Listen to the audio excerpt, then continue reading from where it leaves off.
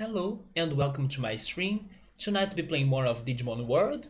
And yesterday it was a very rough stream or playthrough because this game got super hard. I mean, it's been hard since the beginning, right? But thank goodness after some struggle, we learned a couple things about the mechanics in here.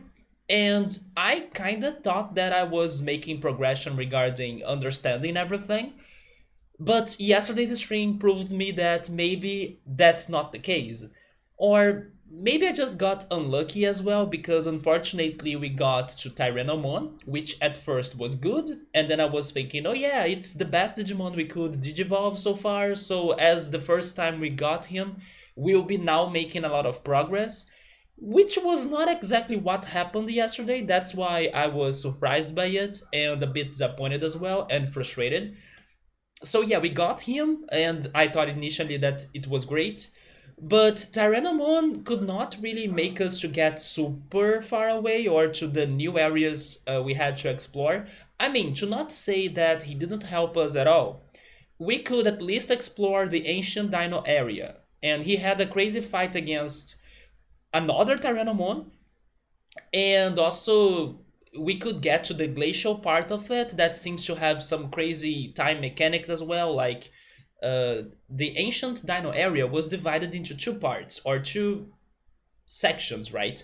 One has slow time and the other one has fast time. We haven't gotten to the fast time one because I kind of feel like it's risky for us to check it since our Digimon may be getting more hungry and dying faster. But if we get another Numemon, then I believe that could be a good opportunity for us to be checking that area. But yeah, Tyrannomon was disappointing because even though we could get to the ancient Dino area, he kinda couldn't beat some other enemies or Digimons in other side quests. For example, he lost to Ogremon. And also, once I tried to explore the Misty Trees, another area that we have to check, it seems that things in there are also super complicated because the enemies are super OP and then Tyrannomon was not being able to defeat them. Plus, Tyrannomon eats a lot. Like, really a lot. I can't remember if he was that hungry when we first got him, but I felt like it was different. I felt like that this time he was hungrier, but I'm not sure, of course. But what happened was that not only we could not really get further into those two areas, that also he made us use all of our stocks and we spend all of our money as well. So it was horrible because he pretty much took all of our dreams from us, you know? And to make it even worse, he digivolved into Sukamon. And then I was like, okay, since shit happened, let's go to the shit area, which was the Trash Mountain. And then at least finally learned what's going on with the Sukamon King, right? And then, okay, we learned it, but after he kind of made Sukamon become Tyrannomon again, he died. So, yeah, that was super crazy. It was a roller coaster of emotions and events. Unfortunately, the feeling that was left out of that was that we walked, and we got nowhere. So today it's a new day. We did get a new Digimon this time though. We were able to get a Betamon, which is one of my favorite Digimons of this game, or maybe even after I finish this game, hopefully that will happen, but after I'm done with this game, he may be one of my favorite Digimon because of how we have been interacting on this. It's something silly, I know, because he's like one of the early enemies you find, and then he's super weak and everything. But I'm loving him because he gets me every time on a particular corner, and I think it's super funny. And now we finally have him in our party, right? But unfortunately, can we give proper care to that thing? That poor Digimon? Can we feed him? Can we buy him a good place to sleep? I don't know. I think I will be a horrible parent now that I finally have one of the Digimon that I was hoping to get the most, even though I think that he has replaced Gomamon because I believe they both have like the same characteristics. At least I can make some comparisons between both. And when you check the slots that are available on that Digimon chart, there are only two more slots, and I'm pretty sure Gabumon will be another option. And then the other and final option, I don't know, maybe Tentomon. It could be Gomamon, but then you'll be having like Gomamon and Betamon that look a lot like the same. I don't know about that. I would rather believe that the other one would be for Tentomon. But let's see, maybe it's not even none of them. And I don't know, maybe this game will surprise me again, right? That's definitely going to happen because it's what this game does the most to us in here. But anyway, so today we will try our hardest to recover our items, to get more money, to digivolve Betamon into something good, and then we'll see what happens. In case he doesn't digivolve into something good, which can really happen, if we get Numemon, I will need to take some time, even though it's going to like last hours. I'll need to take some time to get more items, and then we'll be fighting those Betamon and getting those small recoveries, and maybe getting some bits as well. And then I will sacrifice him in some way into the new area that we have to explore, the ancient Dino area, but like the part that has the fast time going, because yeah, like we gotta explore that, but I don't want to sacrifice a good Digimon. Although even the good Digimon have been disappointing us, Tyrannomon for example. So let's see how it's going to be like, right? And also Subaru, welcome man, how are you? I was just venting here about yesterday's stream because I thought that we got it. Like, yeah, we were able to get a good Digimon again, and then our city was looking good because we made many Digimon to join it, to go live there. And maybe it's not like that, right? This game is like, oh, you think you're good? You don't know anything, my kid. So now we are back to, I don't know, the zero, right? We are back to the start. But let's try it again, I guess. You gotta keep on going, not giving up. And Batamon, I do hope I can give you at least some mushrooms, right? That I will try to find around the forest because I have no food, I have no money, I have no hope almost, but we'll keep on going.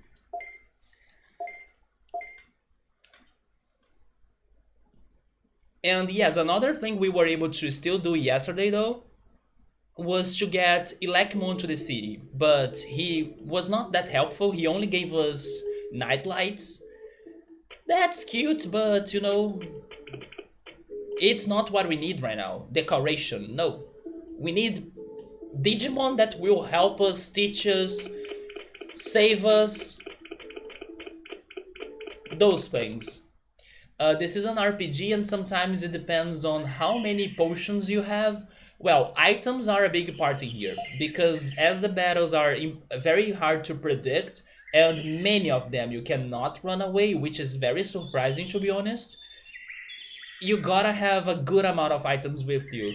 And it's so frustrating when we have a lot of those items like I had yesterday, but they were not enough for us to really beat that foe or that mini boss. In that case, Ogremon.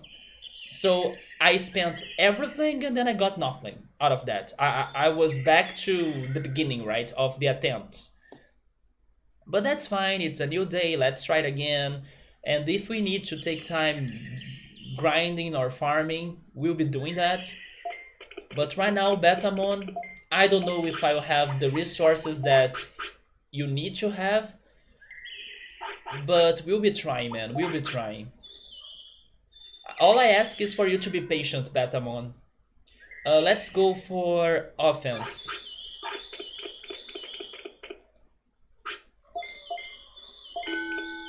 In Chrono Cross, you could run from all the battles, right? Even the boss fights. And that doesn't make the game easy. But wait a second, could you really run away from all the battles? Because I do remember this one battle that I'm not sure if I could really run away from it. But maybe I could, I just haven't tried it then. The battle against Dario. Could you run from that? That was one of the most critical fights I have had on Chrono Cross.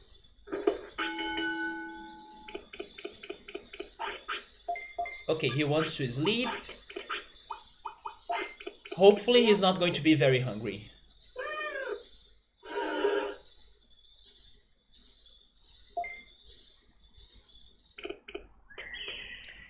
I'm guessing this is a new day, so let's go get food.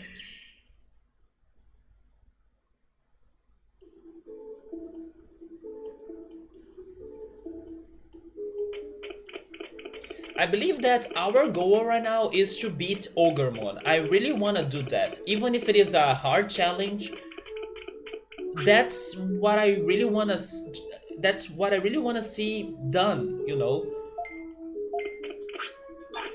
Probably there are easier places for me to go, places that I still haven't gone, for example, the Freeze Land and also the fortress at the bottom of the canyon. There is a way for us to get there without fighting Ogremon, but I really want to fight him. So you are able to run from that fight, but some battles the game forces you to begin or to start them. Oh, I see. So you can run, but they force you to go back to it, right? Maybe they will only give you some time to use some items, and then you're still stuck at that fight.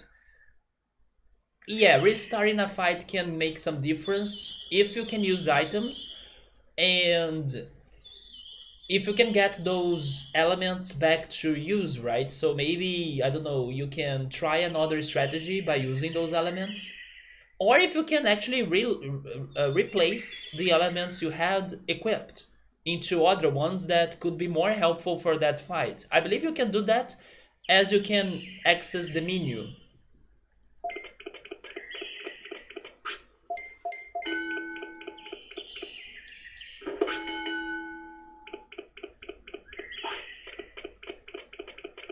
You know what I'm going to try doing this time?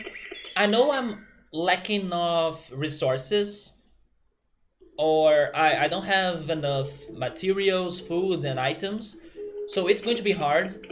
But I will try to give Batamon a good life. Like, I will try not to make him to poop once, like I was doing yesterday, and pretty much after the first Tyrannum one we have gotten. I will try to make a good Digimon thanks to love and care, even though I'm limited regarding the things I have.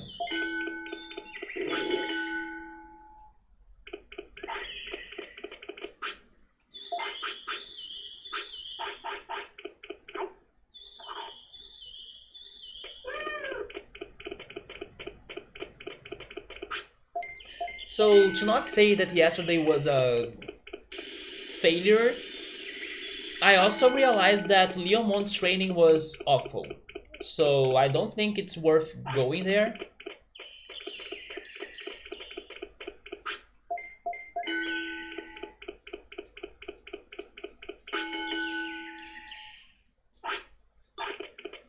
Although the Trash Mountain training is worth.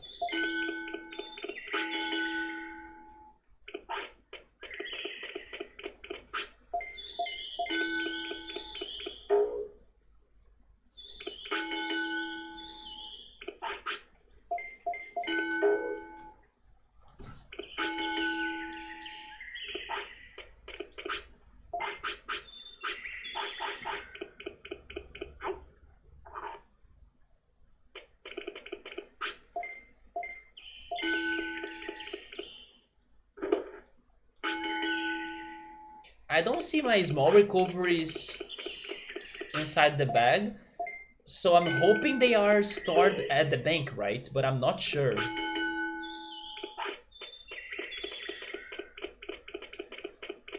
I could write those things now? Which things?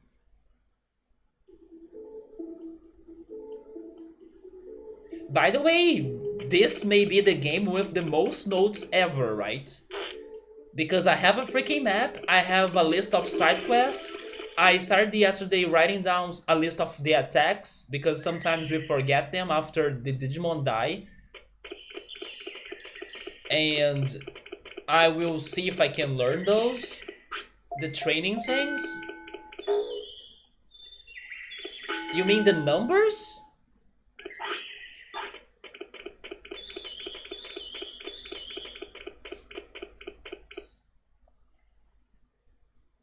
Because you know that I haven't been like focusing on a particular stat.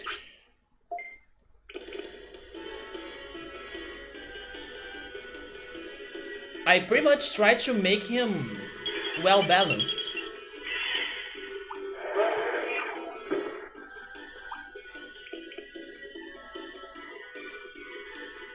Or an all-around Digimon.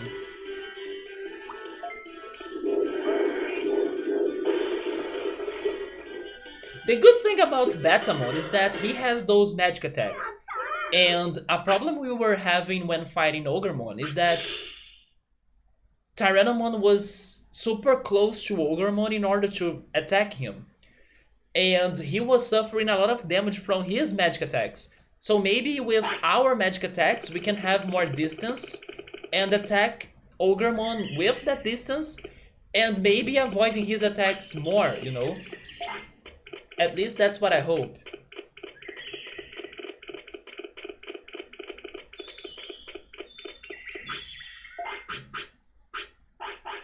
In your opinion, oh, if my in my opinion, I thought that Leomon's training was bad and then the training in the Trash Mountain was good. Yes, but I don't think I will forget that, Subaru. I think I will remember that. And hey, Ultras, how are you, man? What's up? Also, hello, Pete. How are you? Welcome. Wait, he's still hungry? I just gave him a giant meat. In case you are wondering why I'm here right now, it is because I want to find more mushrooms. And I know he's tired, but I hope he's going to be feeling better if we just walk around. And then I'm using that time to also find the mushrooms. Although Batamon started a fight against us, that was an accident. But hopefully being tired and having those fights won't have a huge impact on his Digi evolution. Maybe there is, because I would see that happening, I could see that happening. But it's not like... I want to say that there is a chance it's not like that, you know. At least I'm hoping for that chance. I think that tiredness is more regarding training, because sometimes you gotta battle. If you are sick, if you are tired. So hopefully it's not like a huge impact on his happiness or Digi-evolution course.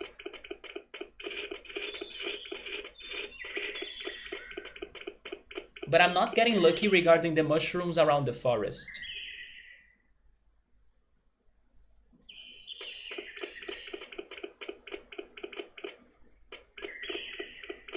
Oh, now he wants to sleep, so probably now he's going to feel better.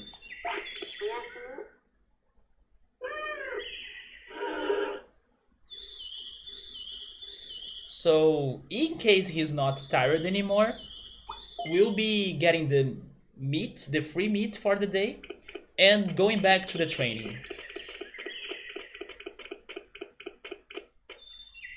Okay, this is the Digimon Bridge, nice.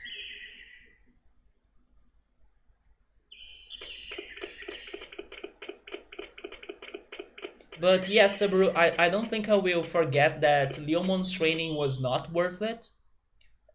And definitely I will not forget how great the Trash Mountain training is, right?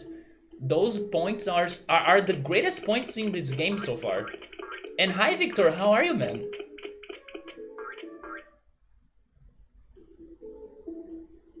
Oh, by the way, do you guys remember yesterday when Emily was showing us and telling us about the lemon cake she baked? She made me feel crazy, and she made me feel like craving hard for a lime or lemon dessert, right? So I need to tell her later that she inspired me to go and learn a recipe of a lime dessert, because lemons are not common in Brazil. So lime dessert that I did today. I cannot say it looks great because the recipe was for like a lime pie, an easy lime pie. But the problem is that I don't have a tray or the right tray for pies. So I had to use a replacement, like another and different tray for that. But I still followed the same recipe. So my pie doesn't really fit the tray very well, so it doesn't like look perfect. It looks very messy, I would say. But the taste that I wanted to get into that lime pie was outstanding. And I was mind blown how easy it is for you to make or to bake a lime pie. You only need freaking four ingredients, and it made me feel super bad because it took me this long to learn the recipe. That's so simple, like everybody can do that. And I thought it would be something more complicated. So yeah, thanks to Emily's talk yesterday about that freaking beautiful lemon cake, I was craving something lime related today, and then thank goodness I finally learned how to bake a lime pie, although I need to buy a tray, right? So it looks more like a real pie. It's very it's not like messy, but it's like squared shaped. It's not really a pie, you know. It needs to have the round shape and then the borders. Mine was like a huge rectangular tray, so I couldn't add the dough for the borders, but the taste is fantastic, and I can't believe how easy it is. I'm doing alright, man. Even though I also said yesterday that I wanted to sleep better today. Kind of the same situation happened. I went to bed, I slept 4 or 5 hours, and then my body decided to wake up super early for some reason. But at least this time it was at 10 a.m., not 9 a.m., like it's been happening more often. So good job, buddy. Now you can wake up a little bit later. So even though I was like, seriously, but at the same time, there is the good side of waking up earlier, right? Because you still have more time to do your things and enjoy the day, so I take that. But I may be feeling tired at some point, and that sucks, you right? You know, it sucks, you know. But at least so far I'm good. I took a shower just before starting the stream to not feel too tired. But that's been concerning me that I haven't been able to really take long sleeps that easily anymore, you know? Yes, man, that cake looked fantastic, but I'm still not at that level of baking a cake or making desserts like Emily is. So I finally started with like a low tier recipe, but I gotta say it was really worth going for that. It's so easy. Although I believe that if you guys in other countries would try to bake or to make a lime pie or actually maybe some other desserts, I imagine the ingredients would be very different than the ones that I use in here. Because I hardly think that condensed milk is that popular outside Brazil. And many desserts in here are condensed milk desserts. For example, this lime pie. So even though it was very easy and simple for me to bake it, I don't know if you guys would go on the same direction with condensed milk. You know, I would imagine you guys going for some frostings and cream cheese like Emily did yesterday. But the condensed milk recipe I found today was super easy. Yes, Victor, the taste was perfect. It was just like any other lime pie I have eaten in my life. So even though the shape of it was not like a real pie, it's delicious and I'm definitely going to do it more times. It's super easy. I still cannot believe how easy it is. Yeah, waking up early is good. I just hate that I feel more tired, you know, as the day is passing by. But at least I could get some sleep. Yeah, it's better than not sleeping at all and having insomnia. I think it's also a matter of getting used to this. Maybe my body is changing a little bit and then it wants to sleep less. So maybe after some more time, and if this keeps happening, I will start to feel more used to this as well. And that would be great, actually. That's going to be fantastic. I don't think it is. Yeah, right. Me neither. Every time I hear about desserts that people from other countries are cooking, I never hear them using condensed milk.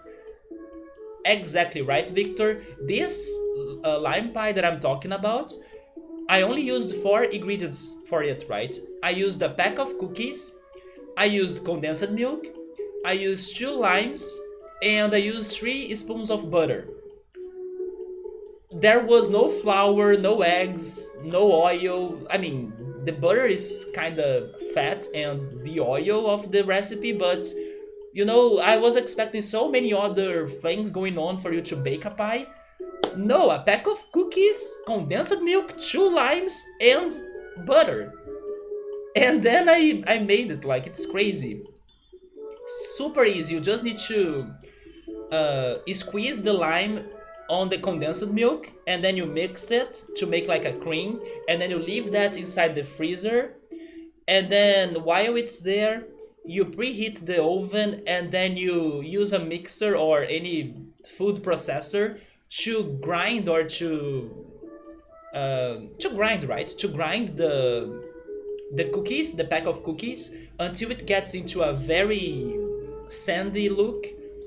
And then you get that, you put that inside a bowl, and then you add 3 spoons of butter, and then you start mixing them, the butter with the powder of the cookies. And then you may need to use your hands as well. You put your hands there, you start mixing the butter and the sandy cookies. And then in the end, it's going to get a shape of a dough. And then you just need to get a tray, place the dough on that tray, put that inside the oven for like 10 minutes at 180 degrees Celsius. And then you take it out, you pick the cream you left inside the freezer, you spread it on the dough, you wait for it to cool down, and then you have it. It's so simple. And I did not use flour, I did not use eggs, milk, soy oil, you know, those other things that are common in recipes or for desserts. Heavy cream. No, it was super simple, and it took me those years to finally learn how to do it, and it's delicious. So a friend of Ultra's stayed at his place last night, and then he leaves. Wait, Ultra's leaves halfway between a 3 hours drive home for him, so he came to your place around 1 a.m. to sleep. He was meeting someone in your city today, so it was easy. So you guys kinda went to the beach to hang out and stuff. Nice, man. Tomorrow a friend of yours who you really like hanging out with is coming up for a little just to hang out and fish. So we're getting some food ready today. There we go. To feed him tomorrow. Please bring extra food because we gotta also feed this Digimon on the game right now, and I do not have food for him because he doesn't have much time. So tomorrow I just want to make the food easy to get ready for everything, right? It sounds like a graham cracker crust.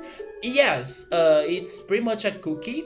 It's not like a cracker, but I understand it's close to that. It is a cornstarch cookie, the one I used. I don't know, and I don't think those are common in the US.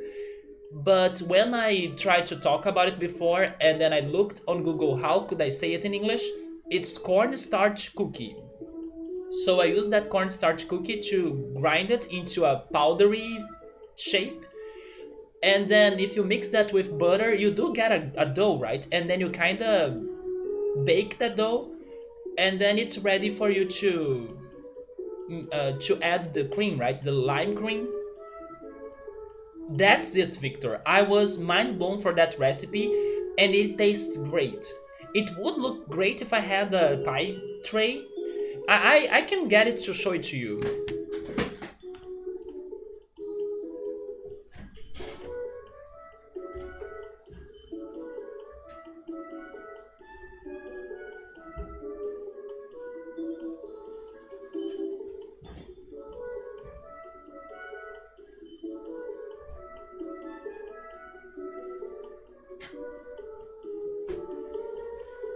I will do this fast because I'm scared of like dropping this dish into my desktop.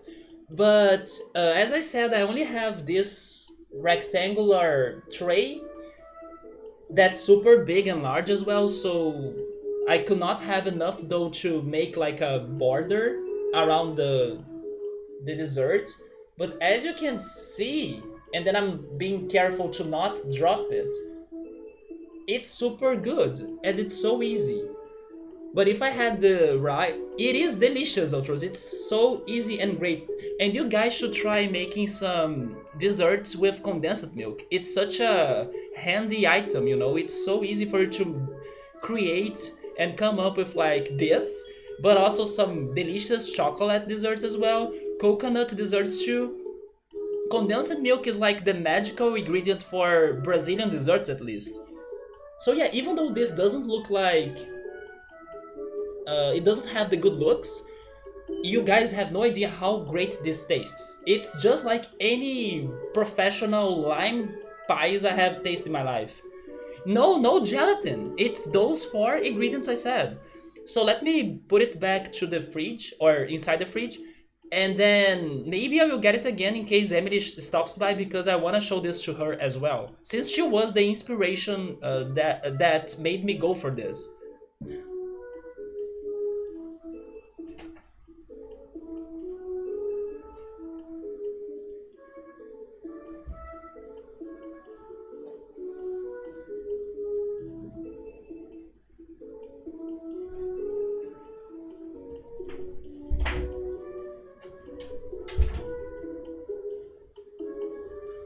My kitchen is smelling lime right now. It's smelling, or it has the smell of that freaking dessert. And Ultras, maybe there are some recipes and adaptations of this simple version of the recipe that may use gelatin, maybe heavy cream, maybe some other things. But the basics was pretty much those four ingredients: butter, some sort of cookies. In my case, I used cornstarch cookies, and two limes, and a box of condensed milk. Okay, so let me catch up with the chatting.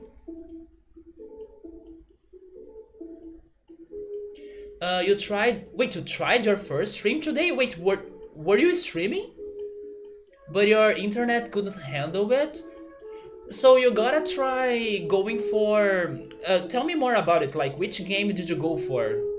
You went for Contra 3? Okay, Contra 3 sounds like an old game that could be simple for your PC to run it. So maybe your issue was really the internet, right? Because sometimes people try to stream and then they go for a very ambitious game that demands a lot of their computer, and then their computer cannot handle it. I struggle with that a lot in here as well, right? A big reason why I do not want to stream Final Fantasy X yet is because I don't think my computer can handle that game, even though I would love to play that game. But yeah, Contra 3, it sounds easy for your PC to run it and deal with the stream at the same time. But keep on trying, man. Keep on testing it. Maybe you should try dropping the bitrate as well. Maybe trying a different Twitch server. Though all of those things matter in the end. For example, since the 3rd anniversary or stream anniversary of this channel, that I was having connection issues with the Twitch server. On that day, I figured that I can go for the Argentinian server. And since that day, I have been streaming happily without Twitch server issues by using the Argentinian server, even though I live in Brazil. So, you know, it can be many things, and you gotta test them all and see what works the better for you, right? Yes, Victor, it's such a simple recipe, man. You guys gotta start to live the condensed milk life. I will send you the video. I will send you the video. It's going to be in Portuguese, but if you know which ingredients are those, and I can totally tell you, you'll see how easy it is. So do Digimon eat jalapeno macaroni? They may eat jalapeno though, because there are some vegetables in this game. Although pasta, I doubt it. There is a ramen shop though. Some buffalo chicken sandwiches? That sounds good. You're baking the buns right now. I still need to learn how to bake bread. A friend of mine sent me a recipe of an easy recipe for like a breadstick. I need to check that again and try it myself. But today I'm happy that I learned how to bake the lime pie. Let me continue. The chicken is in a brine. Then tomorrow you're going to bread and fry it. Interesting that bread can be a verb.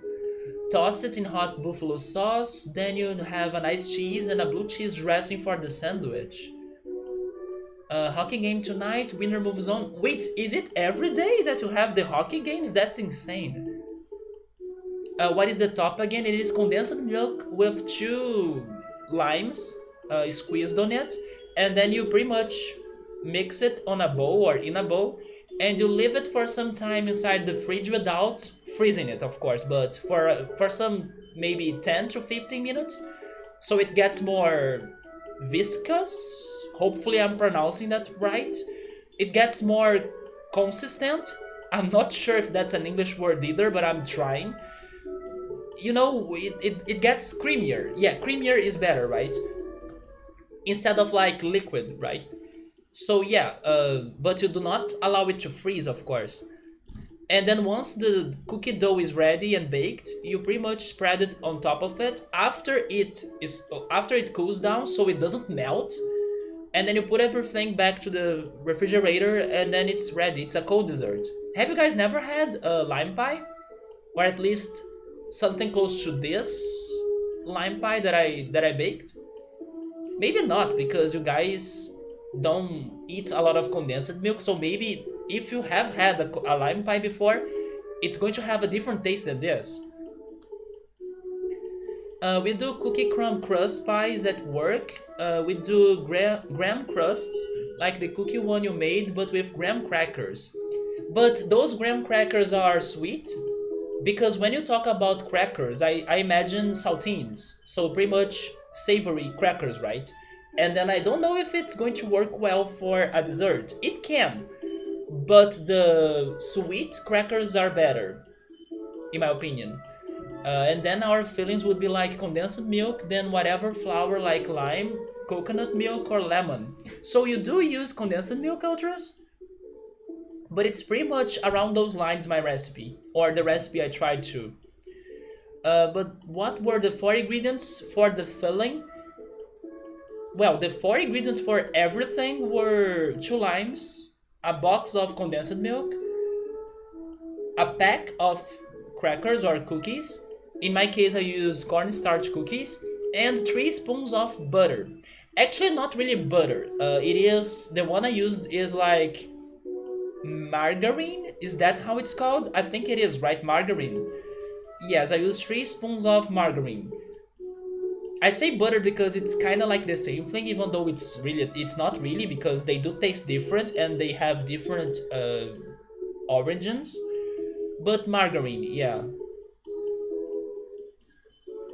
The filling was just condensed milk and lime. Yes, you pretty much squeeze the lime on the condensed milk, mix them both for some minutes, leave it on a fridge, and then you get it out of there, and then you spread it on top of the dough. It's just that. Probably there are ways for you to make it more complex or even better by adding gelatin, by adding, I don't know, coconuts, shaved coconut. You could go creative on that, but the basics was just that. Victor, you guys should try it. Definitely, you all should try it.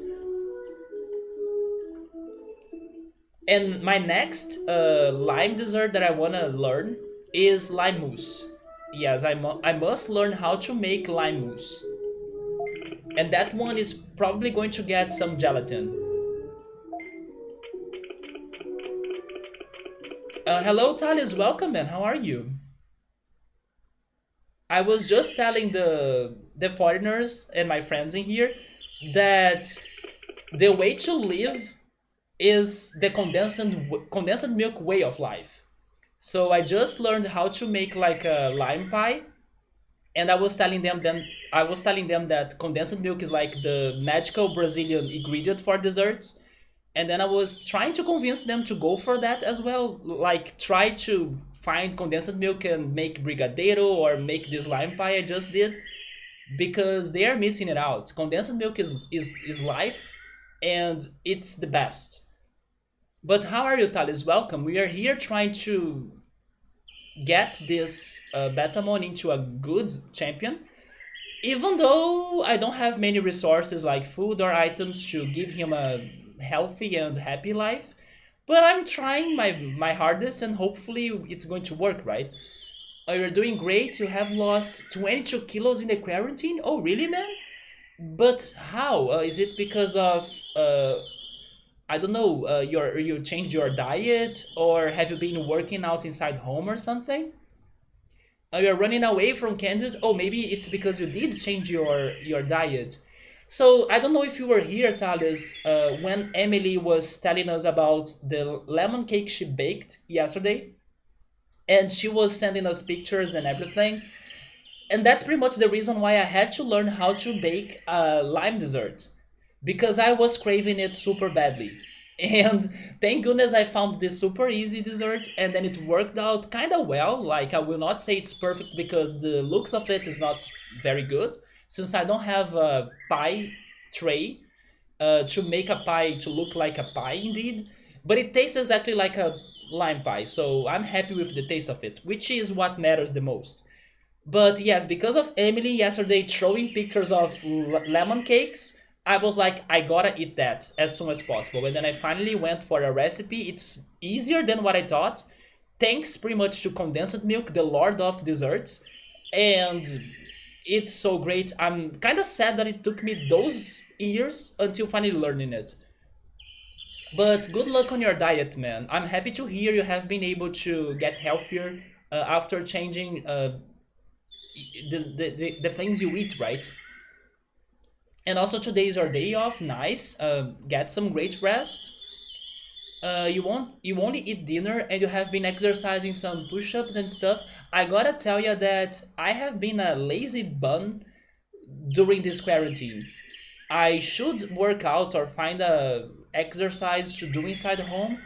The only times I can imagine that I'm like doing some physical activity during these days is when I get excited or overexcited regarding music, and then I put loud music. I kind of did that today as well while I was cooking the lime pie, and then I dance to the music, right? It's the only physical activity I can think that I have been exercising my body during these days, because before the quarantine or the pandemic, my physical activity was walking. I love to walk. But as I'm not leaving my home, I'm not walking anymore. Unless I need to go to the grocery store, but I'm not even doing that much because I'm ordering everything online, or almost everything. Welcome back, Ultras. You have been eating low carbs, so it's working wonders. Nice, man. There we go. Did you use lime zest? No, I used lime juice. I squeezed limes on the condensed milk. And then the person of the video that taught me how to do it, she said that you gotta do it slowly. Like, you squeeze a little bit and then you mix it. And then you squeeze a little bit more and then you mix it. So I was trying to do it slowly instead of like squeezing the whole juice on the condensed milk. So I was just going step by step, right? Like slowly. Maybe it makes no difference, I'm not sure, but I really followed what the girl said for me to do, right? So Sundays you go to your fiance and you guys always cook some low carbs and vegan food. Nice. I love vegetarian options, even though I'm not vegetarian myself, but I do love like healthy dishes and vegetarian replacements of meat dishes. But I confess that I should go more for those, right? I just hate how expensive they are, or how hard it is also for you to find places that sell them for a good price. But I do love vegetables. I do love those dishes as well. And I don't give a lot of attention to meat in general, besides some exceptions. I was even telling Notros yesterday when he was showing me some, how was it called again, Ultras? The region that has the dishes we were talking about yesterday. Um, it was not the Mediterranean. It was the other one, Middle East. Yes, when he was showing me the Middle East restaurants that he finds at Canada or in Canada, he was showing me those pictures, and then they had a lot of meat things, but I was only looking for the rice. I was looking for the side dishes because those are the things I like the most, even more the meat dishes. Hello, Pete. Yes, man, Brazil is still on lockdown, especially because we are the second country with the most COVID cases, right? We are only behind the US.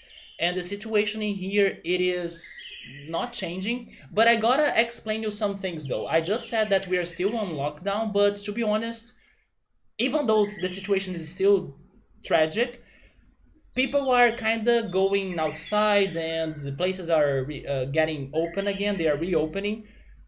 So, I'm still under lockdown because I'm able to do that. Plus, I want to keep myself safe.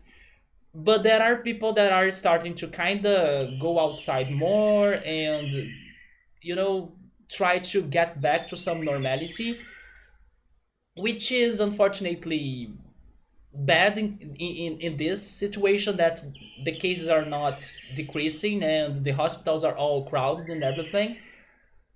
But yes, at least me or my family and friends, we are still going under a lockdown, right? We are still trying our hardest to not go outside and uh, get to agglomerations or try to get infected, right? But those that are going out, hopefully they are doing it with some more attention, like protecting themselves, wearing masks. But I know for sure that not every Brazilian is doing that because there are many crazy Brazilians actually. So yeah, I consider myself still under lockdown, but the rest of the country may not really be following those rules that much, right? Yes, exactly. Thales told you that it's yes and no, The country is kind of divided.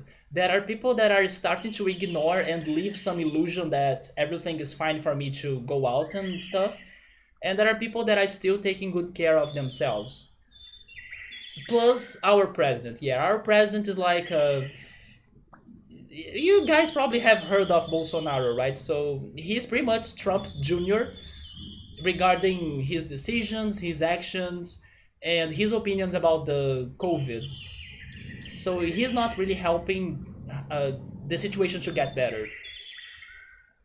So Middle East is broad. It is the broad term, but lots of vegetarians in the Middle East. Like people love tabbouleh. Oh yeah, tabbouleh is very popular in here too. Life goes on where you live and things are okay. I wish things were okay in here though, but at least in my city, I do not see many agglomerations. So thank goodness every time I go out to the supermarket to do grocery shopping, I do not see many people getting together. There is a good amount of people, but like they are not agglomerating, so it's okay, I guess. But I know that in some other cities and in some other places, the situation is looking kind of depressing. You work in an English teaching school. Have you been doing online classes? Yes, you now are working from home, but the school wanna reopen. Oh, really, man? When? And yeah, the teachers and the students, right? F the students and the teachers. A friend is a teacher and he can't wait to go back in September. Can't he do an online course or classes? So Pete is from Scotland? That's awesome, man. We are being threatened with going back into quarantine. Too many idiots. But yeah, man, it's funny that I was actually reading this on Twitter, I think yesterday, that it was like people comparing the situation in Italy today with the situation of Brazil today. And it was like a video of a live concert happening in Italy, and they were saying, look how the Italians are living these days now, right? After all of that quarantine they had to go back in the day when everything was starting, and then now they are going to concerts and everybody's happy and enjoying it, and then in the meantime Brazil is still effed up because in here kind of no one respected the quarantine, right? People were ignoring it. The president was telling people to like not treat the COVID seriously. So in here it's been a whole mess for the whole time. And now people were like, look the situation at Italy today. People are there enjoying hanging out and having a great time, while we here we are still messed up with no progress, right?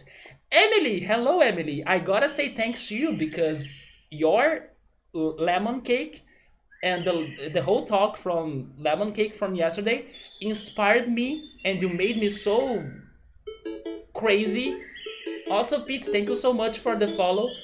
You made me so crazy to go after a lime dessert. And thanks to you, I finally learned how to bake a lime dessert. I was even telling Outros and Victor and showing it to them as well, but I will show it to you too. Although, Emily, I gotta say that I do not have a pie tray. I need to try to buy one someday because I went for a lime pie. And even though it doesn't look like a beautiful lime pie, it tastes fantastic. So thank you so much, Emily, for your inspiration because I was craving something lime related a lot. And that was the motivation I had to finally learn it because it's something I wanted to learn for a long time and it did happen. And then next, I gotta learn how to make lime mousse. Yeah, lime mousse is the next step.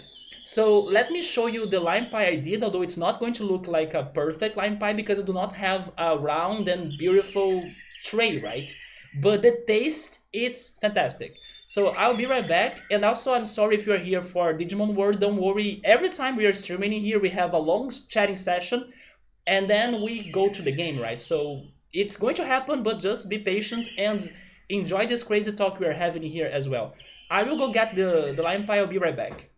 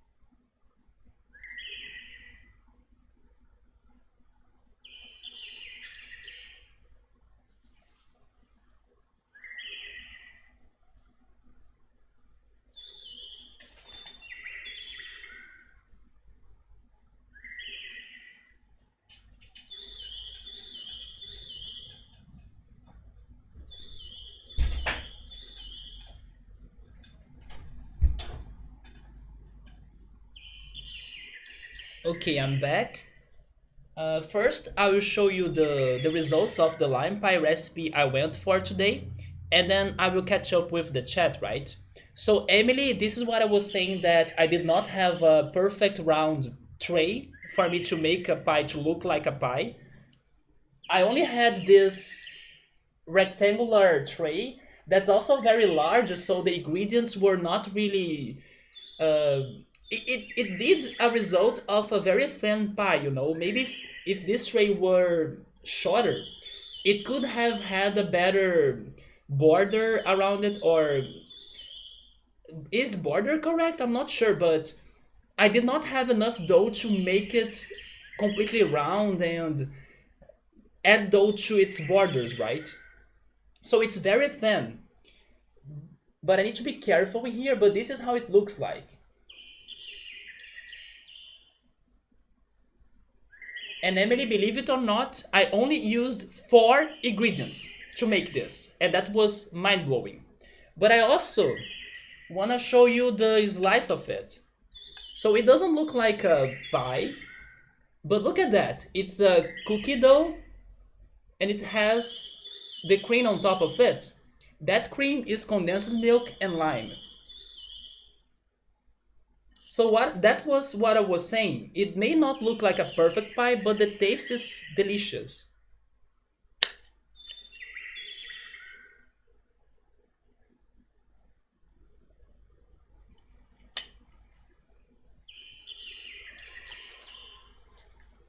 And Ultras, you were asking me which cookie I used. I brought it in here as well. This is the cookie I used.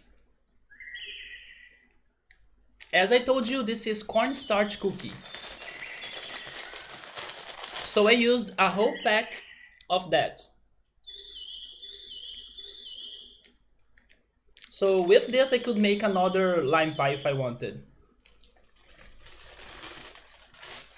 Okay, so I'm going to bring that back to the refrigerator and I'll be right back.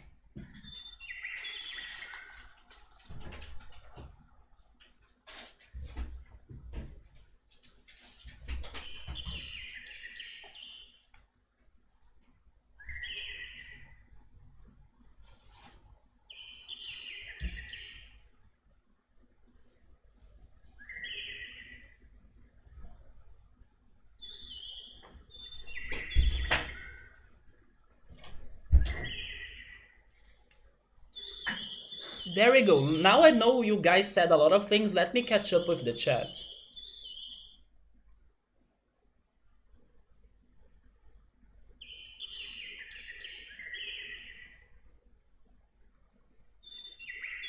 Ultra's stream, trust me, I have done all of the options. It's really his network, his internet. Nothing won't work.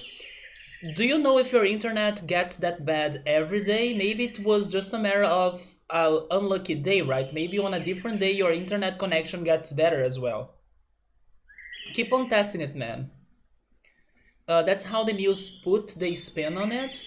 People hang out in large groups here, but by by law, officers at the beach they try to break them up, but they mostly claim or actually cannot speak English, and that's wait what? And that they don't understand. So then the officers don't try anymore. What the heck? they are they are having that happening, or that's happening. But again, it's shit happens and things are fine. He doesn't want to he wants to be back in the classroom with the students. Oh, I see. So your friend that's also an English teacher, just like Thales, he doesn't want to have online classes. I see. He wants to teach the students like physically. Good for you. I live near the beach. Me too. And then you go for a walk on the beach. And at night there are lots of people. Oh, really, man? It is a chaos. I know there are a lot of people really going out to like walk and run, right? Yeah, the agglomerations is because of everybody going out to like work out, but it's not like people going to enjoy the beach itself. It's people pretty much walking and running around the beach or like by the seaside. Yes, that's happening here too.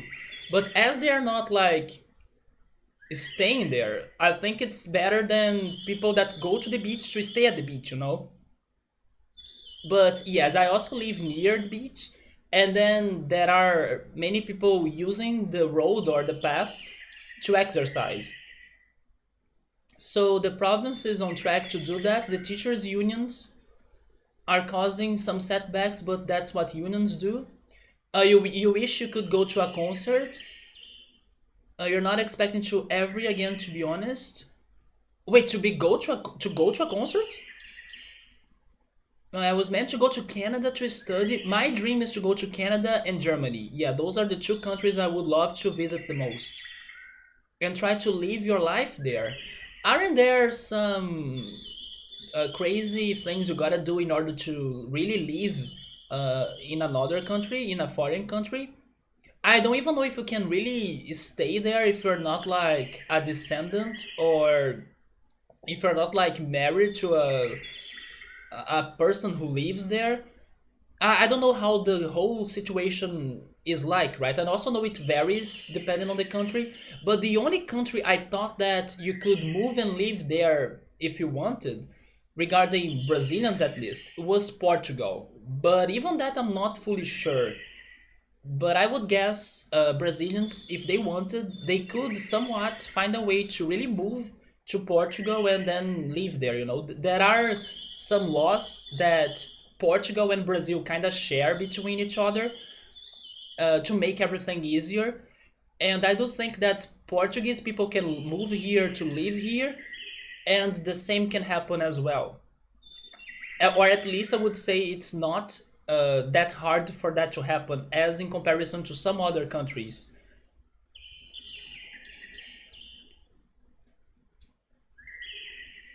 Okay, so man, I need to catch up so much in here.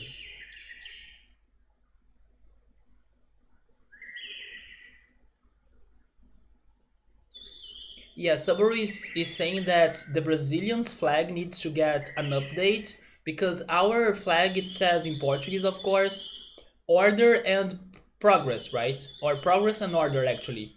And then he's saying that it needs to change into disorder and no progress. Which, by the way, could be a flag for us while we play this game, right? It's pretty much disorder and no progress. I'm joking, we do make some progress, but it's very frustrating. And it takes forever. It's funny that you mentioned the cake because you were just having a slice of it. Let's have it together then. Although it's not a cake, it's a pie, but I would say pie and cakes are just cousins of the same family, right?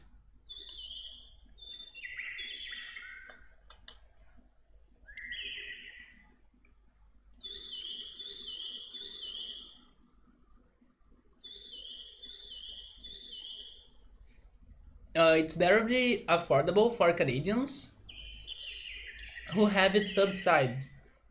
If you're an international student, it's expensive.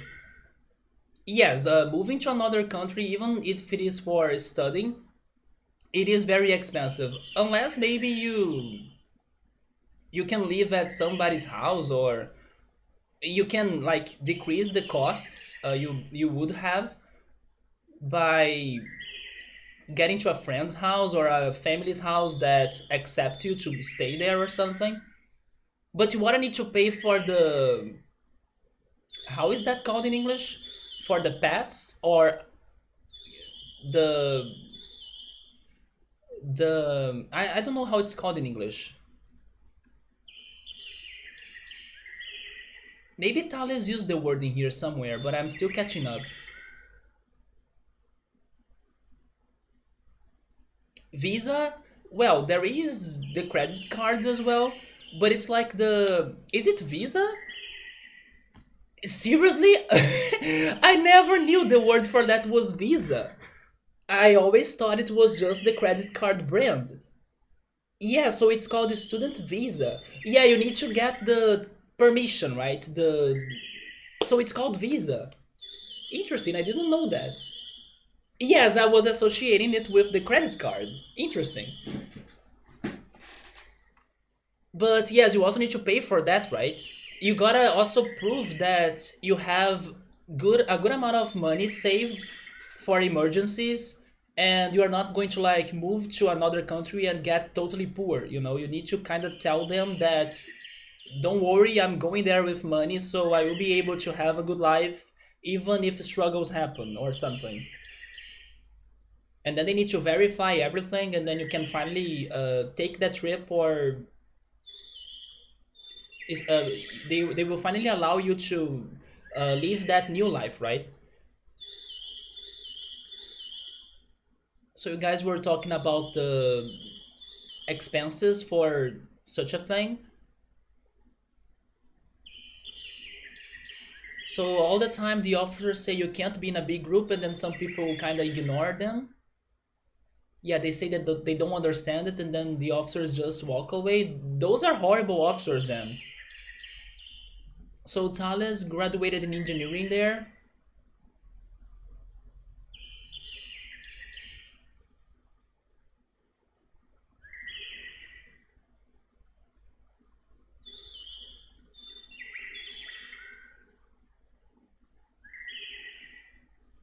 Oh yeah, a permit as well, right? But visa was new to me. As for moving here, it's hard to do it. It's funny, Yotros, because one of these days I was reading on Twitter something that people were even joking about in here, that it was the following headlines. Canada is worried about the population that's living there after the pandemic, so they are accepting people to move to Canada, and then they were promoting some sort of come to Canada and come live here. And then all of the Brazilians were like, "Oh my god, it's my time. I'm packing everything and then I'm leaving. Goodbye Brazil. I'm tired of you. Get out of my life. I'm moving to Canada." It's funny that there were those news that maybe they were fake news. I have no idea, but I remember everybody talking about moving to Canada in here because nobody can stand this country anymore. And then Canada was accepting everyone to go there or to move there. But yes, of course, it's not that easy, right? Even during a pandemic. Your mom worked in immigration during the Syria collapse a few years ago. You just said you were from Syria looking for refugee status, and then they were like, okay, you're a citizen now.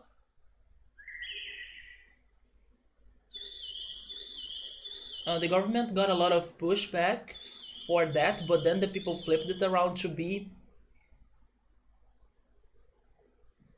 racist, so no one commented on that. You are going with your brother, Thales, so you guys can split costs and stuff. There we go. Good luck on that, though.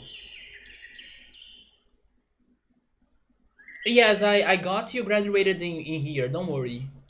But you were planning to study there, right?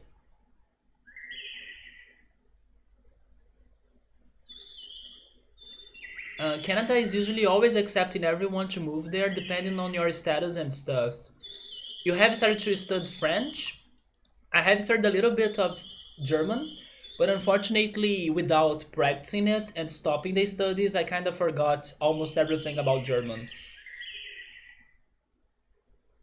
Uh, you are starting to get good at French? There we go, man. To have more possibilities in Canada. That's true. That's true. Although not every Canadian really knows French, you know.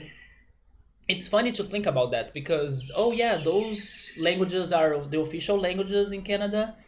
But my friend Draco West, for example, I don't think he speaks fluent French.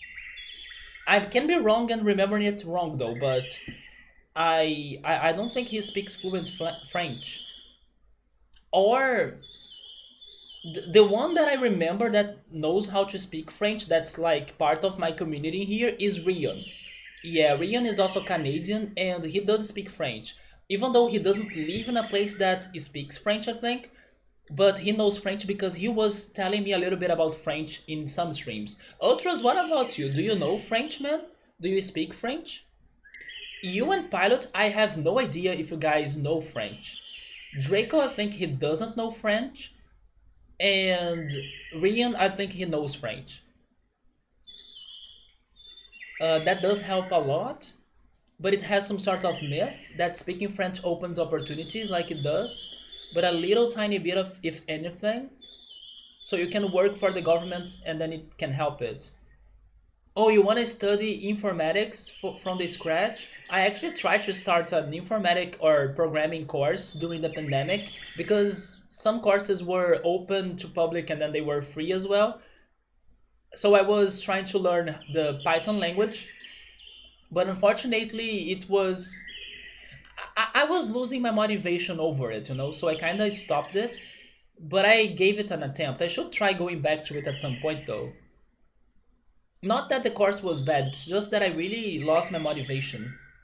It's really hard for you to take a course online, in my opinion. I would rather go to a physical place and learn it that way, but of course, that's not the best scenario for this situation. But unfortunately, I lost my motivation.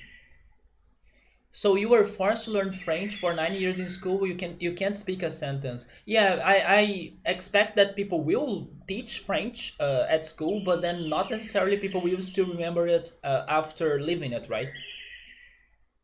Quebec people speak French, and that's about it. There are more people in Canada who speak Cantonese than French. I had no idea about that.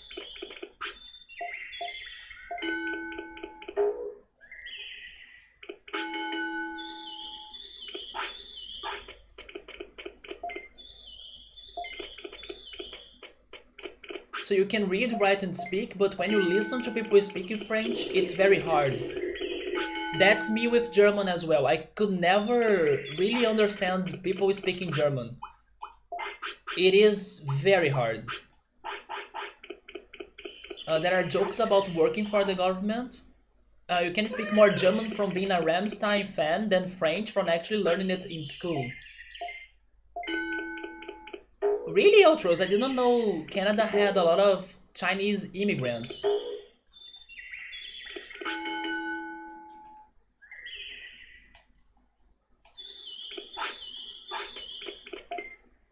It's like schools in Brazil that yeah, they teach English with quotation marks, right? They teach you some sort of, I don't know,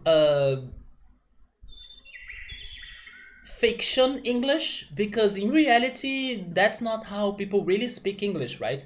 I don't want to say that it's all bad because definitely you can learn grammar by taking some English classes at school, and I think grammar is super important. But like the vocabulary they teach us, it's not really how English is spoken, right? It's a very kind of formal and old vocabulary choice they go for, and then it's really hard. Oh wait, that's we do have a body here.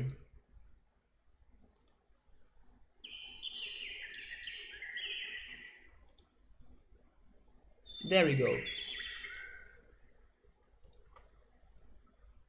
You have so many points and you don't know what to use them on? Dude, I still have no idea of what I'm doing with those points, but I guess the best use for them now is getting the emotes of the channel. But yes, I don't know, I don't have plans for those points. Not yet, at least. They just rush the subject and then you learn nothing. The Vancouver airports have signs in Chinese characters. Somebody saying it's just the verb to be and then that's all you learn in English if you are taking the school classes. I I did learn some things, but I would say they were pretty much grammar stuff. Not only verb to be, like the past tenses, the future, the present perfect continuous. I did learn all of those things at school, but you know when it's just theory and then it's not really how it is in reality.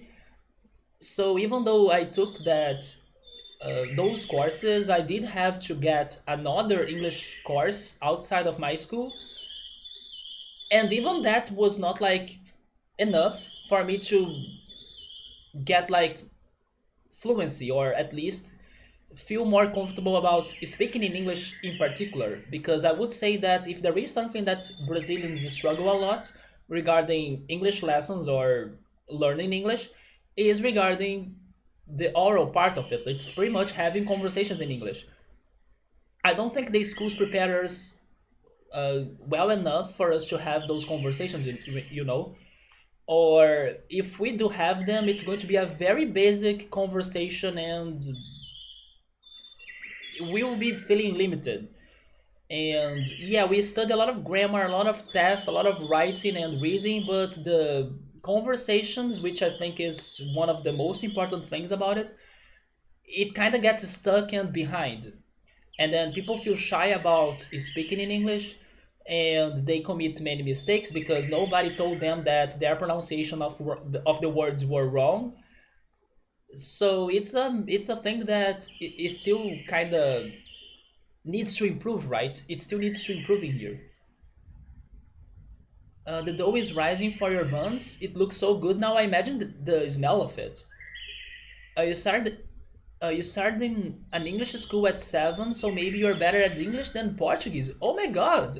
There we go. Your parents did a great job uh, by putting you. I'm not sure if that's right, but by giving you the chance to learn English that soon, right? It took me some time to start studying English, and thanks to that long time, when I was playing my favorite game as a kid, Super Mario RPG, me and my friends were stuck at a particular part of the game that you need to figure a password because we didn't understand English. So we could not figure the password out to progress on the game.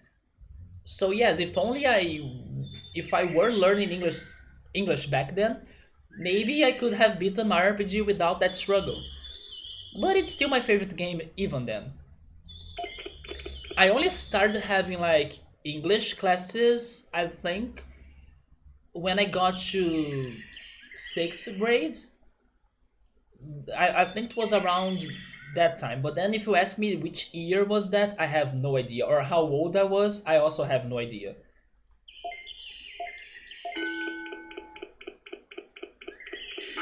Playing video games helped me with vocabulary a lot.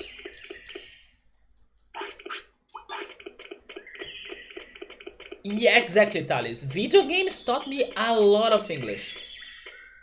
I did have struggles as a kid, for example, Mario RPG, just like I mentioned, but also Zelda Link to the Past. I could only get lost and not know what I had to do on that game, and then I was super frustrated and I hated Zelda for many years until I finally replayed it and then I understood what I was meant to do, and then I could enjoy the game finally and love Zelda since then. But after I took some classes and then I kept playing video games, they really gave me vocabulary. They helped me with grammar as well, context. They also kept me updated with English, right? I know you can watch movies in English or you can listen to English or music in English, but I would say that video games was like my biggest media source that kept me updated with English. Like you gotta keep seeing the language or interacting with that language kinda every time or every day if you could. And video games was my or they were my biggest source of English. When you were around 9, you saw you could understand games perfectly. Yeah, man. Video games taught me a lot of English, especially because I also really liked RPGs thanks to Pokemon and also thanks to Super Mario RPG.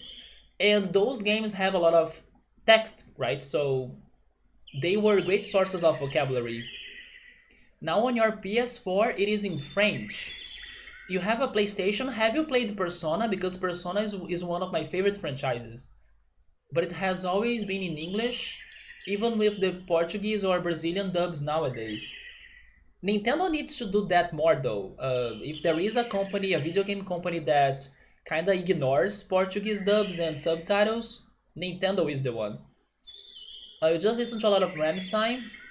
It's funny you could get to German thanks to music. To be honest, music is not one of my easiest ways of learning a language. I do listen to a lot of songs in English, but lyrics doesn't work to me or they don't work to me because I can never remember lyrics. So you have only played Persona 5 and Shin Megami Tensei 4. I still need to play Shin Megami Tensei. Exactly, Persona is fantastic. One of the best 100 hours of your life. There we go, man. I'm happy you played it, and I would totally recommend you going back to the other games, right? I mean, at least starting from 3, like Persona 3, which is, by the way, my favorite.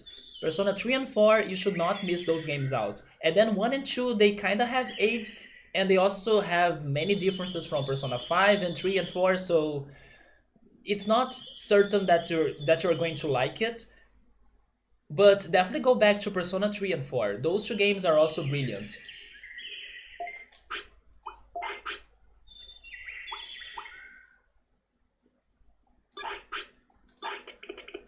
Let's go for the waterfall.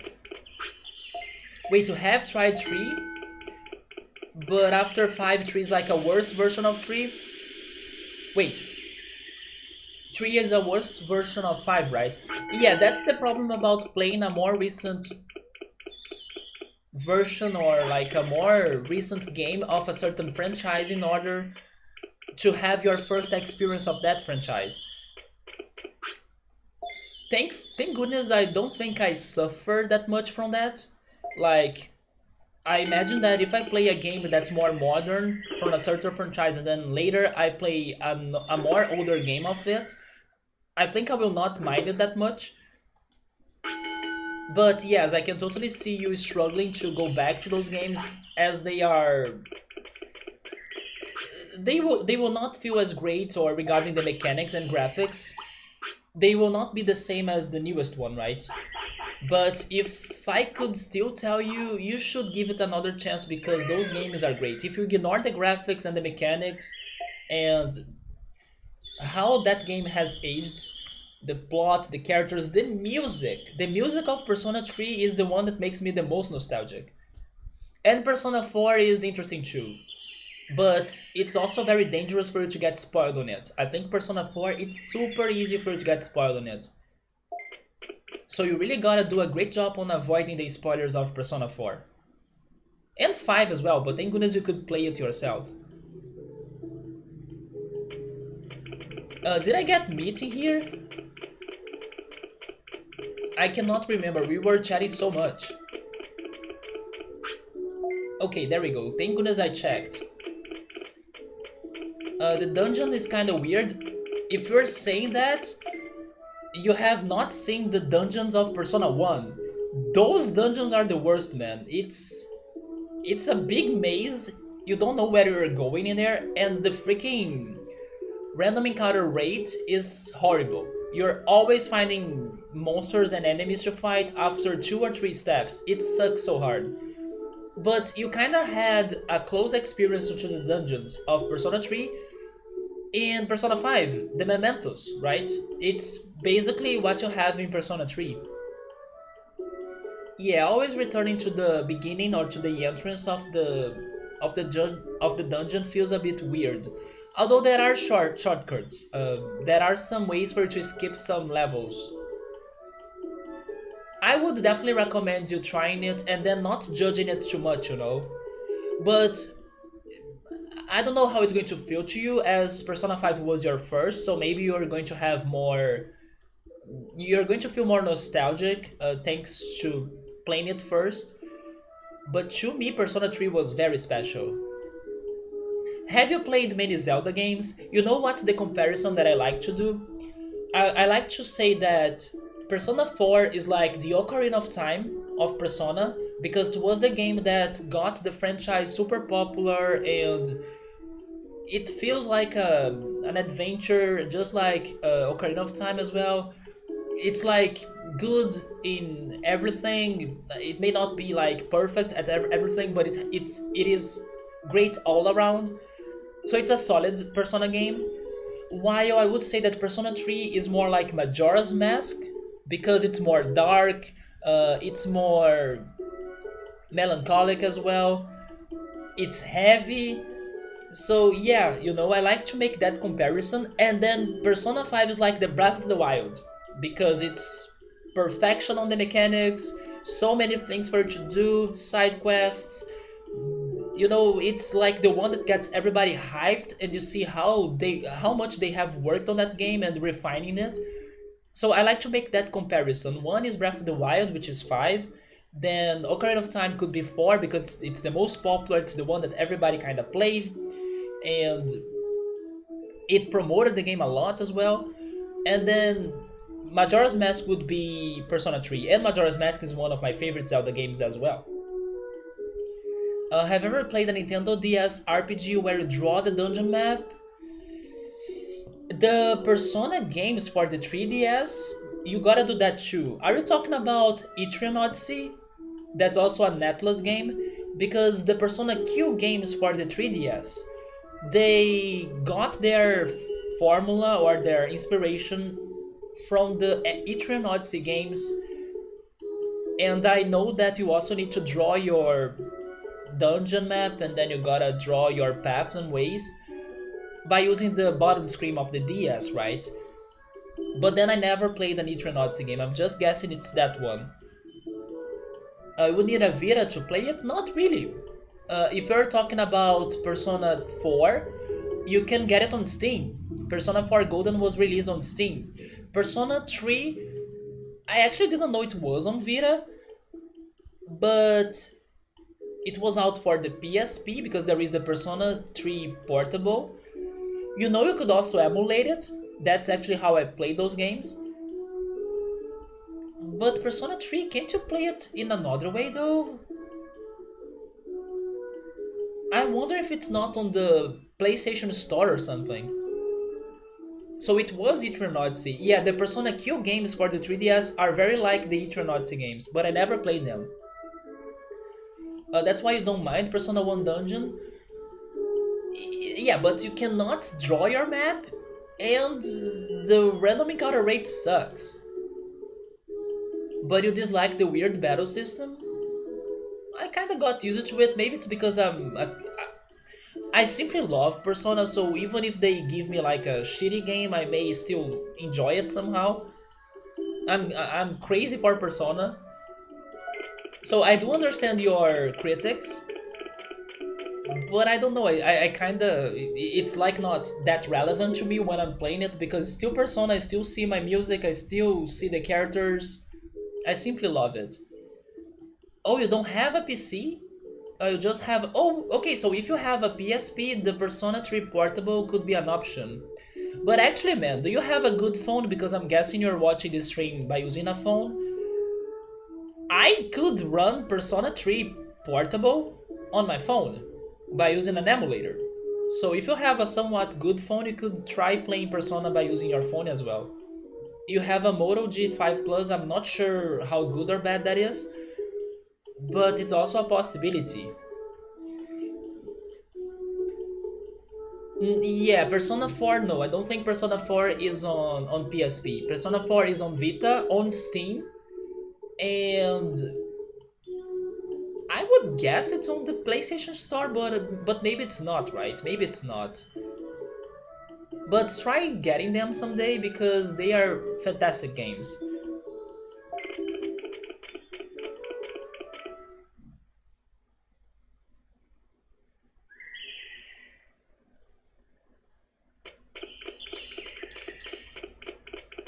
So what else do we need to train in here?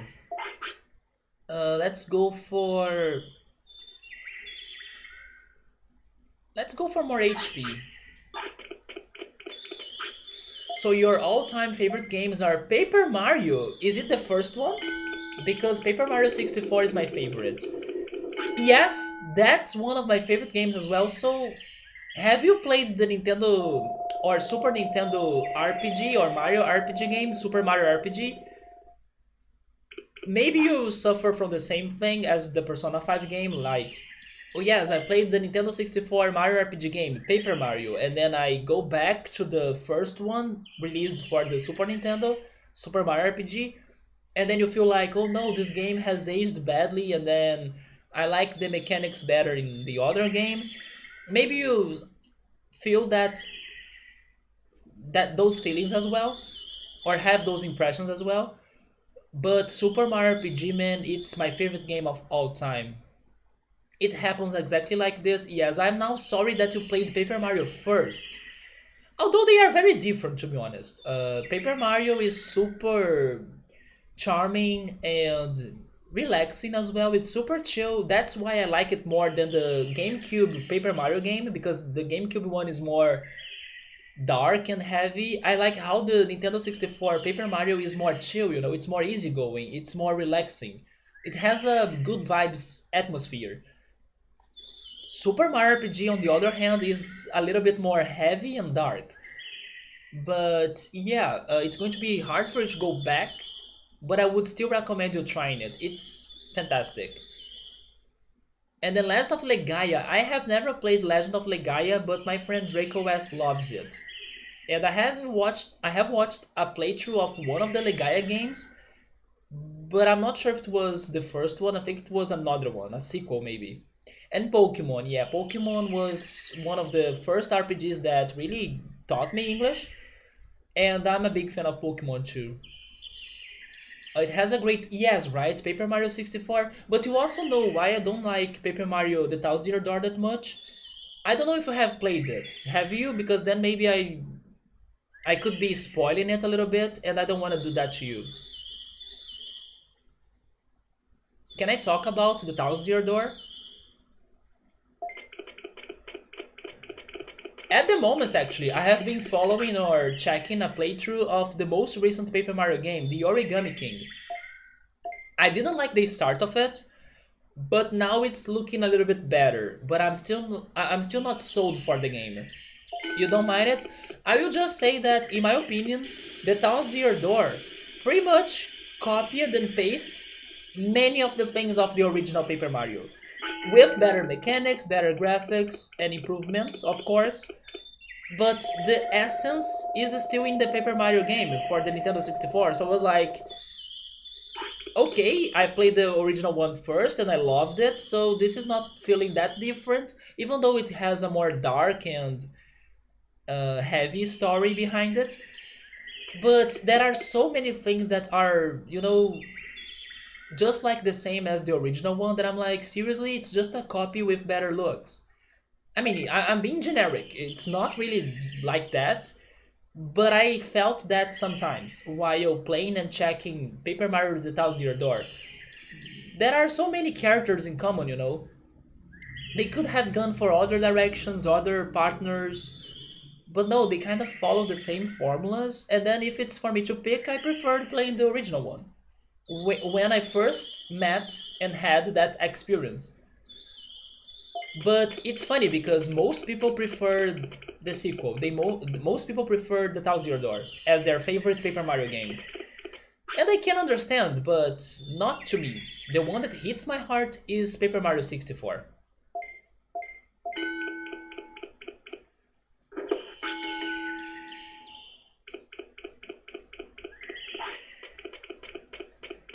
But yeah, unfortunately, Origami King is giving me mixed feelings. But let's see. I still wanna hope that it's going to get even better as the game is going on. But the beginning was slow in my opinion. It took forever until the game could get more interesting. So you were a kid that had PlayStation. I was a kid that had Sega Genesis or Mega Drive and the Super Nintendo.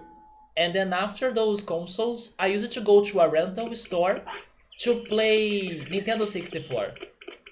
So even though I played a little bit of PlayStation games, I lost or I skipped many of them. For example, Digimon World, and also so many Final Fantasies that I could finally play them these days. But yes, I did not play many PlayStation games. My favorite used to be Crash Bandicoot though. And then recently there were trailers of Crash 4 that made me super excited for it. So I'm hoping that Crash 4 gets out for PC, so I have a chance to play it because I don't have a PlayStation console. I see, so the PlayStation games hit you harder than the Nintendo games. Yeah, it makes sense. A PlayStation game that I played not long ago that has been hitting me a lot, and it's so surprising because normally I don't feel nostalgia for games that I recently played, you know. That game is Chrono Cross. Have you played Chrono Cross? I was actually listening to Chrono Cross soundtrack before starting the stream, especially the music Red Code Dreamers. That music, that song is definitely on the top of my favorite soundtracks or gaming soundtracks of all. It's fantastic.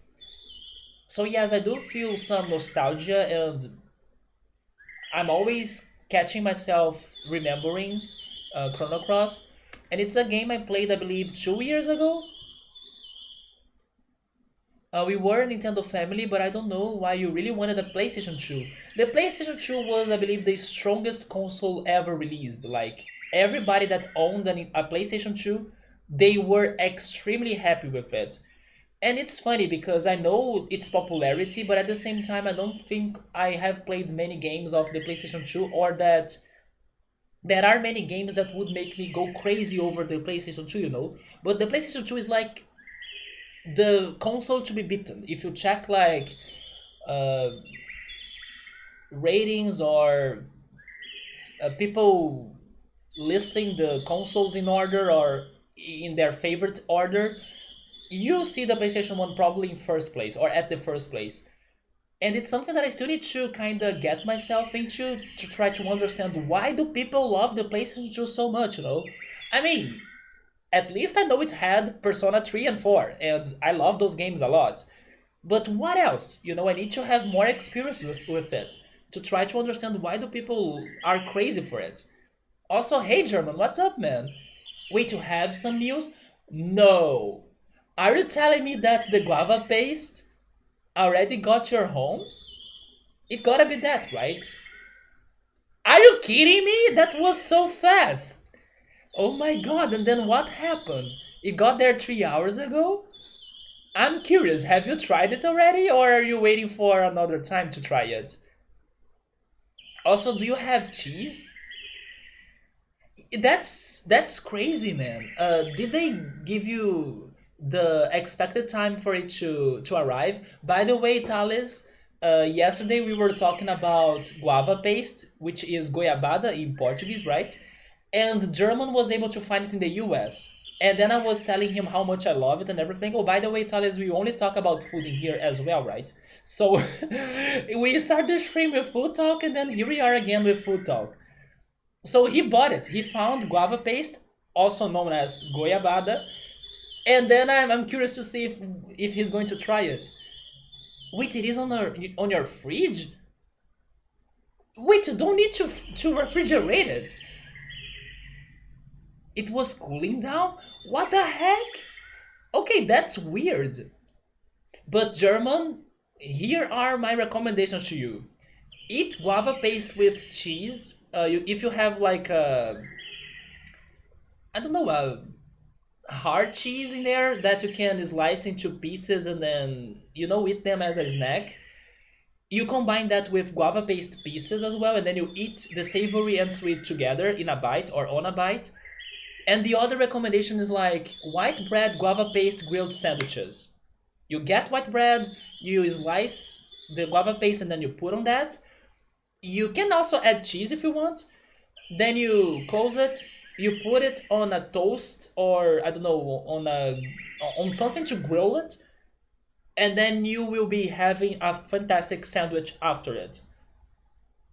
Subway is saying that it's better for you to look at the expiration date. Yeah, check the expiration date, man, of the guava paste you have bought. Let me check other messages in here.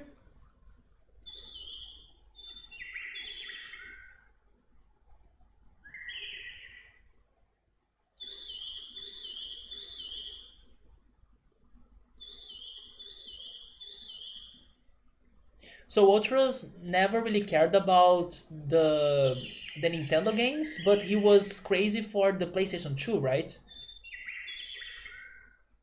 But his family had an NES, SNS, Nintendo 64. I love how Ultra said Nintendo 63, a Wii, and now a Switch. RIP Wii U forever, right? And then he also had a PS2 and a PS3. Thales, I played Chrono Trigger for the first time only a couple years ago, and thank goodness I did that because Chrono Trigger opened doors to me. Chrono Trigger allowed me to play Chrono Cross, which is a game that I said that I loved a lot, and also allowed me to go into Final Fantasy, which was another franchise that I totally skipped during my life. You think that Chrono Cross is great, but it's weird? It is weird, but do you think it is weird because when you played it, you were expecting to be like closer to what Chrono Trigger was? Because I'm guessing you played Chrono Trigger back in the day, and then you were still listening or hearing the news like, oh yeah, Chrono Cross is going to be released, and then it's going to be the sequel of Chrono Trigger, and then I gotta play it. And then once you play it, you feel like, okay, this is not exactly Chrono Trigger, but it is at the same time.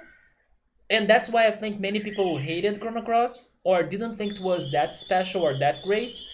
But as I played those games much later, and then I kinda was aware that Chrono Cross would not feel like the same as Chrono Trigger, I had a very open mind to it. And man, I loved Chrono Cross more than Chrono Trigger for many reasons. The music was the biggest reason, but also the battle mechanics. I really liked the battle mechanics of Chrono Cross, and I will even say that after I played Chrono Cross and jumped into Final Fantasy VII, I think Chrono Cross made me like Final Fantasy VII more because the battle mechanics in there in both games are kind of like the same, although it's perfected in Final Fantasy VII. So I jumped into Final Fantasy VII. I was already used to that battle mechanics of the material system, and I was like, this is Chrono Cross, but it's better. And then Final Fantasy VII is still my favorite out of the Final Fantasy games I have played so far. But I really loved Chrono Cross, maybe because of the even the graphics of it. Even though I know it's like all pixelated and then old PlayStation graphics, I love the environment, the idea, and the music. The music still haunts me today. Ultra's oldest brother stole his entire NES and SNS. I miss, or I regret, right? I regret donating my old consoles, the Sega Genesis and the SNS. I wish I still had them. The whole Plays DVD thing was crazy in Brazil as well because unfortunately or kind of fortunately we had a lot of piracy going on here and then everybody could get PlayStation games to run on the PlayStation consoles and then that's pretty much why the GameCube was a failure in Brazil. GameCube was so expensive in here. It took me years until finally seeing a GameCube in real life. And playing one took even more years.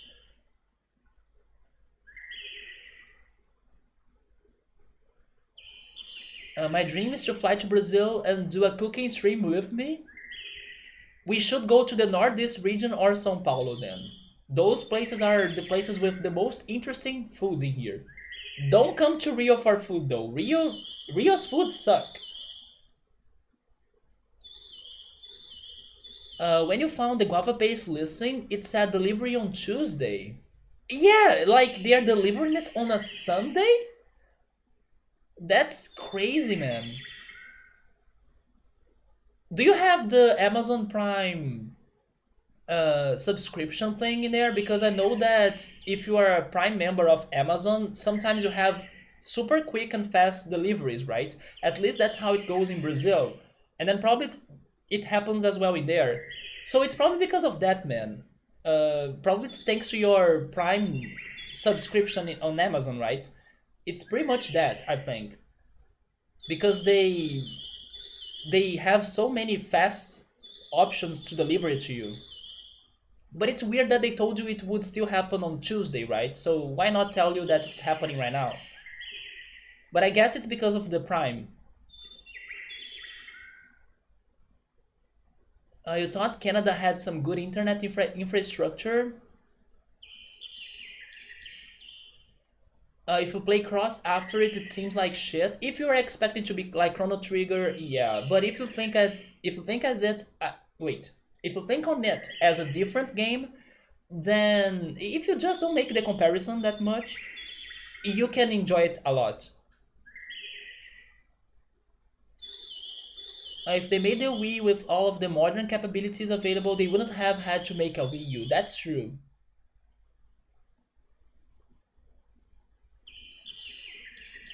So you have a very, very cheap budget internet. Wait, Ultros suffers from bufferings on your streams, German?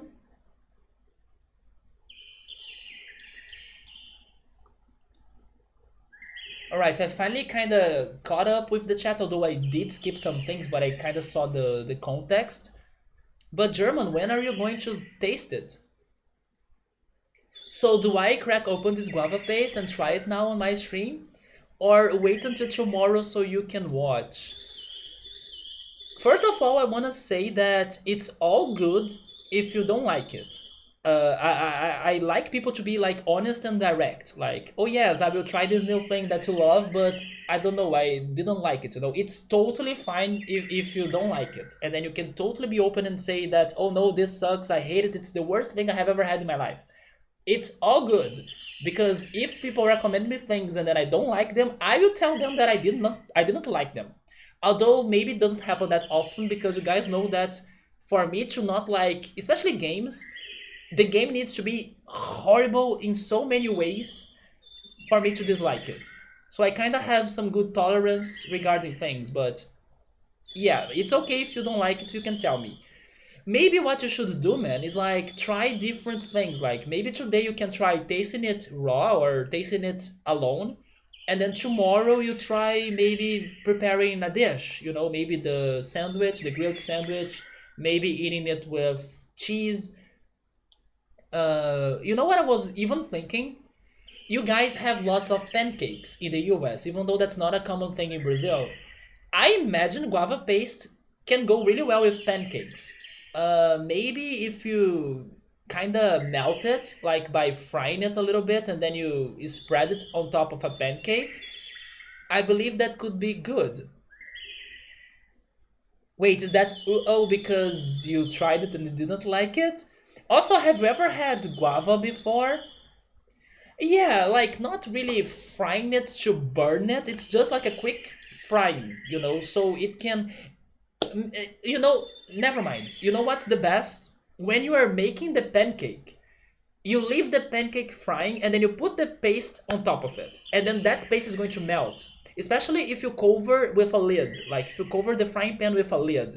I believe that's the best strategy instead of frying the guava paste directly, right? Leave it on top of a hot surface like a pancake. And then just like cheese, it's going to melt. At least that's what the guava paste I find in here they do. So hopefully the quality is close to the one you were able to buy in there. So you think you have had guava before, but you don't remember? Does it taste like anything else? I don't know. I actually do think it tastes very different than guava. Because a good example of that is that I don't like guava that much, but I love guava paste, right? It's just like people with tomato and ketchup. Some people love tomatoes and hate ketchup, and then some people love ketchups and hate tomatoes. So they do not taste that much because guava paste is very sugary. So you're going to see it's very sweet, right? But yeah, maybe if you like guava, you may have better chances of liking guava paste, even though the tastes are very different. Yeah, it's super simple. It is very sweet, but I believe that Americans will be alright with sweetness, right? Once I got some American candies that my friend It's Too Early sent me once, I was like, this is pure sugar. Oh yeah, but there could be a different though. Because American sugar is like corn syrup, while Brazilian sugar is sugarcane, right? So maybe there is a sugary difference. German, go for it, man. Try it. Ultras is not a ketchup person at all. I am a ketchup person and a tomato person. And a mustard person and a mayo person and a barbecue sauce person. I love many sauces. The guava sugar ratio is like 1 to 10. It was a hard candy. It was a maple hard candy. It was so hard, like the name suggests, and sweet, right? It was pure sugar. I can still try looking for the box, but I don't know if I have. Actually, I think I have. Give me a second.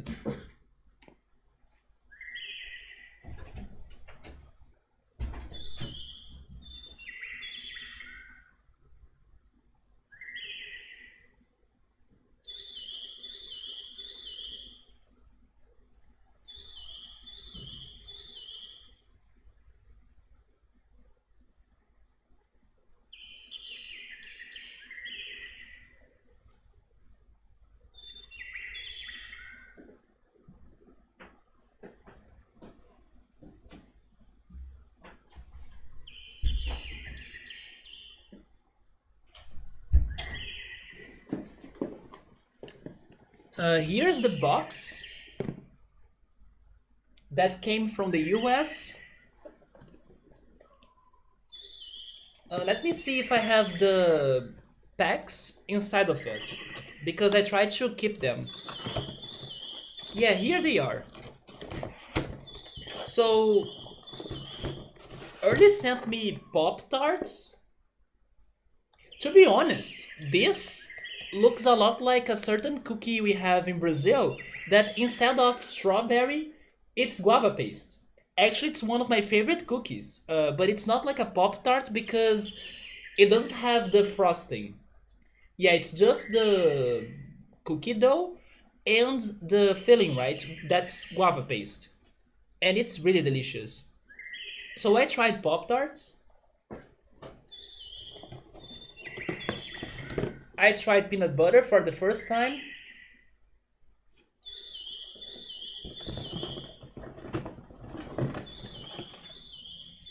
And I tried these hard maple candies that are very homemade.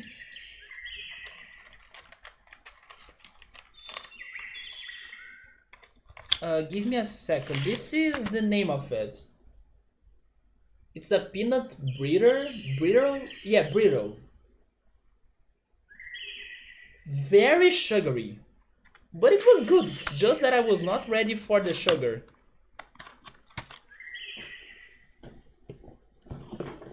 And of course, maple syrup.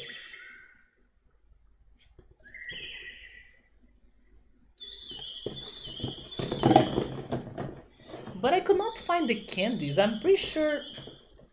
Is it inside the Pop Tart box? Because I also saved them. Oh wait, it's in here.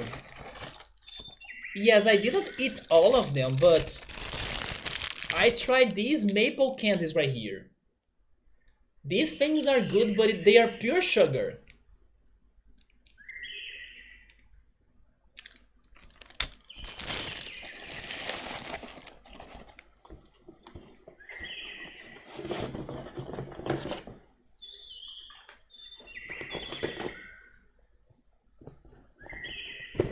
Wait, you're going to try it?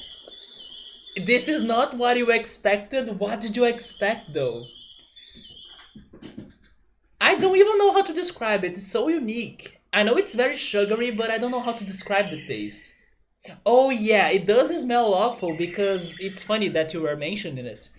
Emily told me that for her, or in her opinion, guava paste smells like armpits.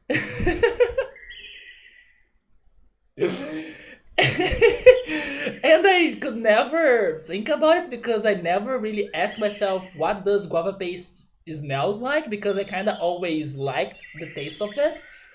But after she said that it smells like armpits in her opinion, I was like, you know what? I think I know what you mean. So yeah, it does smell weird, but it's not bad. It does taste good.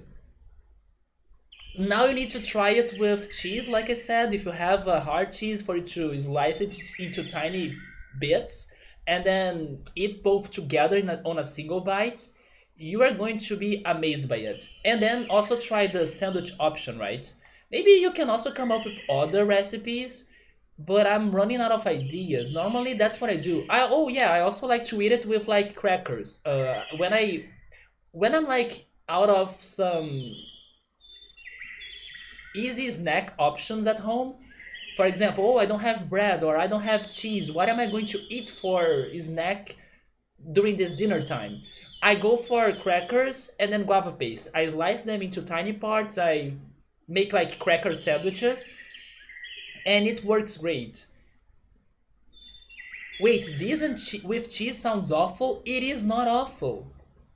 Yes, you need to mix it with a hard cheese, although they will not have the white cheese though, Thales. That's the issue though. The cheese we have in Brazil is different than the cheese they had there. Please don't go for cheddar. Actually, do never go cheddar because I hate cheddar cheese. But they will not have the freaking white cheese there. Yeah, right. It's the best for you to combine with guava paste because it's super fresh. But they will never have white cheese in the US. A brie? Maybe a brie could work. Yeah. But then it's starting to be like too refined in my opinion. Because brie is an expensive cheese, right? But you can try with a brie. I would even try or recommend parmesan. I don't think it will taste bad with parmesan. But normally that's not the cheese I would go for. I would go for the one Thales is saying, the white cheese. I will show it to you.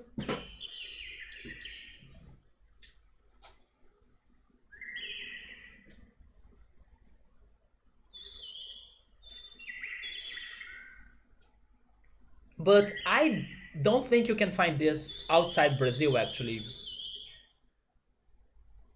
It's a very fresh cheese. You have never tried cheese with anything sweet? Really? Oh yeah, because you guys are not used to sweet pizzas, right?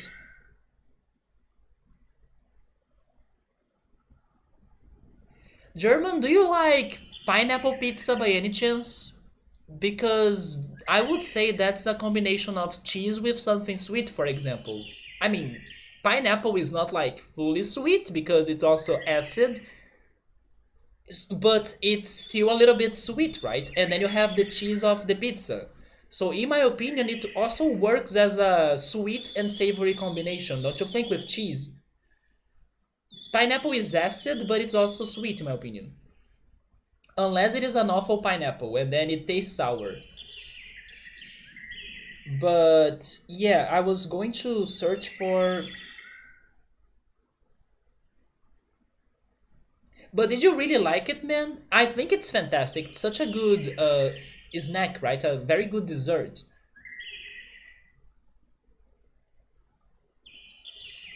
Try the grilled sandwich.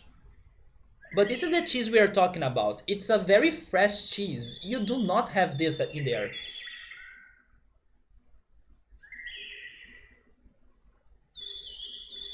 It is so fresh that water comes out of it. That's how fresh this is. But that's the best cheese to go with guava paste. And then I will show you the guava paste pizza, which is called Romeo and Juliet.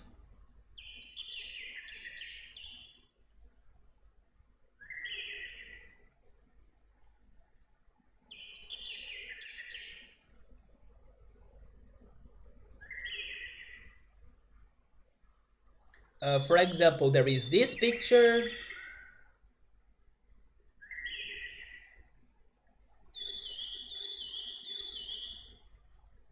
There is this one. It's cheese and guava paste. In here you can see them both, right? That's the combination that I'm talking about.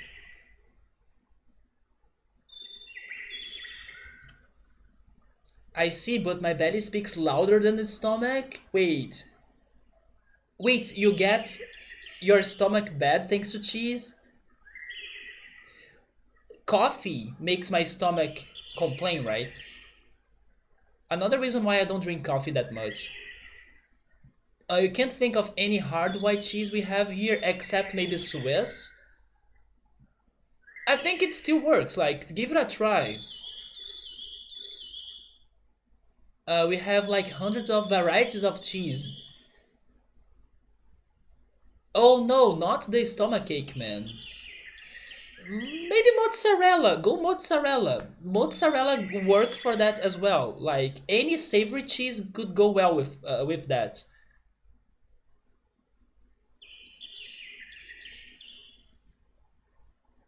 Cheesecake is your favorite? Cheesecake. Yeah, I don't know if it works as a sweet and savory combination, but maybe. And then cream cheese is different. Any cheese you think of, we have it. Do you have the one I showed you though? Do you have Coalho cheese ultras? Put on Google. I wanna know if you have that. I doubt it. You will not have Coalho cheese. I doubt it, man. It's the best cheese as well because you can freaking grill it and it doesn't melt. And then it's so delicious. Remember when I was saying that we should go either to São Paulo or to the northeast region of Brazil when you said, oh yes, I want to go to Brazil and then make a food stream with you? We are going to the northeast region to eat coalho cheese every day. That's what we're doing in here.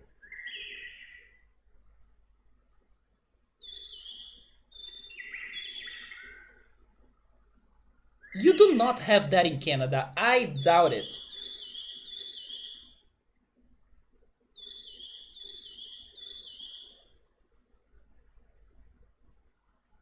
Do you have this in Canada?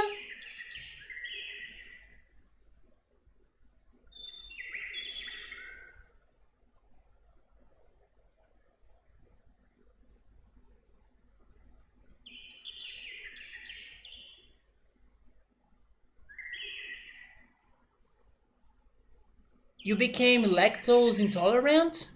Oh no, only a couple years ago? Oh man, I'm sorry to hear it. Wait, you have that but it's not common? Oh, some specialty shops carry it. Dude, this cheese is fantastic. Cheese is fantastic, come on. How can you not love cheese, right? But coalho cheese is something else. No, it's so good. But there is a similar cheese in there that's Indian. Paneer. So I'm going to Google this and then we are going to go back to the game because otherwise we'll be talking about food forever and then making the world hungrier and not making progression, right? So let me check this cheese in here.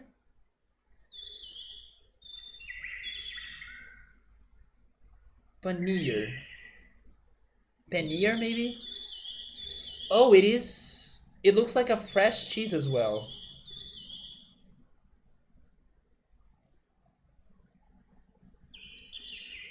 okay. This looks a little bit close to the white cheese we have in Brazil, even though it's not exactly the same. But I think it is very close. It looks like a very fresh cheese, just like ricotta, for example. Actually, ricotta could be a good option for you to combine it with guava paste.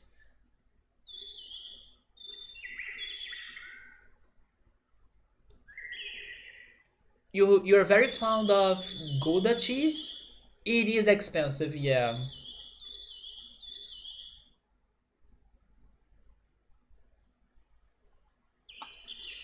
Yeah, ricotta could go well with guava paste. It's not like the best option, maybe, but it's close enough, I would say. And my favorite thing about ricotta, even though, oh my god, okay, that looks super good. I give that to you, Walters. It does look a little bit close to the coalho cheese, and it does look close as well to the white cheese. So, yep, I do dig that cheese you showed me. Yeah, grilled paneer.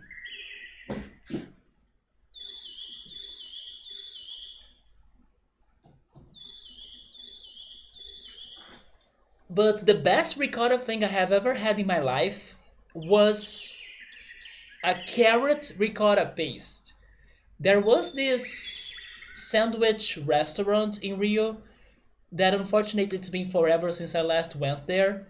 But they had this freaking ricotta carrot paste that it's out of this world. And it's so mind blowing because you would think, oh yeah, it's just ricotta and carrots. Who likes carrots?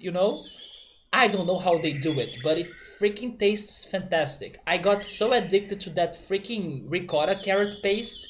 I tried to do it myself once and it did not taste good. I need to go back to that restaurant. It's the best ricotta thing ever. So here we call buffalo mozzarella. Oh, we do have buffalo mozzarella. Yeah, yeah. Wait, are you telling me that paneer is the buffalo mozzarella?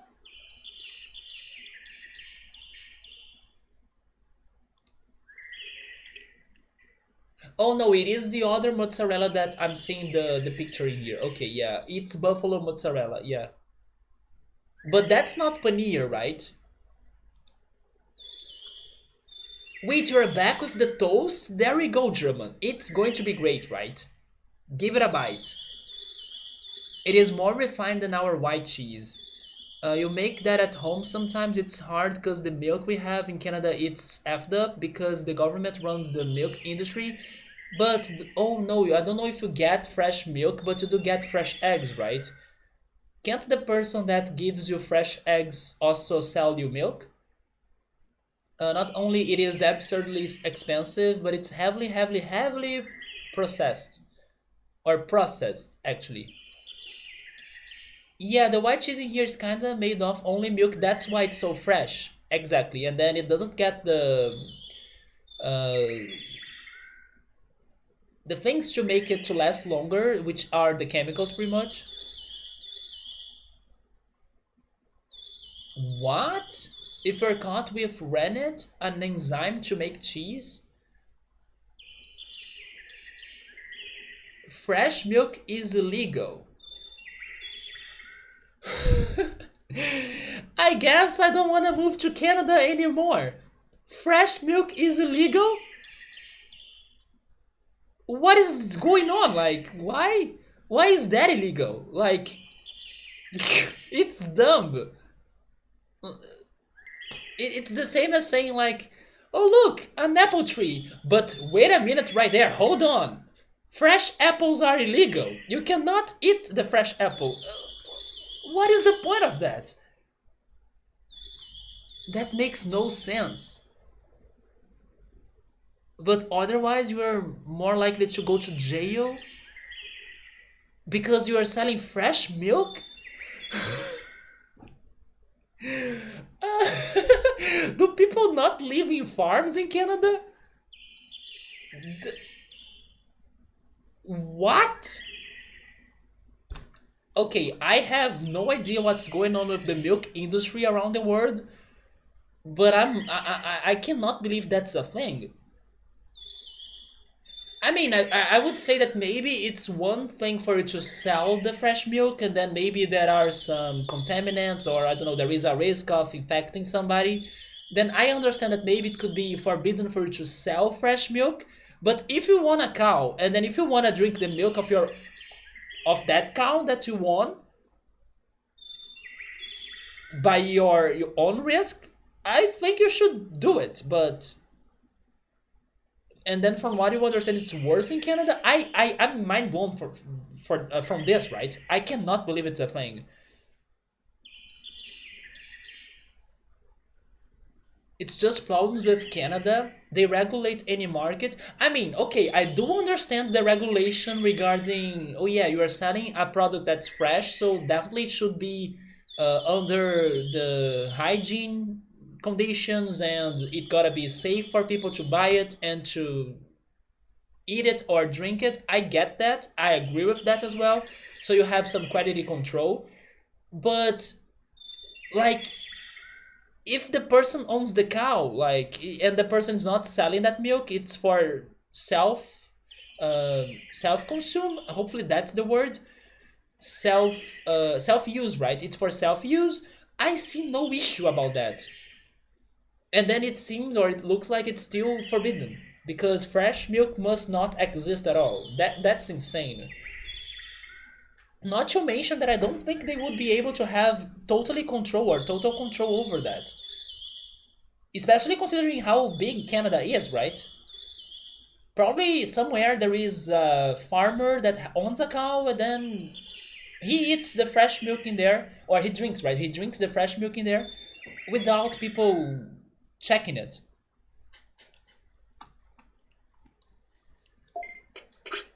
So Ultras doesn't have problems with the fresh vegetables except tomatoes because they get more chemicals, I'm guessing.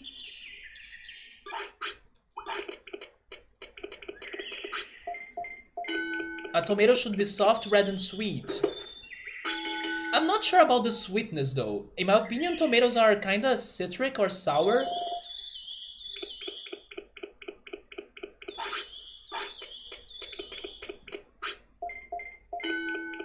Not like light pink and crunchy and sour. I'm not sure about being light pink. I disagree about that. Yeah, it should be red. But being sour, I don't fully disagree on that.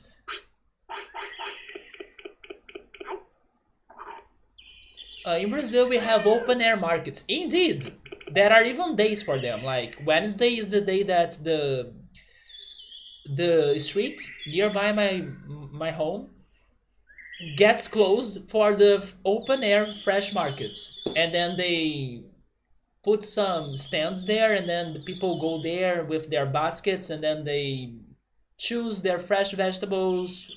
It's completely informal. Maybe there is some sort of regulation, but it looks completely informal. I do not remember seeing cops or security people. Exactly, it's very informal. The government there enjoys controlling every aspect of private citizens' life. That's the other side of the Canadian life that I'm only hearing right now, right? Ontario has the most official regulations of any province state in the world. Trust me, when you taste a greenhouse Canadian pink tomato, then a fresh red soft tomato, you see the sweetness. Now you're making me think that tomatoes in there taste like lemon. I'm scared now. But dude, I love tomatoes. You know what's the weirdest thing about my life and tomatoes? I remember that when I was a kid, and then I was hungry, and then my mom or my dad were busy, and then I could not ask for food, or they could not prepare any meal to me. I still remember that I used to get a tomato and eat it with sugar. Thank goodness I stopped doing that, and I do not remember how it would taste today anymore. But I do remember eating sugar tomatoes as a kid, and that sounds disgusting today to me and weird. But that was a thing for my life during my childhood. It can't be worse than how politicians in Brazil are helping only the employers and not the poor. It's the same shit in Canada.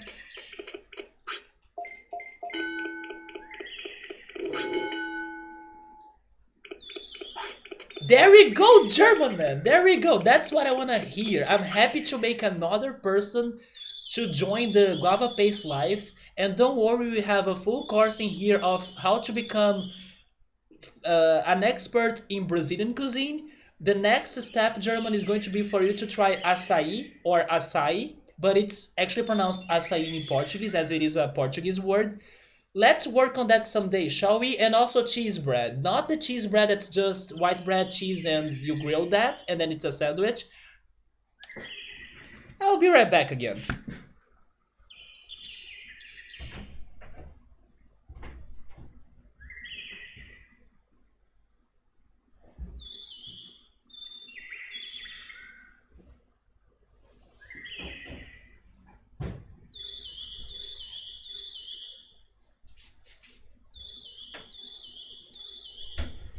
I'm talking about this cheese bread right here. Those are frozen ones, but I know that in the US you can find the mix for you to prepare those. You just need to add some eggs and milk, and then you shape them as those balls right there, and then you bake them, and they are fantastic. And I know it's a thing in the US, so you need to find the cheese bread mix for you to also have the experience of eating cheese bread. It's delicious. So we will be working on that little by little. Don't worry, you are going to become an expert on Brazilian food. I have high hopes on you. Oh yeah, and then when we get to December, panetone and chocotone for ya.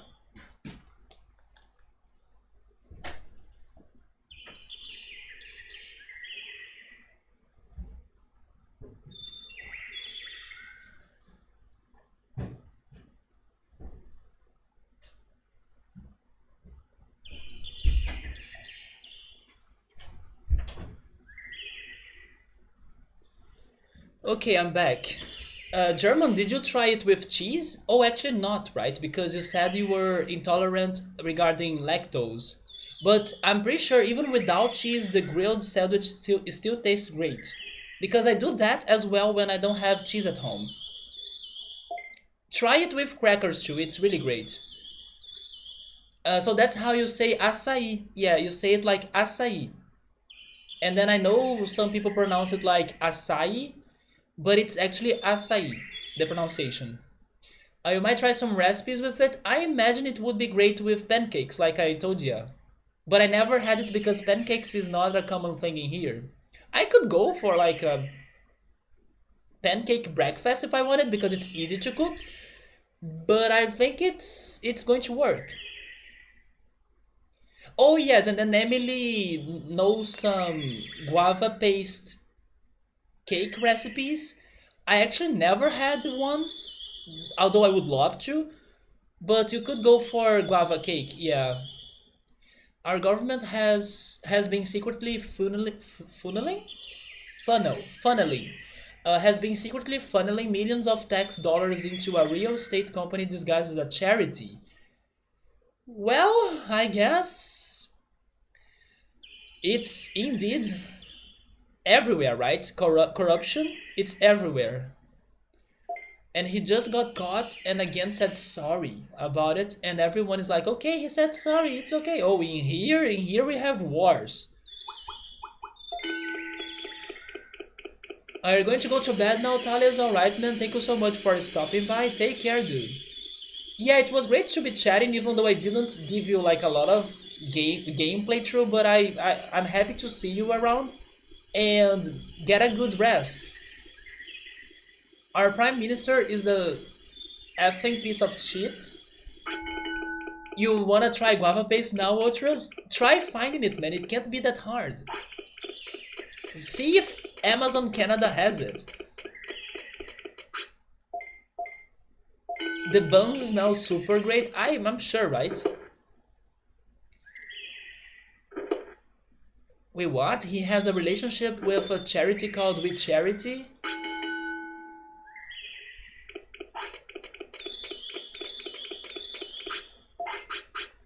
Oh, that's my last meat.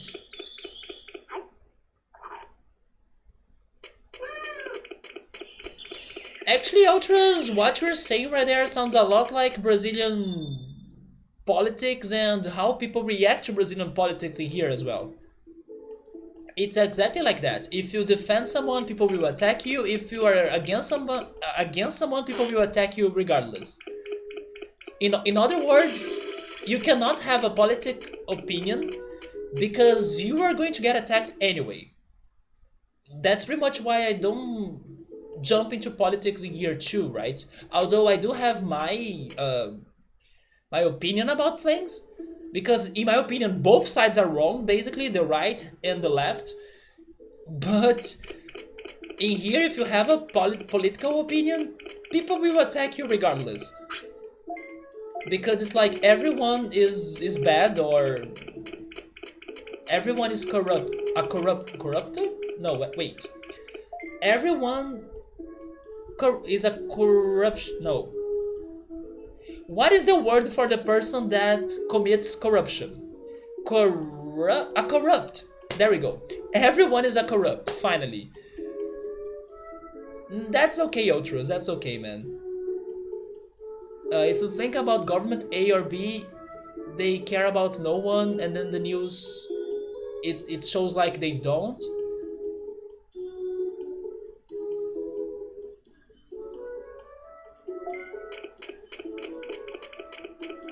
But politics is stressful, yeah.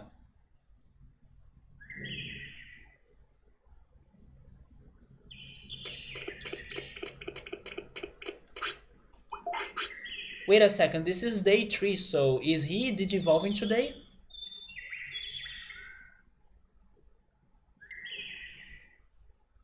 Let's go for... I still think he's weak though. His attack is so... it's so low.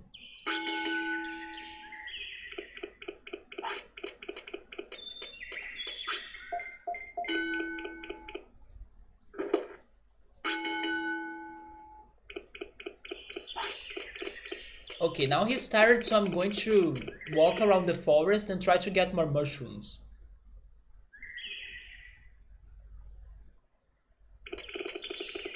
Don't fight.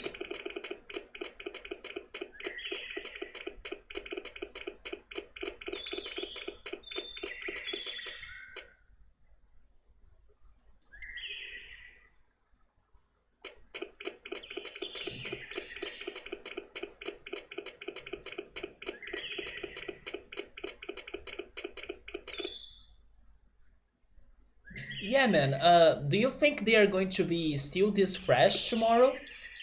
You're probably going to need to reread them, right? And speaking about not fighting, that's what happens when I get distracted. But we can fight you, sure. Please drop a small recovery. I'm healed, right? Yeah, we good. Oh, we're totally good in here.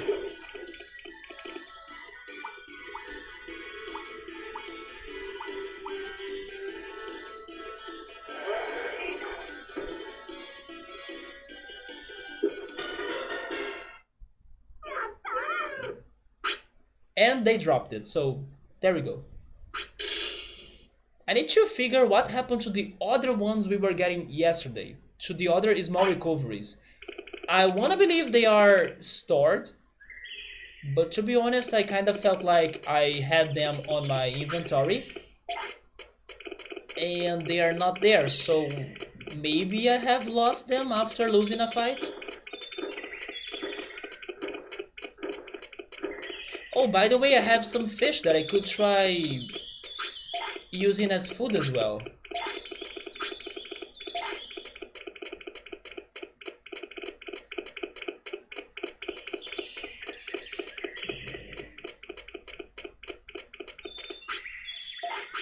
Now let's go for the mushrooms.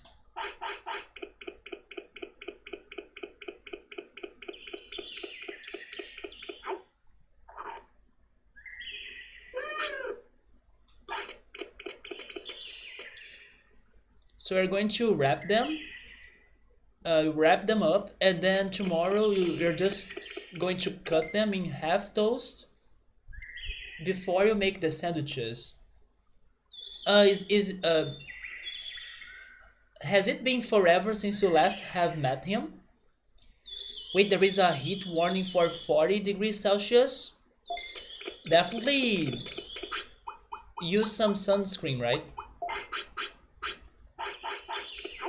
The weather here has been all sunny. It's been a long time since it rained in here.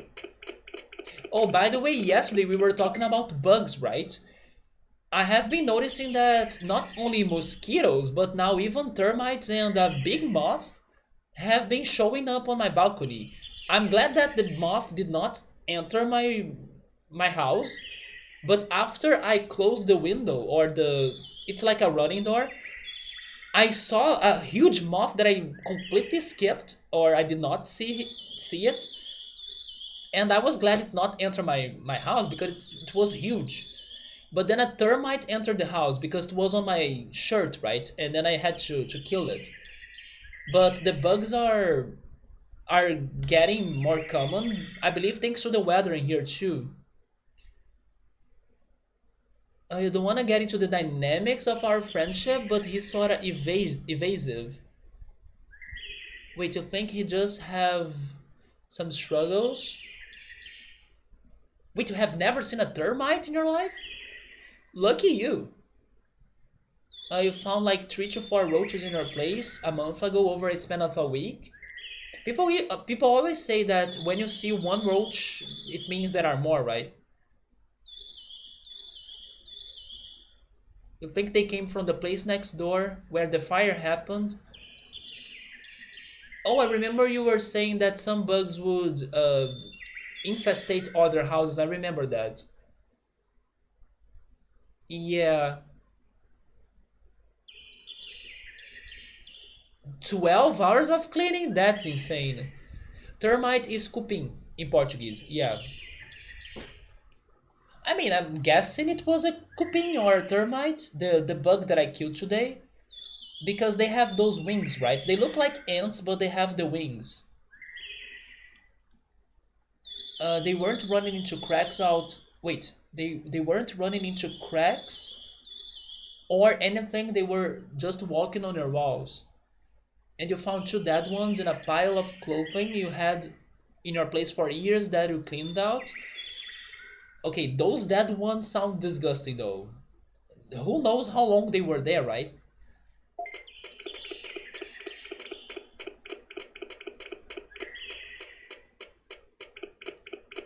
But considering the situation, 3 to 4 roaches, it's fine. It's not that bad.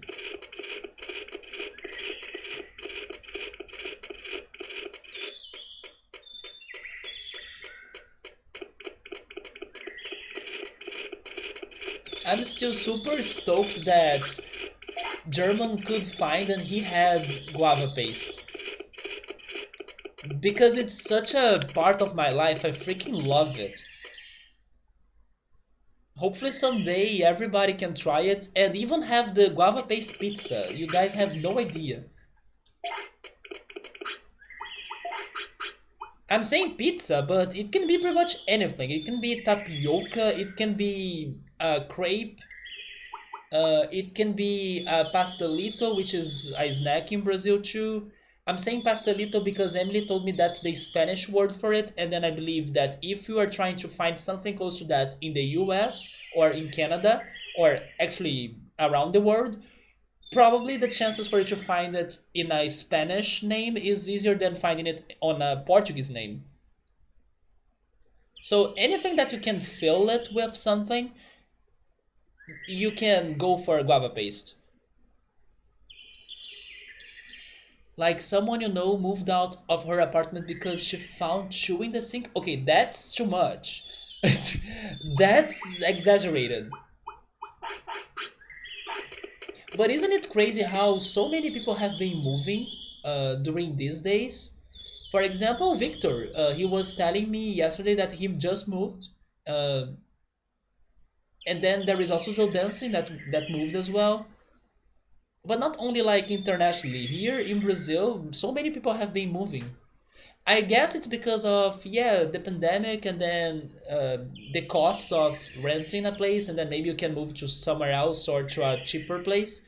I get that, but I'm kind of shocked it's been so common. Like everybody has been moving, or a lot of people have been moving.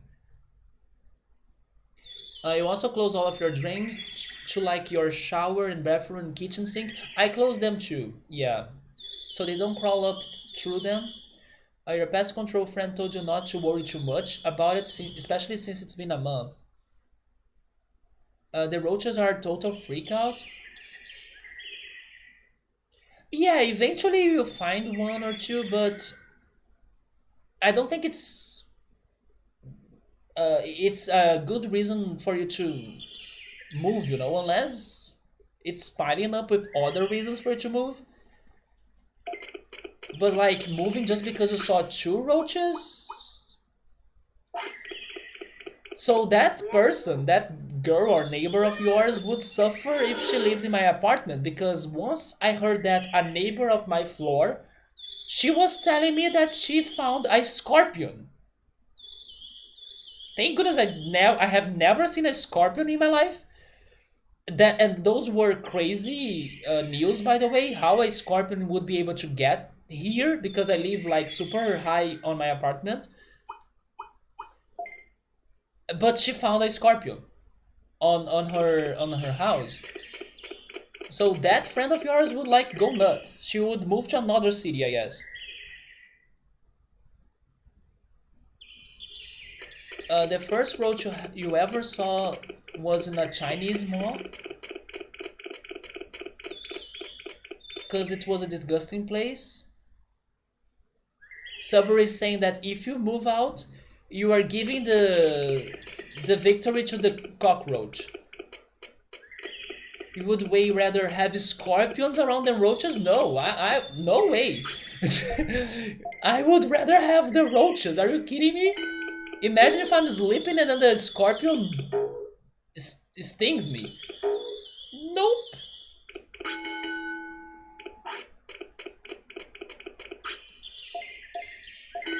They have a huge bad reputation. They're in here too, don't get me wrong. You know where I think they don't have a bad reputation though? In the US. Because I think they're not too scared of roaches. People even get them with their hands and things like that. In Brazil, everybody feels disgusted thanks to the roaches. But it's funny, in the US, people, or at least some people, they don't mind roaches that much. Like, they get them with their hands and, I don't know, they move them to somewhere else with their hands. They're not too scared of them or disgusted. Subway is saying that he would rather have a chicken to eat both of them, like the scorpion and the roach. Do chickens eat roaches? Maybe I can imagine the chicken eating a scorpion for some reason. I actually don't know why can I imagine that. But a chicken eating a roach? That sounds weird to me.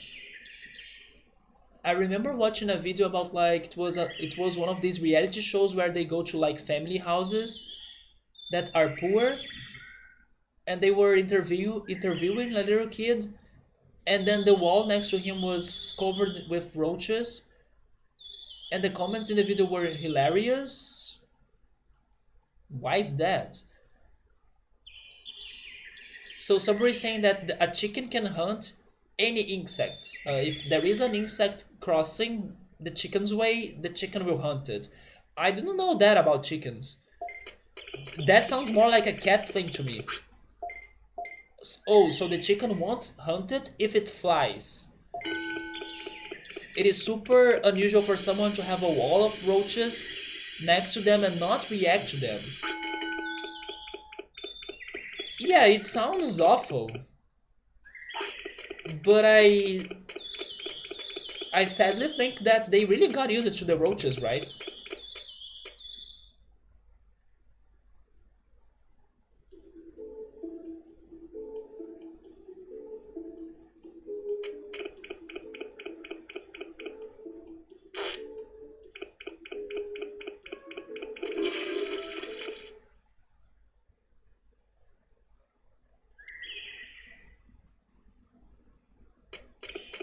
But after some years hating roaches, I think I got to another insect that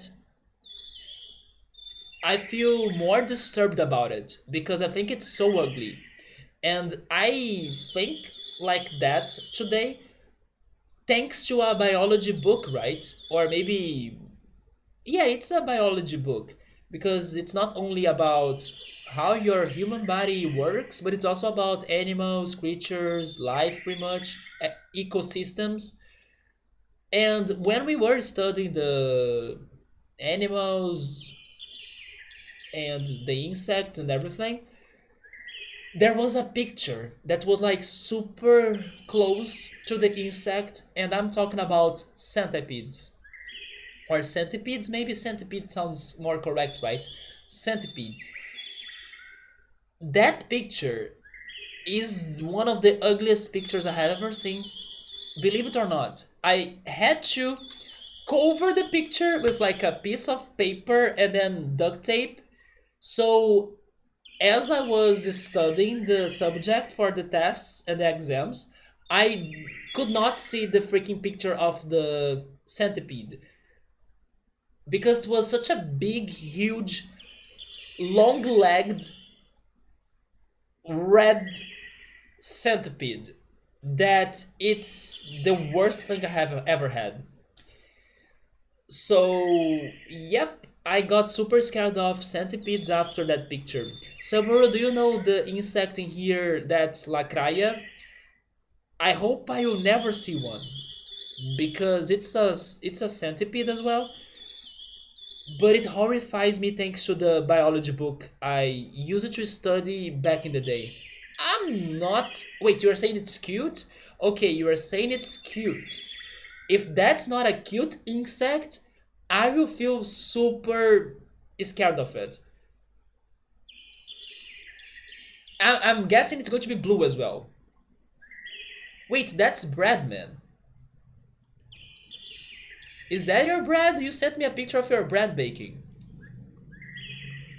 Okay, I was thinking that picture was of the insects that were saying that were cute. But I prefer and I love bread more than bugs, so there we go, it works. Subway is saying that he has seen lacraias or centipedes. Yeah, you made me think that was like a bug, and then thank goodness you said it's cute, so I went for it. But in the end, it was bread. Hopefully, there are no bugs in the bread. But Subaru, I hate centipedes, man. But I think it's crazy that some people are scared of butterflies. I can understand people being scared of moths, but butterflies? I mean, it can happen. I'm not saying it's, oh my god, it's so weird. I just think it's uncommon and I wonder why it happened, you know?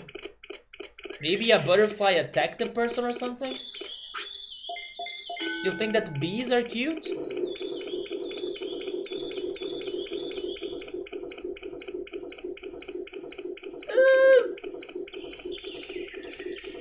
I love their sound speaker eyes.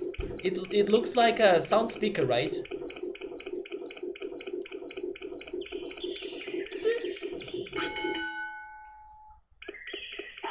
They're not the cutest thing ever, but sure, regarding insects.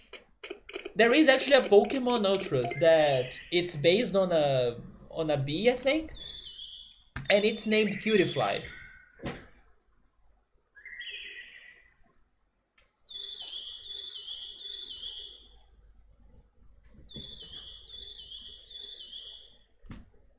You want me to look for a picture that shows a butterfly face, and then I'm going to change my opinion? I'm good. I will not go after insect pictures. I'm good. If that's going to change my opinion, I would rather have my opinion. You know what they say that ignorance is bliss or is a bliss or a bless, right? I think they say that ignorance is a bless or a blessing. I will keep that.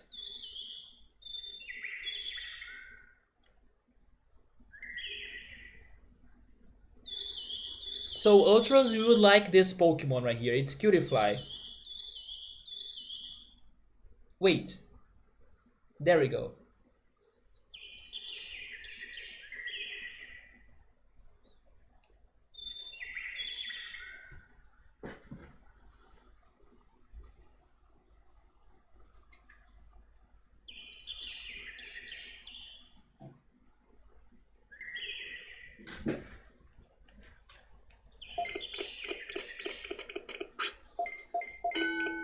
To be honest, so far, I don't think the training of Betamon has been that bad. We were able to give him food. He did not miss any pooping.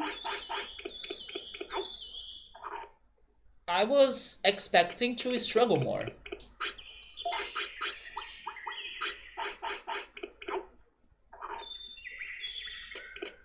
We even had some couple fights.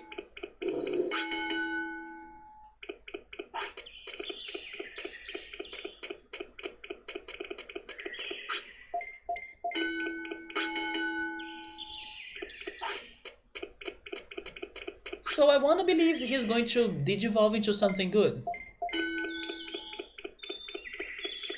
Oh, you're going to watch hockey? Alright, man. That's okay. Is it another Toronto game?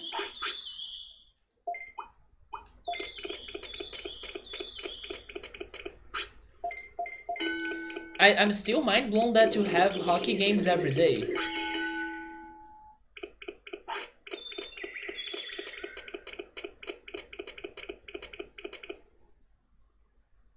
Because I guess the teams need to rest, right, before having another game? Oh, go back!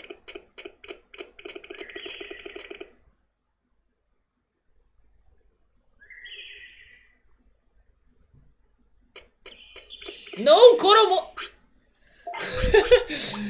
Portable potty time. Koromon freaking ruined the running here. But God bless my portable potty.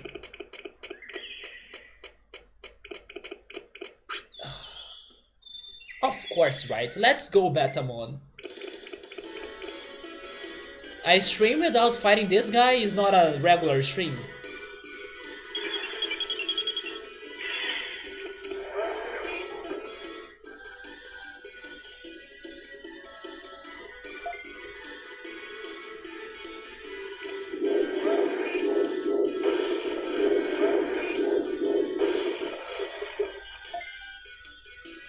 Come on, don't make this like Metapod versus Metapod.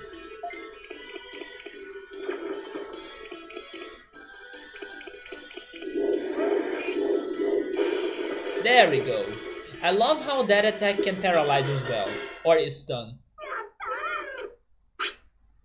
So far, I'm really liking Betamon. But it's going to be sad if he turns into Numemon.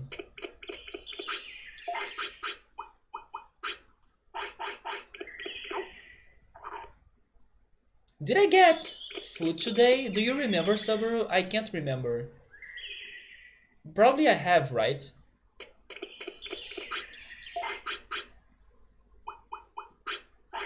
Yeah, probably I have because I still have 2 giant meat.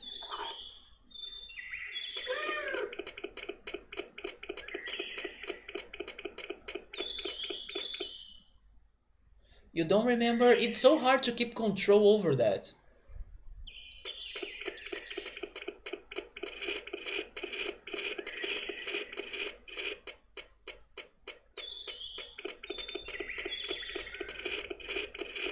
Let's go all the way around and then check it.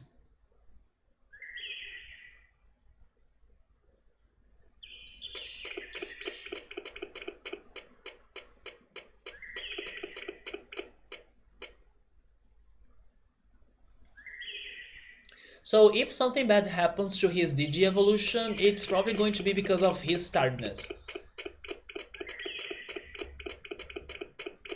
But considering all the effects he can suffer, or he can suffer from, tiredness shouldn't be a big deal.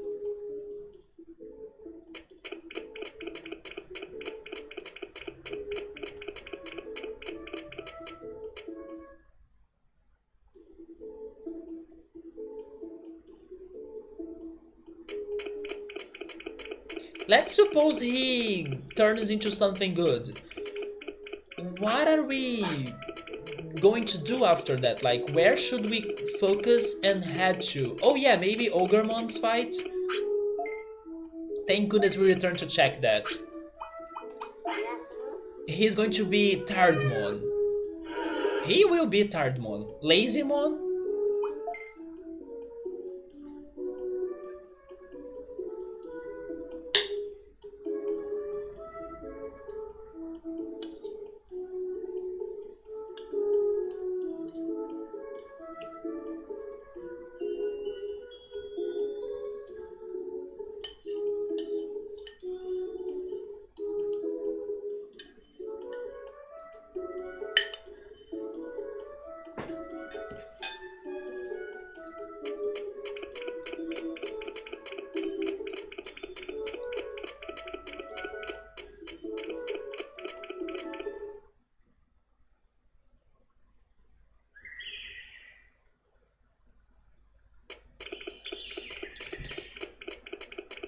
Let's continue the training.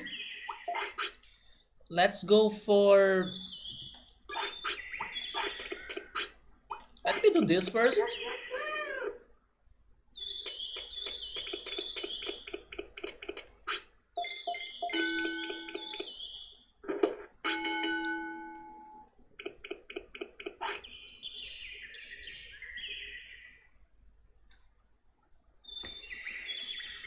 Please.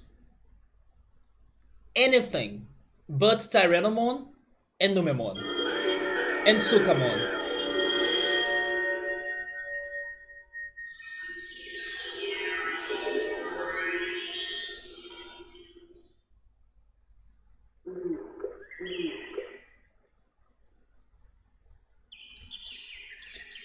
Is that Cansadomon or Tiredmon, Saburo? Okay. Now the farming slash grinding begins, right?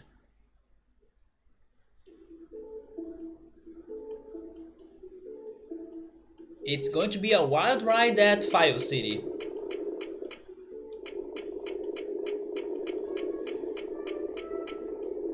To train the evasion? Yeah.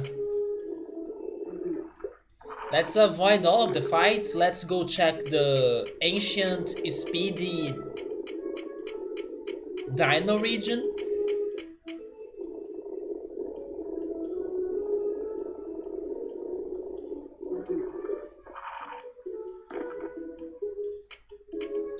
And I will be farming some items in here. He may have a hard time, but he can still try fighting some of those Betamons. Can you get any other attack? You can't, right?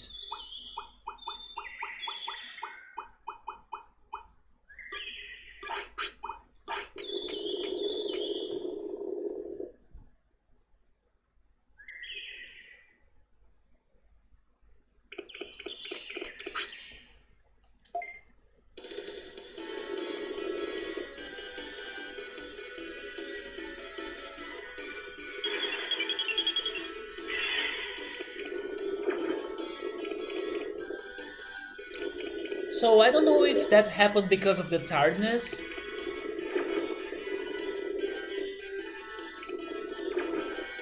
or if it happened because I tried to go for a low healthy Digimon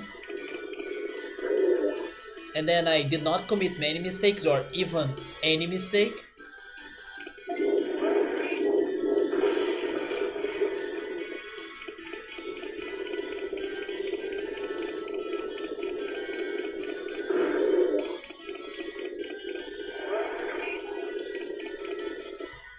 Sabri is saying he thinks it's the other extreme. Do you mean by doing everything perfectly?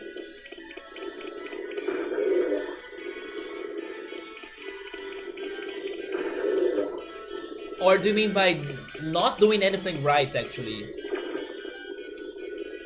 And then what I assumed as right is actually not right, it's the wrong.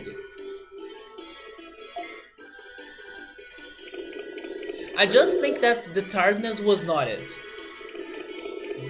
I can be wrong, but in my opinion, tiredness should not matter that much for their DG evolution.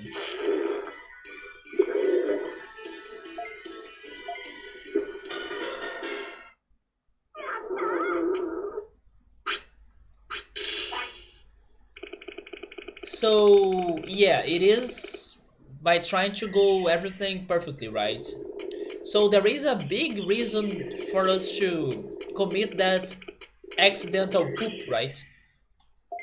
Or to have it happening. I believe this is going to be like the last run that we try going for perfection.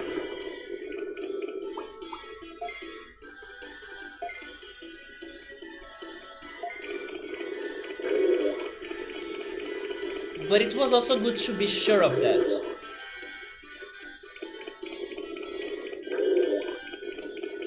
Maybe Koromon was actually trying to help us when he kinda blocked our path. And then I panicked and then I used the portable potty. Koromon was trying to help us.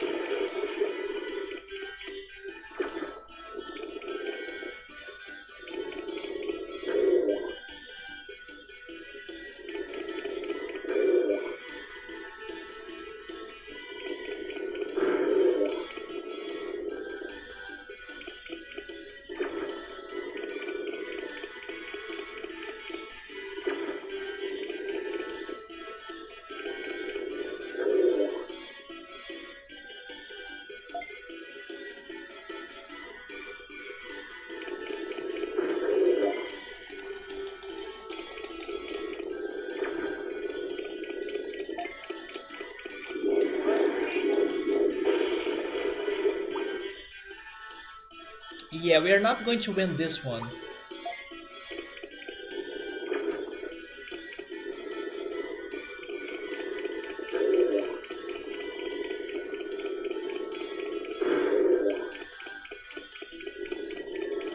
Wait, maybe? I need to have the finisher again. Or actually maybe not.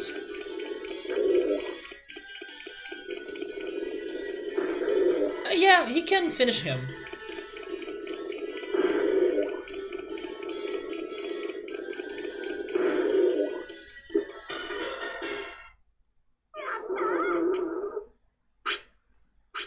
So the goal over here will be getting the items, saving meat, getting mushrooms as well.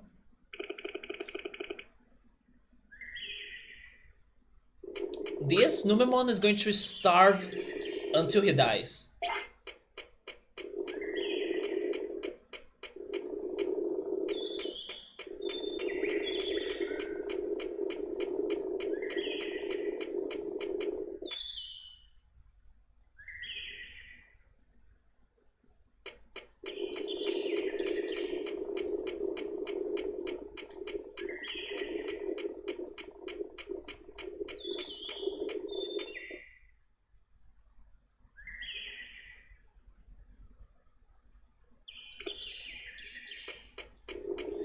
Regarding my exploration skills, would you say that I have been doing a good exploration?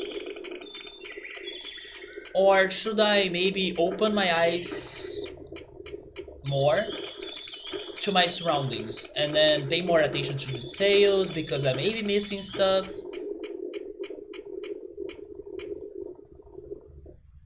I feel like I have been exploring well, but maybe I'm still, I don't know, skipping things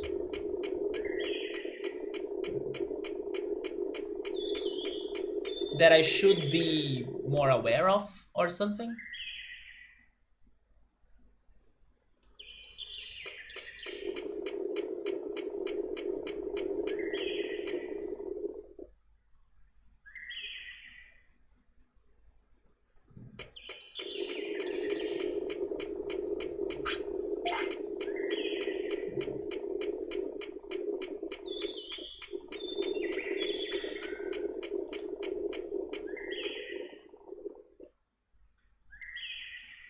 Oh yes, I should also go back to the drill tunnel because they were still digging another path there. What if they finished it?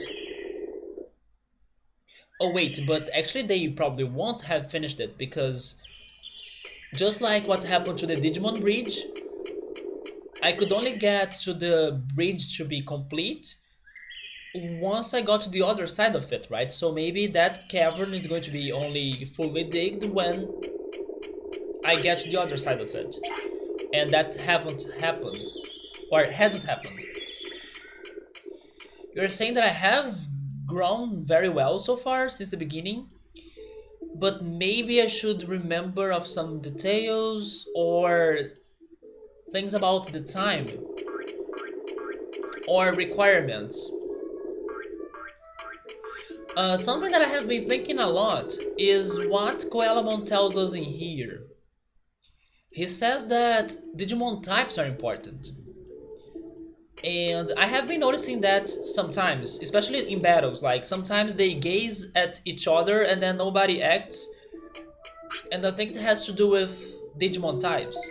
But he also says things about uh, doors won't be open unless your Digimon type matches whatever is happening. Maybe he's saying that like literally. Maybe there are locked doors, for example, that freaking fridge in the mansion or the tree in the forest that will only be open when I have a good Digimon type that matches that. Write that, for example. And if your Digimon's type is not compatible, he can be refused at a door. I think he means it, like literally. It's the game telling me you wanna get through this, have a good Digimon type. So maybe if we ever get back to Palmon or Vegemon, we can try checking that door at the tree in the forest. Or if we get Penguinmon or Mojamon, we go back to the mansion and check the fridge. I have been thinking about that.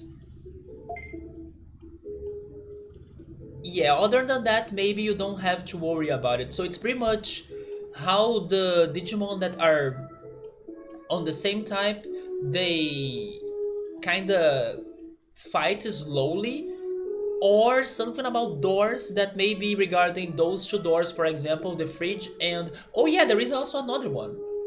In the mansion, Grey Lord's mansion, there is a sealed door. What if I need to have an angel to break the seal of that, or even a demon? Although I still couldn't get any angel Digimon or demon Digimon. Maybe it's not like a key that's going to open those areas. Maybe it is a Digimon.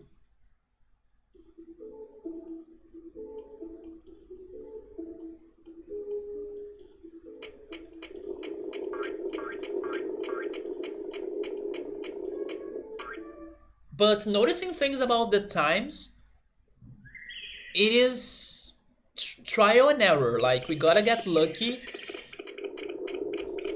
You're not healed, right? Yeah, he's not healed, so he can't fight. So it's going to be evasion training.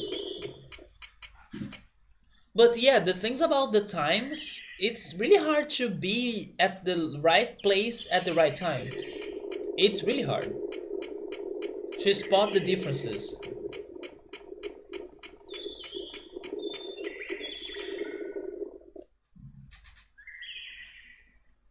But that happened once with Coelamon.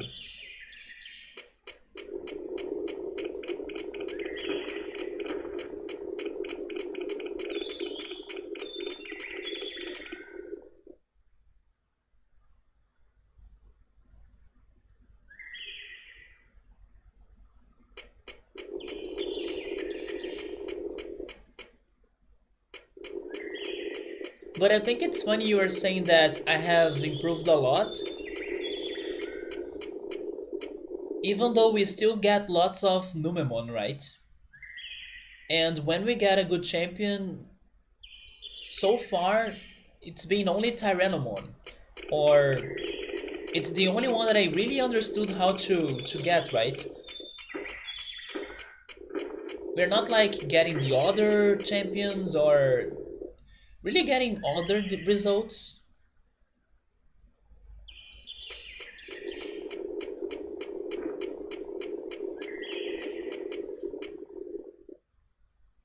The city also hasn't been that helpful.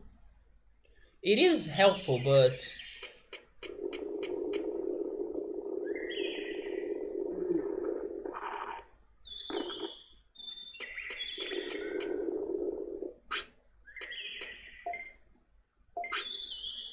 what if I just insist? Okay, so insisting doesn't do anything because yesterday insisting on Elekimon did something. I think this is about having a Digimon type.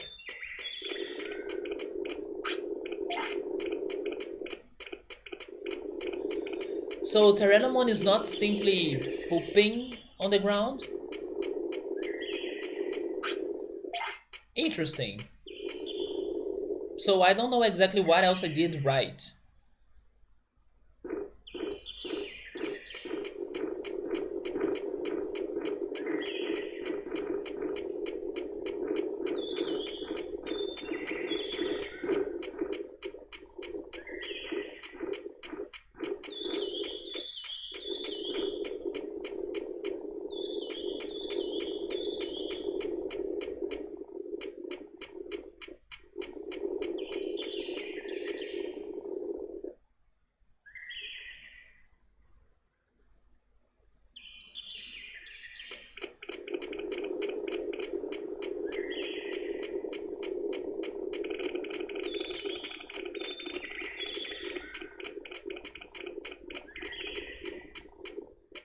But I gotta say that I would have loved to see Betamon turning into a Sidramon.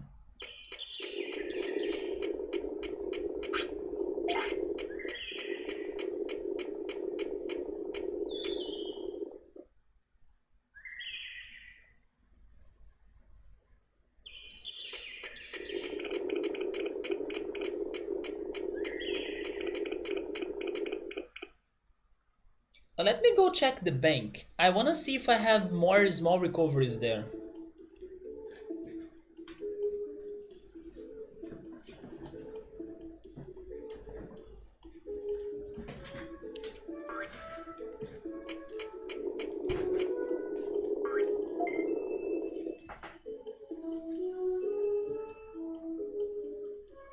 Wait, what? I don't remember that in Chrono Cross.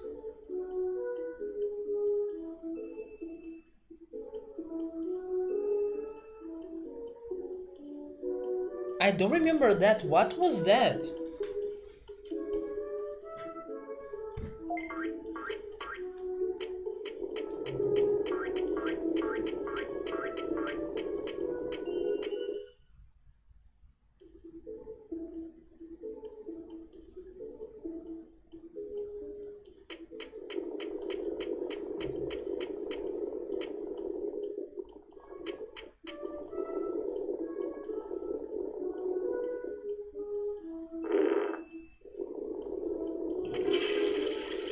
It's the barrel. Oh yeah! Okay, I get it now. Yeah, there is a barrel in Arnie Village inside the restaurant that if you keep interacting with it, it does give you something, right? Yeah. Yes, I remember that a little bit now.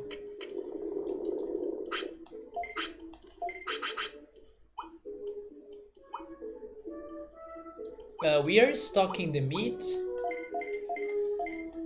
the happy mushrooms, MP floppies. We are stocking everything. Why would I want to keep Numemon really alive, you know?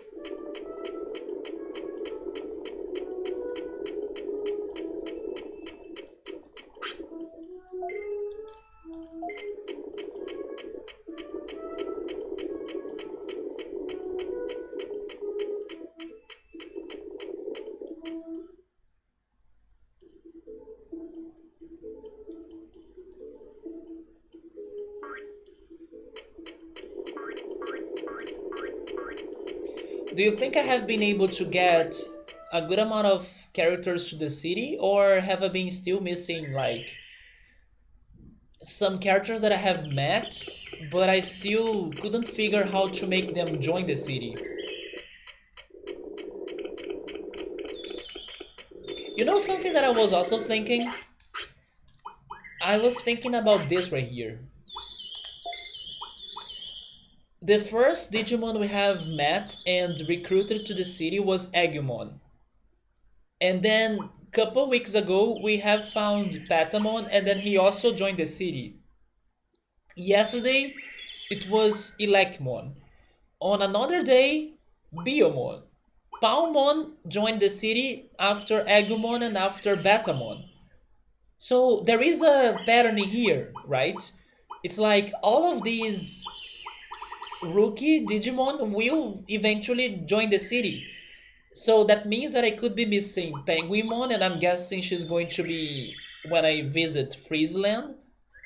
Whoever this slot is, and this second slot gotta be Gabumon.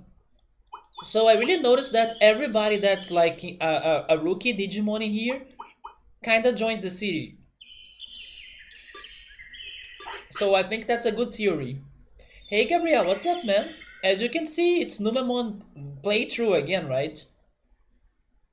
So you're saying that I got a good quantity of Digimon joining the city, but there are more. Yeah, I know there are more. You guys said that it's way more complicated than how it seems, right? But my question is that considering the Digimon that I have kind of access right now that I can talk to or that I have met and interact with, oh, you know what? I just thought on something. I have met a good amount of Digimon that have been asking for cards. Although they say it like, do you want to trade the card? But what if after making that card trade, they decide to join the city as well? And then maybe that's going to be the reward from making the trade to happen, you know? I should invest a little bit more on those cards. But yeah, the question was like, considering the Digimon that I have met but are still not, or they still aren't living in File City, have I been skipping many? Yes, I was a little bit confused on how to say it right, but that's what I meant. Considering the Digimon I have found that are still not in File City, have I been missing a lot of them that could have been in File City, or have I been recruiting most of them or a lot of them? But just now I just thought on those that are requesting for cards, and maybe after that trade they will be joining or they will be moving to File City.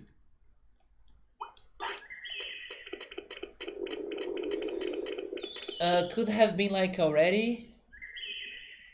I mean, not that many good. Okay, so that means that I have been doing a good job somewhat. That's what I wanted to hear.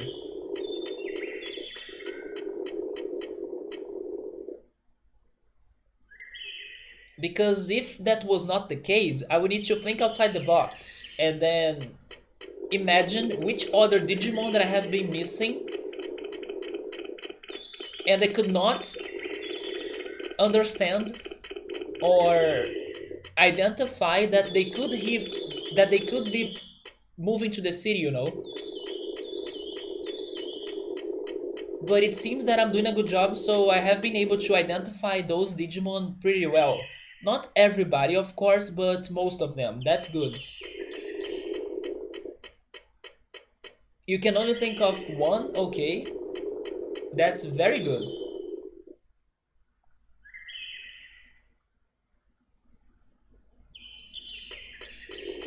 Sabri is saying that I'm doing alright, but the problem is heading to other places and other areas.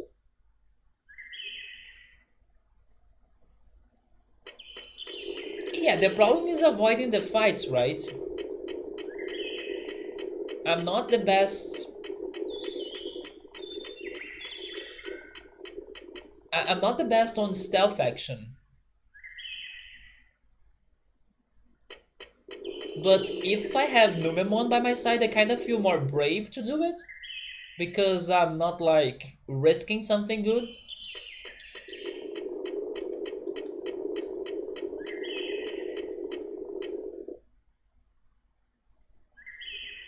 But right now the plan is to stock items, get mushrooms, get meat, sometimes fight Betamon, but that can only happen tomorrow now.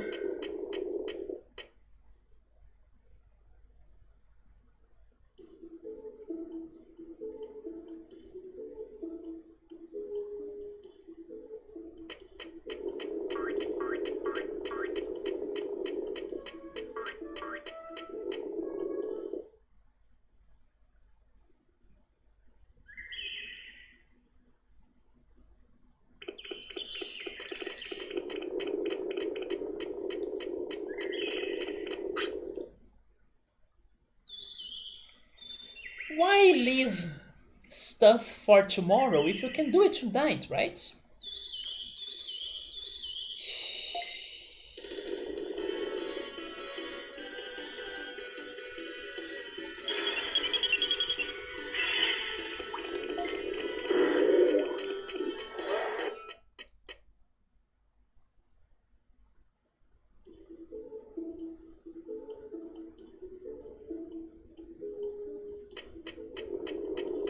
Yeah, that Betamon is like our customer already, right? Every freaking day. The day that he disappears from the game, it's going to be a sad day.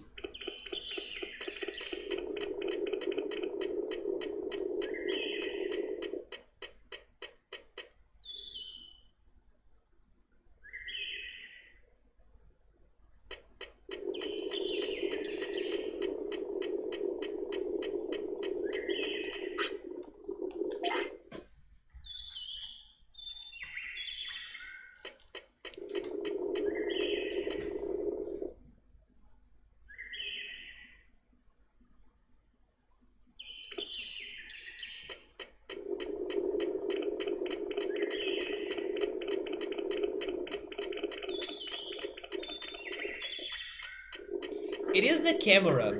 The camera really doesn't help you to see the characters or the enemies. And there isn't like a map, right? Or a radar. Which day of month we are in game? Year 4, day 5. Wait, 01? Is that for Toronto?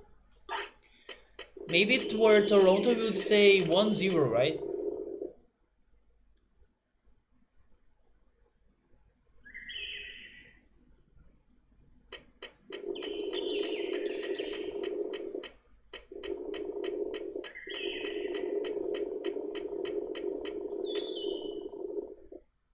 Yeah. But don't worry, maybe they will uh, turn the game again or recover from the early loss, just like what happened on their last game. Then there are two, not only one. Okay.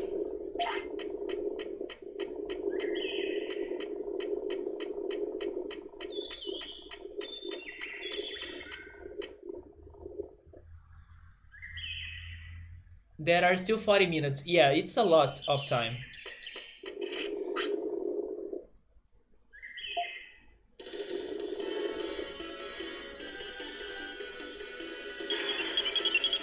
I know it's the same spot, but I was not expecting that speed. Uh,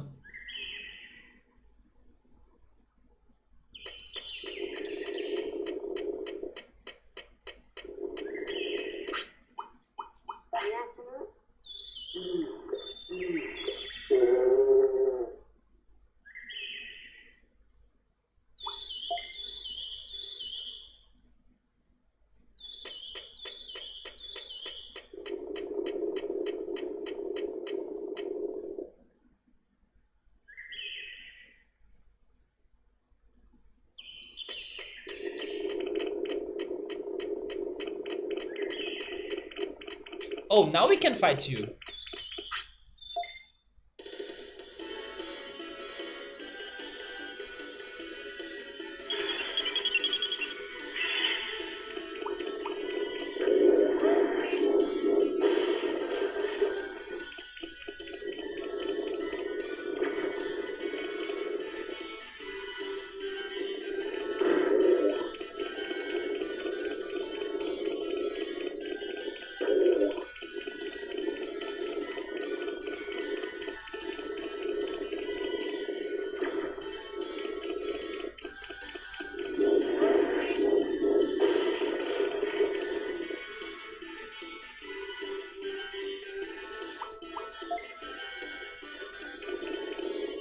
Of course not. We trained him a lot when he was a Betamon.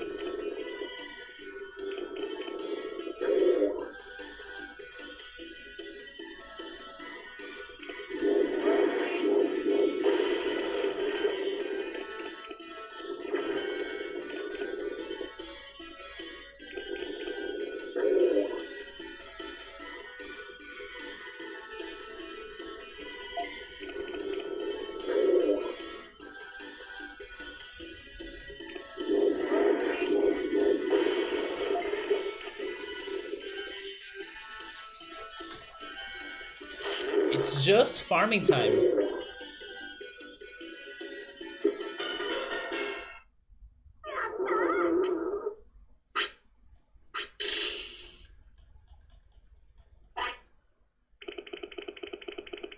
If only he could learn a new skill though.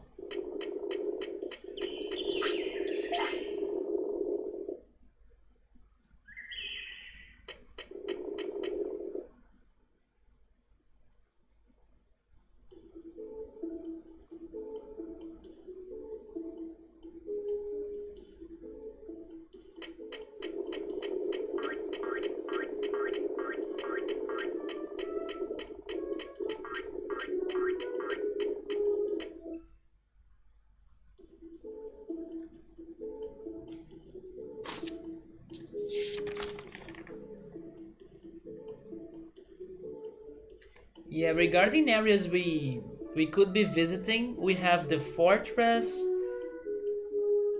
we have Misty Trees, but that place is rough, and we have the Freeze Land.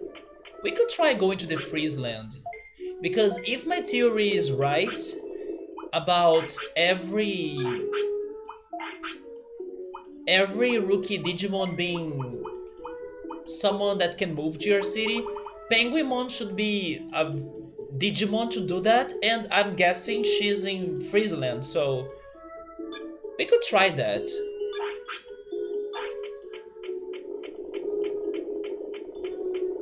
Let me save my things and then we could try exploring Friesland. If Uramon has anything new to say, I don't think so because uh, we still haven't beaten Ogremon. Last time he was telling about the thieves, right? Or he was telling us about the thieves.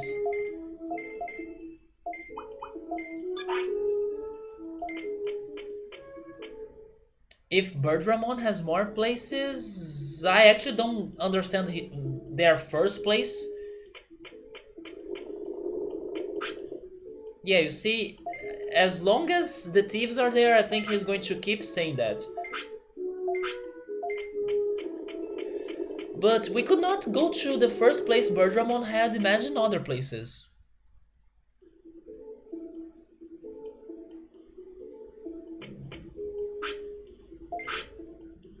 Oh, you can go to the Gear Savannah, but... does that mean that I can't go there just because I don't have the bits? Because I'm pretty sure we had more bits before and I still couldn't go there. But maybe it is my impression and then I can go there and I just couldn't figure that. It's because I don't have the bits? Okay. It's just that those areas were always showing like red to me. And then I assumed that I still couldn't travel there. Because Metagreymon was too big, that's a thing? Actually, it makes a lot of sense, but I'm surprised that's a thing.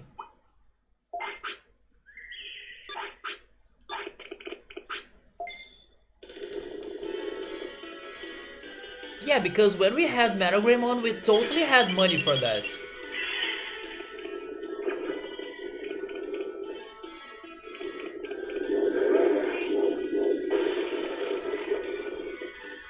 But still, traveling by using Birdramon is not worth. It's too much money. And we can get there fast.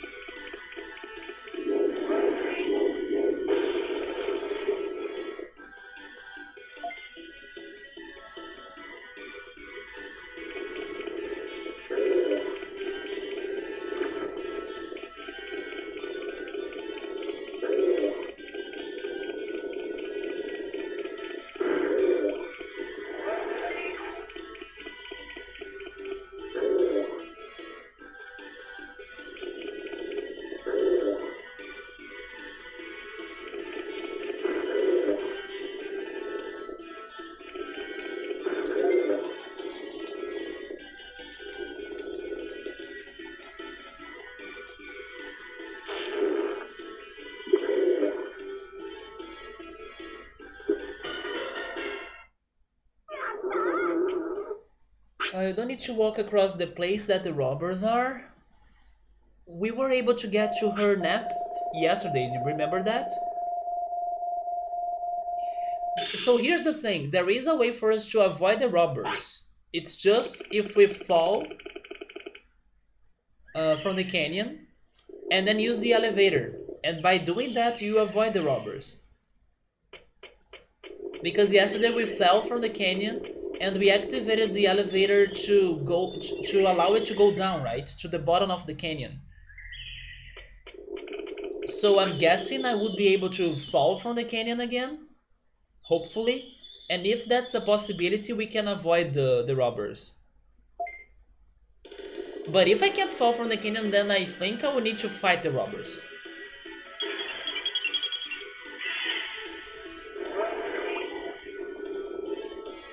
It's because the elevator is past Ogremon.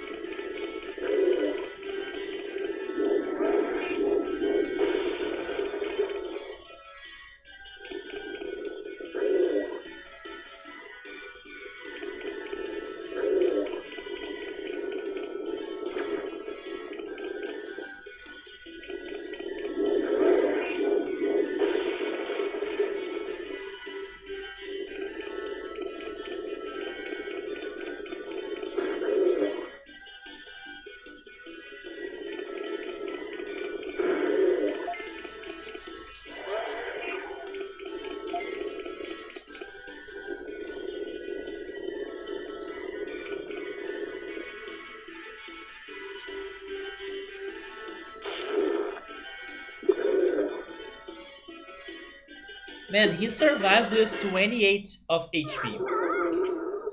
I was a little bit careless in here.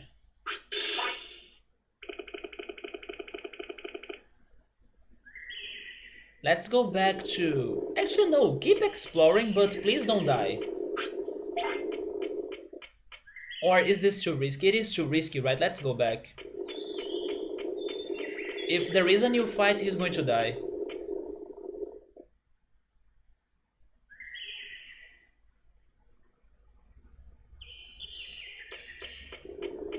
If only there was like a good area with lots of mushrooms and easy food to get, you know?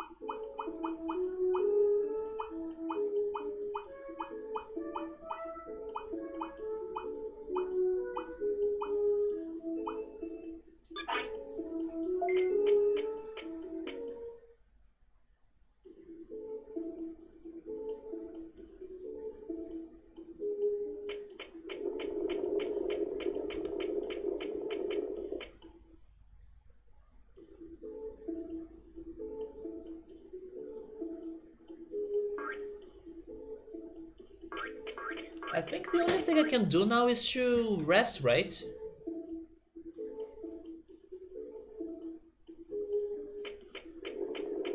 I need to wait until he falls asleep.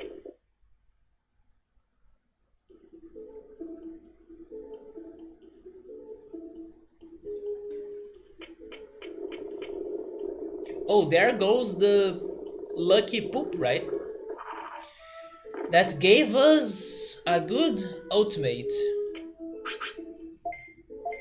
But I guess you can only get lucky once.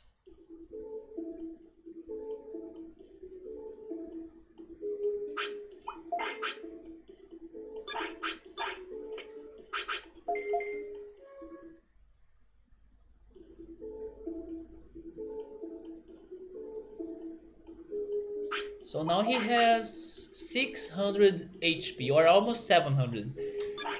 We can try. Let's try a fight. Although, is it getting afternoon? Or is it getting late? Because I wanna fight Betamon, not the other enemies.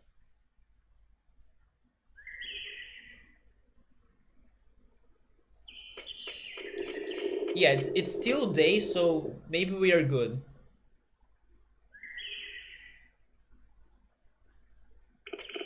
Yep, there he is. Okay, that looks very disturbing.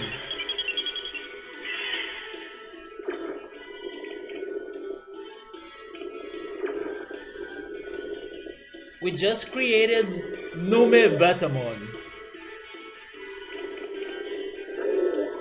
But thank goodness Digimon Fusions is not a thing in here.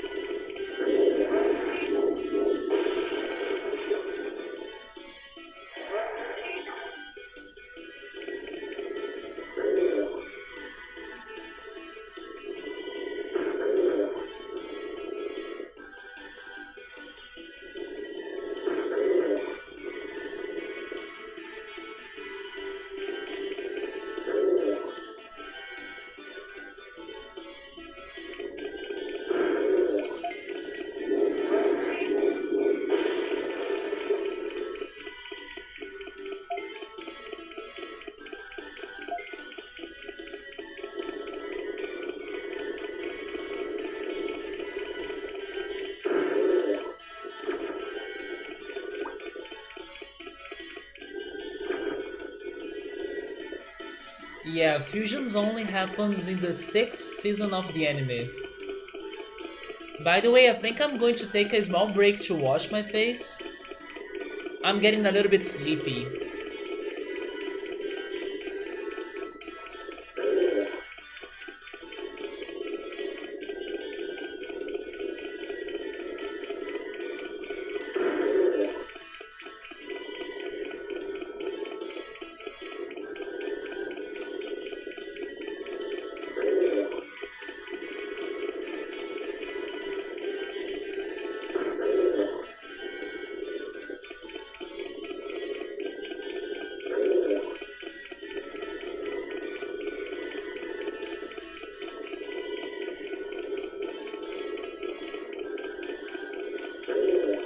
You know what's funny though? I remember in the anime, Numemon being super fast. But in this game he's slow. In the anime they were super fast.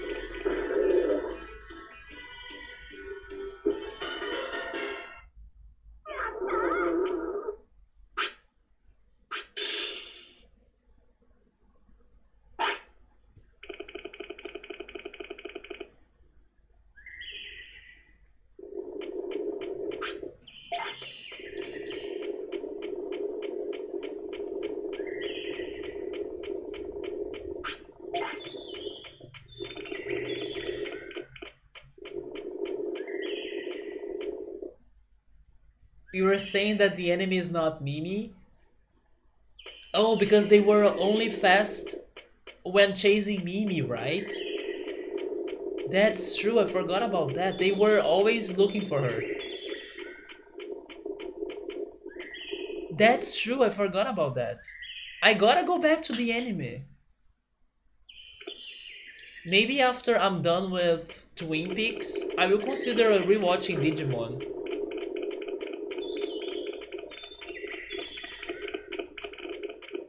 There we go, we got three mushrooms in here.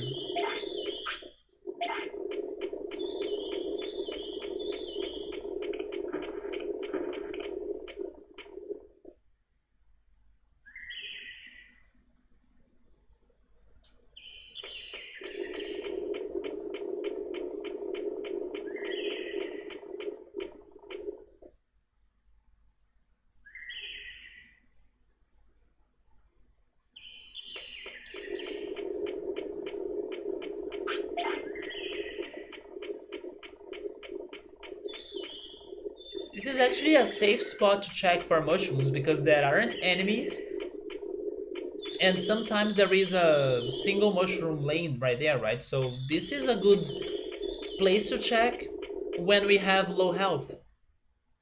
What about the new canon in Pokemon? Thanks to Sword and Shield DLC, that slow pokes are in fact really fast. So I heard about that, but I haven't seen it happening. And you know what's the weirdest to me? That we still don't know how's Galarian Slowking.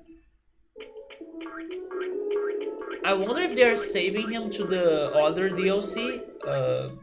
Crown. Wait, how is it called? Crown Tundra, I think. But I thought it was crazy that we got the Slowbro but not the Slowking.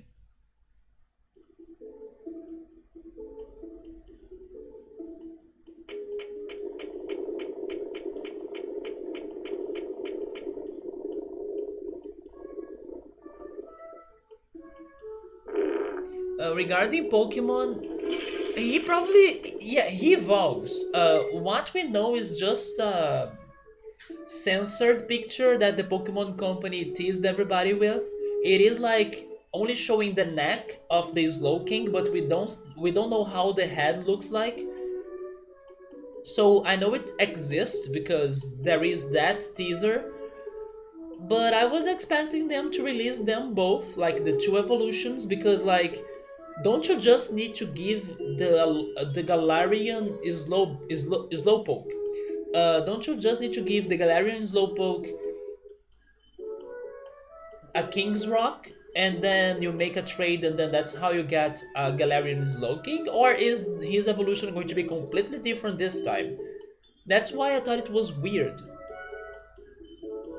But the Pokemon thing I have done last week that I was curious about, but I still took forever to do it, was to check the Gala region anime, which was pretty much the Pokemon Twilight Wings episodes. It's super short, like there are 7 episodes in total, and all of them are like 10 minutes long or something. So I kind of binged them all on the Pokemon official YouTube channel. It's all in there. And it's funny that I thought it was actually better than many Pokemon movies I have watched.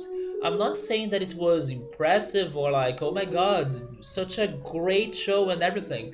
But to be honest, I liked it way more than uh, many of the Pokemon movies I have watched that were super boring and uninteresting. So yeah, the Pokemon Twilight Wings short anime was good. Is that a picture of the Slowking? Yeah, they pretty much that's what they have done, Subaru. Yeah, that's not a speculation, but that's definitely his neck. Like his neck looks like that. He has that dark cloth around his neck. But his head, we have no idea what goes on in there. But you know what I thought that would have been the best for a new version of Slowpoke and Slowbro and Slowking? If instead of a Shelder, another Pokemon could become the Parasite.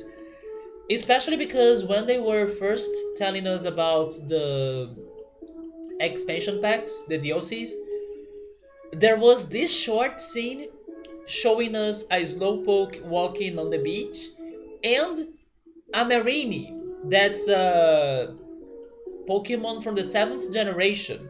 So when I saw those two Pokemon together or close to each other, I could swear that the big twist would be like Slowpoke is not going to evolve thanks to a Shelter this time. It's going to be a Marini that's going to, I don't know, attach to his body or to his tail or head or something. But no, they still went for the Shelter, and I do think that Slowking will also have a Shelter going on his head. But I was really hoping for a Marini this time. That's what she said, that's okay. It's a dad joke, but I guess it never gets old, right? What is that? Is that another fan art? Probably German even doesn't know that. Oh yeah, that's the original one. Wait, we can see a little bit of the Shelter in there. He looks like a ghost? You can see his eye, right? Don't you think it looks like a ghost?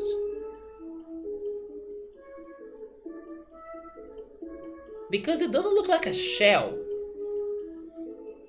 But German, did you know that Slowpoke is getting new versions and new evolutions? And this one, the Galarian Slowking, is still a mystery. But that's all we know from him so far, right? But I didn't pay attention to that eye of the Shelter. I'm just noticing it right now.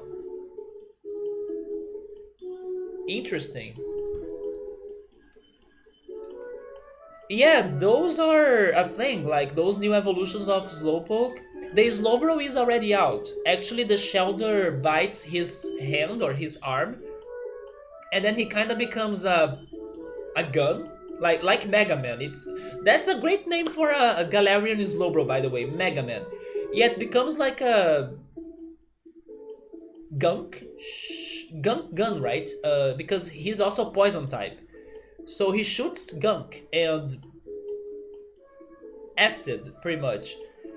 So yeah, the new Slowbro is like a Mega Man, but this new Slowking is still a mystery.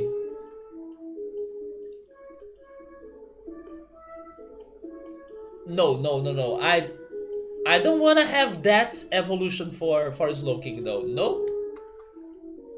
Big no for that.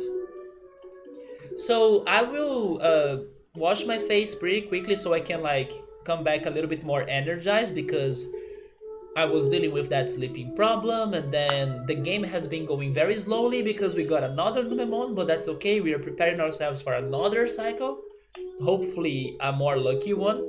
But I'll be right back. I'll be washing my face, and will be then continuing the playthrough. Actually, I will also bring those stuff in here, the box with the American items, and also the plates that I brought to eat the lime pie. I will also carry those back to their places, so I'll be right back.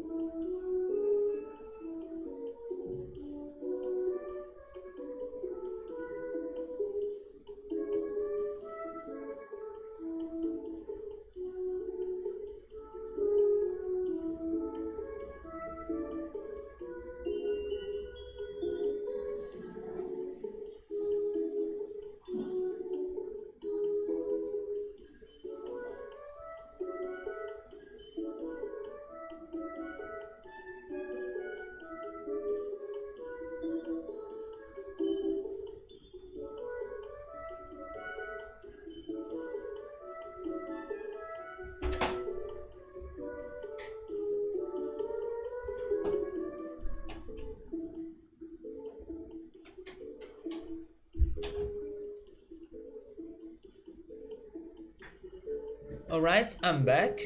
Oh, by the way, Gabrielle, do you have a lucky egg on Pokemon Go?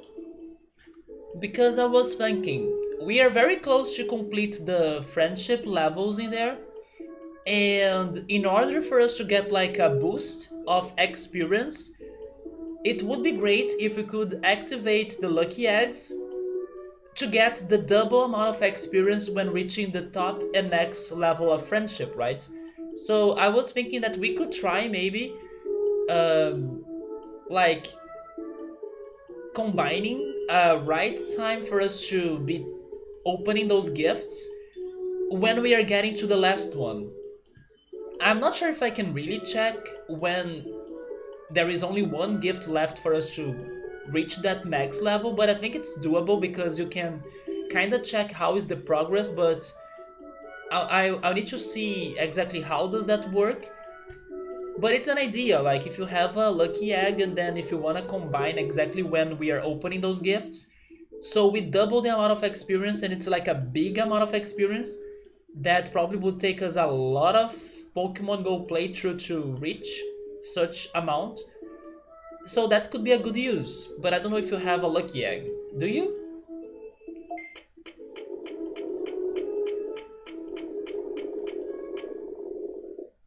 The last time I checked that, they were saying something about. I will actually check it right now, why not?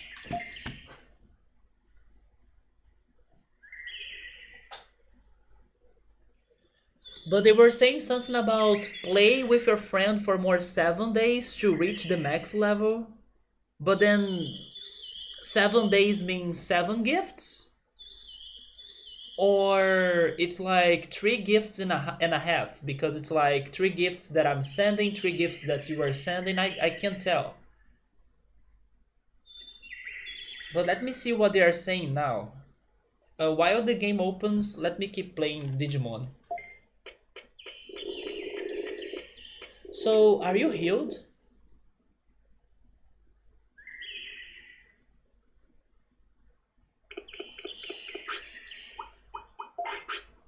He is not healed. So maybe I should just go for resting.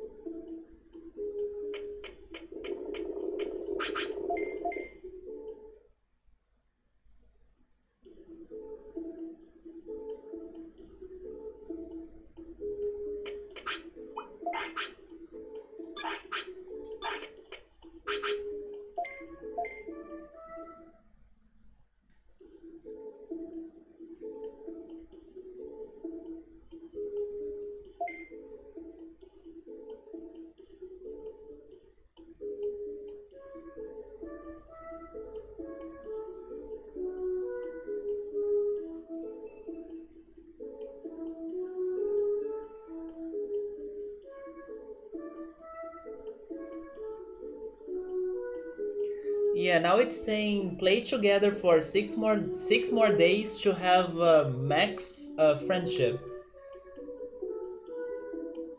Okay, so it's still a little bit far. Maybe next weekend we can do it.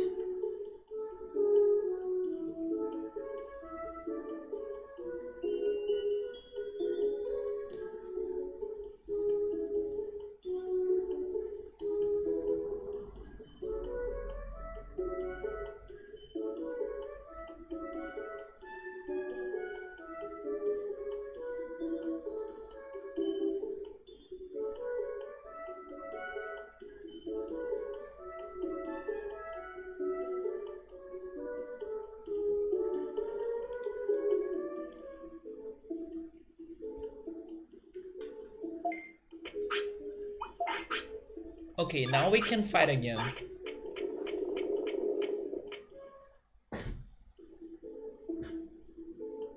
Hey Oda, what's up, man?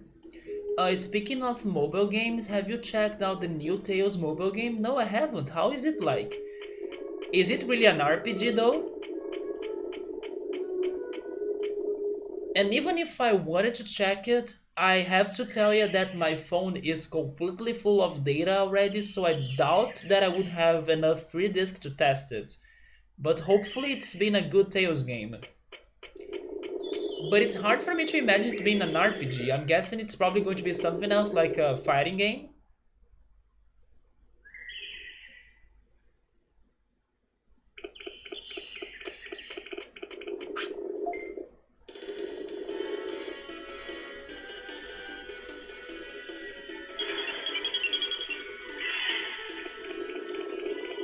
Wait, they changed the... Oh, it is an RPG?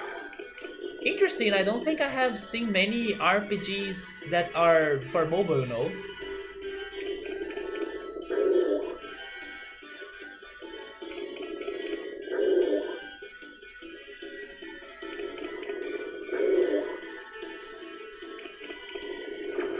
And do you think it's been a good game?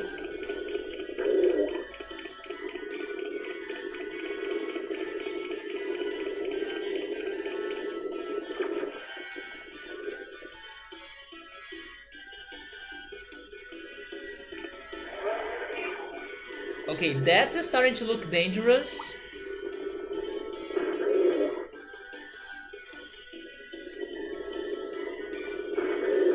But I'm kinda staying.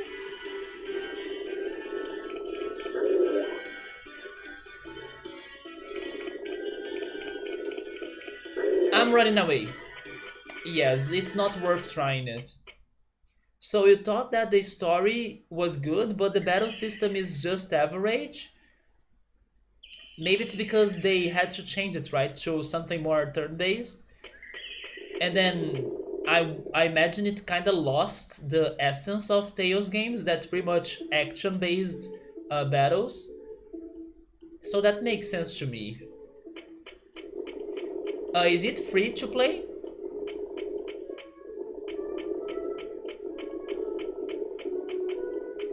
And probably there are going to be some events going on, like weekly or monthly events, so they always keep players returning to the game or something. That's what mobile games do, right? Maybe some challenges, maybe some raid battles or raid fights.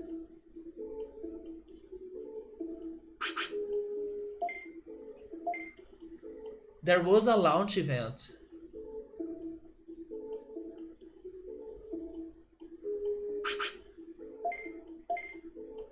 Wait, Subaru has been playing the game.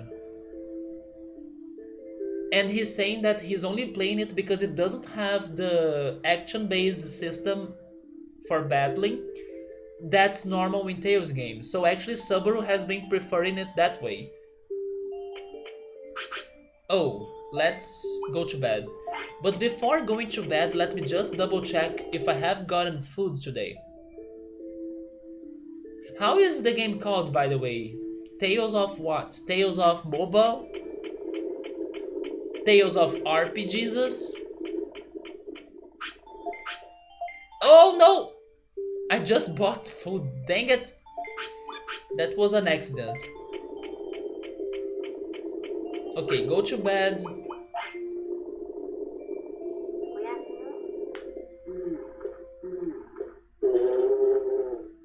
It's called Tales of Crestoria. I'm guessing it's its own thing? It's not connected to any of the other tales, right? I mean, maybe it is regarding maybe a timeline or something.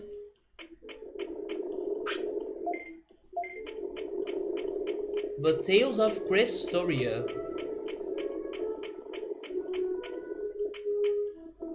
What are you doing here during the day though? I guess he stops by randomly? Subaru told me to pay more attention to the clock, right? Sukamon usually doesn't visit us during the day. I mean, maybe it's not the morning, maybe this is the afternoon. You have Lloyd. Lloyd is on the game? Is it like that Final Fantasy game? How is it called again? Um, is it? No, it's not Record Keepers. How is that game called again? The one that has the whole bunch of Final Fantasy characters and then you join raid battles and then they all fight. Is it Record Keeper? Maybe it is actually. It is one of those games that have. Is it Dissidia? Was it called Dissidia? I could swear it had a longer name. The only mobile games we're still playing are Pokemon. Is it really Dissidia? So for the PSP, I was thinking on a game for the mobile. Pokemon Final Fantasy. Wait, FF War, is that Final Fantasy? Final Fantasy Water Visions? And you stopped playing Brave Exvius, Bleach, and Senseiya. The only ones I have been playing is Pokemon Go and... Or the only ones I have been playing are, right? Pokemon Go and Yu-Gi-Oh! But even Yu-Gi-Oh! I have been giving it a break. Maybe because I'm super addicted to Pokemon. So you guys are saying it's Dissidia, Opera, Omnia, Final Fantasy. But there is one that's Record Keepers, isn't it?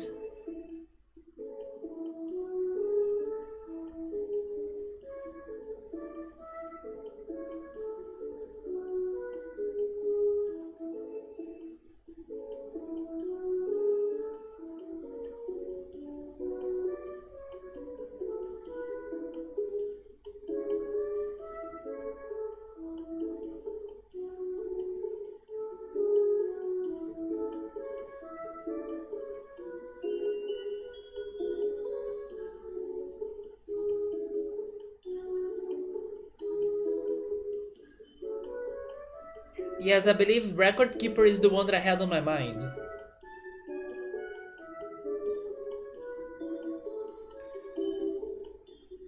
So all of those they do the same.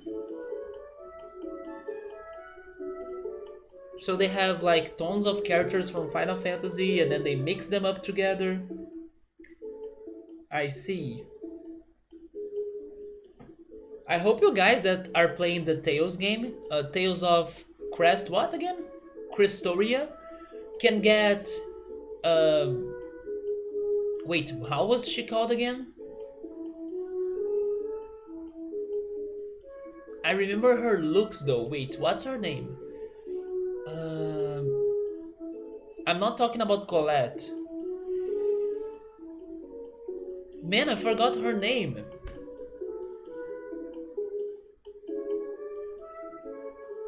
Wait, we had Lloyd, Colette, Janice, Rain,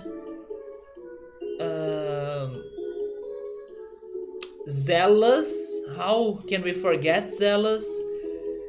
We had. Oh, I forgot the name of the other guy as well. His name was different though.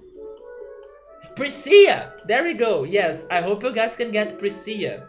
But how was the last character named again? No, I'm thinking on Amaranth. Amaranth is Final Fantasy 9. Regal! There we go, Regal. Square does what Nintendo don't. Can we profit putting our characters in several games? Yes, then we do it. Well, but Nintendo has been profiting by using Fire Emblem. I don't know if the Animal Crossing Pocket Camp game has still been successful, but I'm thinking Fire Emblem Heroes is has still been successful.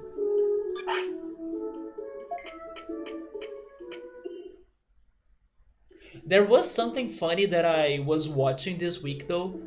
It was like top 10 things Mario did that were evil, or it's like top worst things Mario has ever done. There we go. Top 10 worst things Mario has ever done. And of course, on that list there were crazy things like Mario is an animal abuser, like for example, sacrificing Yoshi and keeping Donkey Kong inside a cage for Donkey Kong Jr. to go after him to save his dad or something. So those things were like expected for you to see on that list. But there was one that got me so by surprise and I loved it. And by the way, the number one of that list was like possessing people, which is what he does in Mario Odyssey.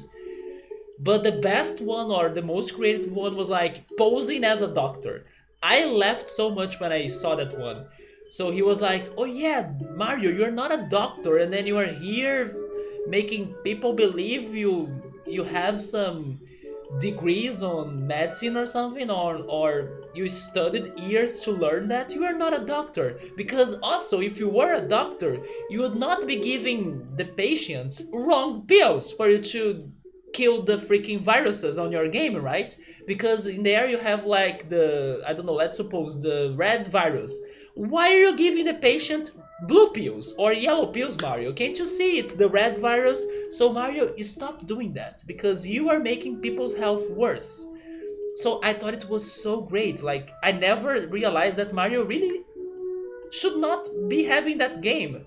I mean, he has Mario Kart, he has Mario Golf, but come on, anyone or like, I can imagine people being able to play golf, to play tennis, drive karts. Yeah, even I did that, and I don't have a driver license. But being a doctor, that was super great. So you don't have Priscilla, her rarity is lower than Lloyd's. You don't have Genus, and oh yeah, I forgot about Sheena, good call. And Kratos, good call as well. Oh, but you were saying that the game doesn't have Sheena, Regal, Zealous, Kratos, and Rain. They don't have Sheena? That's weird. And also Zealous, because I remember Yoda saying once that Zealous was one of the most popular Tails character, and then I was like, what? I remember that story about Zealous being super popular.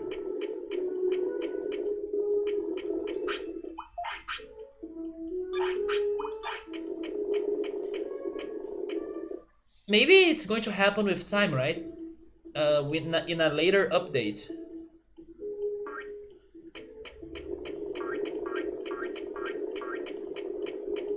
Yeah, it's just because the game is super recent. But I gotta say that I hate those apps updates because they really keep asking for my phone to find free disk, which it doesn't have. So I really hate that every week there is a new update for something and it sucks.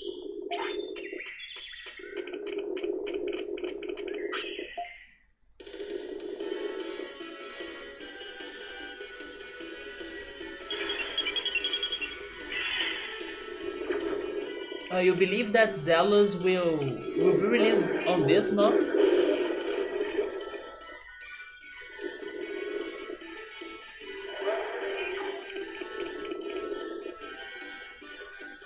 Your mom's old phone doesn't like updates either? Man, my phone doesn't have free disk available anymore. The only solution I have been going for right now at the moment is for me to delete the WhatsApp backup files, right? So I have been deleting them like every time my phone complains that it's out of disk, so I go there to the WhatsApp files, I delete the backup of the messages. Hopefully it's not going to corrupt my WhatsApp, but it's the only thing I have in there to delete. I don't want to delete any other of the apps that I have in there. I even consider deleting the Yu-Gi-Oh one because it's like super heavy. It has 2 point something gigabytes of space. But then I also know how tough it is for you to recover your Yu-Gi-Oh account and stuff, because that happened to me once. I had like to format my phone, and then when I was downloading everything again, I could not recover my Yu-Gi-Oh account because it didn't have the right code, and then my account was not really connected to Google Play Games and stuff. So even though today I know that I wrote the code somewhere else and I tried to connect it to the Google Play Store and stuff, I'm still afraid of losing my progress of Yu-Gi-Oh! Once again, because if that happens, I think I will never play Yu-Gi-Oh! Anymore. Or at least not Dual Links. I have been also making that change, Subaru. Subaru is asking me, oh, have you been using the regular version of the apps or the light version? I decided to replace them into the light version. For example, Twitter Lite. I even deleted Netflix from my phone, which sucks, but I realized that I was not watching Netflix that much on my phone, so I decided to remove it from it. I'm also hoping that in some months I will be able to get a new phone because my family already knows that this phone right here, it's going under that trouble, and my family was planning to use some points in order to get a new phone. And then if they do that, the phone that belongs to my sister would come to me, and her phone is more modern and recent than the one that I use. So I will see if that really works out somehow. But for now, I have been deleting very specific things. For example, the WhatsApp backup files, that's like something people probably won't delete because don't have anything else to exclude or to delete. So I do have a storage card in there, but the thing is that for many softwares, it doesn't relocate the files to the storage card. I can only put photos and music on the storage card for some reason. I know you can probably root your phone or change it somehow, but actually, I just mentioned that I had to format the phone. That happened because my phone was getting lots of errors after I formatted it. So, I don't know if I would go for that again. Yoda also quitted the mobile game once because account loss. Yeah, man. I actually didn't uh, give up about Yu-Gi-Oh! Because I just said that I restarted pretty much. But now I did write the code somewhere else and I took more precautions. But I'm still scared of the need to do it again. Welcome back, Emily. We are talking about struggles with phones, right? Do you guys have a good phone? Because my phone sucks. I'll never forget that people sometimes like recommend me things. For example, Joe Dancing wanted me to check this one app that uh, gives you a personality test of some sort. And she was saying that it was very accurate and stuff, but I could not get it because my phone has no space. And then now Yoda and Subaru have been playing the new Tails game, and also it's a big no to me because I cannot install anything in there anymore. And I hate the freaking updates because why do they need to happen every time? Like it's freaking every week. At least wait for, I don't know, 3 months before an update, but no, it's freaking every week. YouTube wants to update. Twitch wants to update. Why every freaking time? And then it's usually or normally like a huge update. Pokemon Go, for example, it kills me.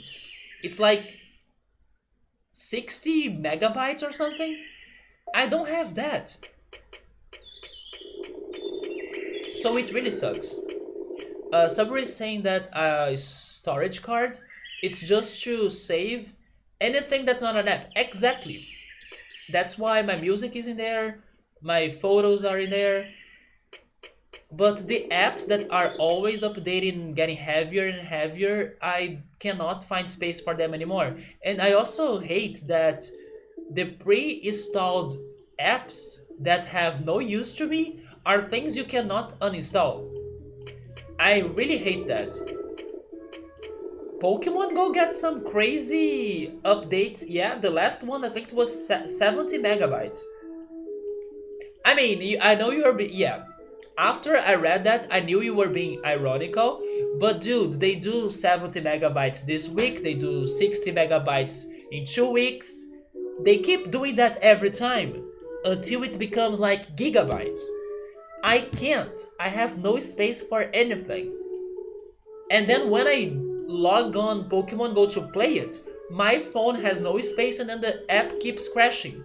And then I decide to join a remote raid battle with people around the world And then suddenly, oh, I'm sorry, my phone died during the game, or maybe I should say the app crashed during the game because my phone sucks. And then I lost the chance to capture a freaking rare Pokemon because of this crappy thing. So yeah, it drives me crazy. And then I had to uninstall some apps like Netflix, as I said, Instagram as well. I deleted Instagram, and now I had to replace or swap Twitter for Twitter Lite. I will not have any other thing to replace later. YouTube keeps updating and it continues glitched or crashing from time to time. You don't even know why does it update. I should upgrade. Yes, I think I will be able to get to a new phone thanks to the situation that's going on in, at my hometown with my family, right? Because my family has saved some points thanks to the phone account or to the phone service, and they have been planning to spend those points into a new phone. Not only because of those points that they accumulated, but also because of how my family has been coming up with this online course with my father, and they have been using my sister's phone to record the the classes or the lessons of my father into this online course, and getting a new phone would help that to get even better, you know. So they have been planning to get a new phone there, and my sister's phone would come to me as she would kind of stop using it. And definitely my sister's phone is more recent and modern than the one that I use. My phone right here is super old. I don't know exactly when I got it anymore, but I would say it's 4 or 5 years old at least. And today people kind of change their phones in every year or 2 years, I think. But my phone is super old. Maybe it's even more than that. Maybe it's 6 years old. I can't remember.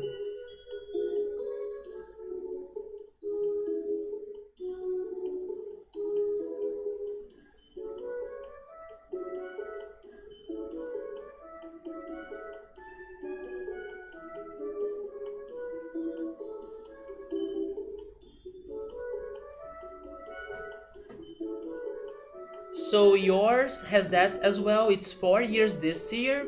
It's time to start saving for Black Friday deals or a new phone.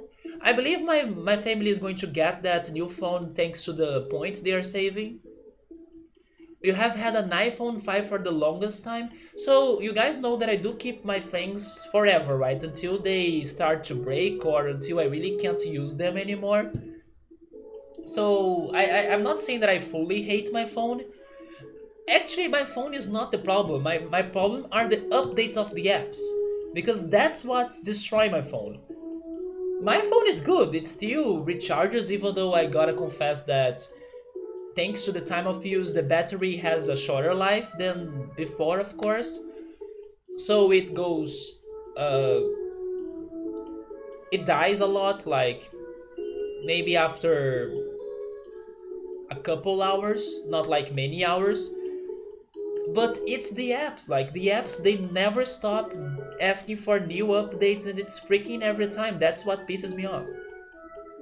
And also, of course, the fact that I cannot transfer the app's data to the storage card because you gotta install the apps in the main card that's super tiny regarding space, right?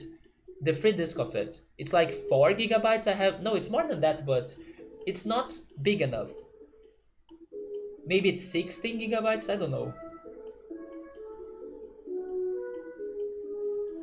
But I have been struggling a lot. Your PC is very old, it came out the same year Windows 10 came out, Yoda? Have you been upgrading it? You like your new upgrade, but you do miss the home button. You know what I'm going to miss for sure in case I get a new phone? I'm going to miss being able to do this.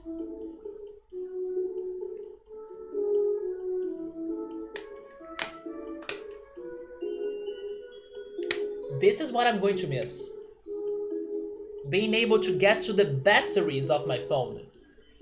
Because it seems that the more modern phones get, the harder it is for you to open your freaking device.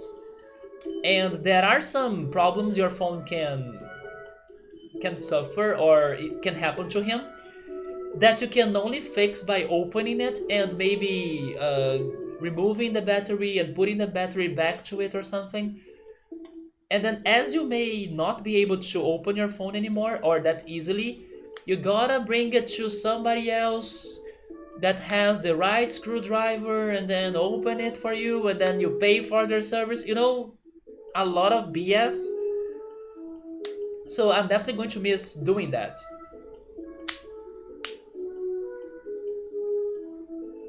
Sometimes your phone like glitches and stops working, but it could have been solved if you could just open the phone and remove the battery and put it back there. Exactly, you see, you can't even open iPhones. What if it gets like a crazy glitch in there that it freezes and then you feel like powerless in order to do something about it. I hate that feeling. I like to try solving the problems by my own first, and then if I can't deal with it, then I ask for somebody's help or something.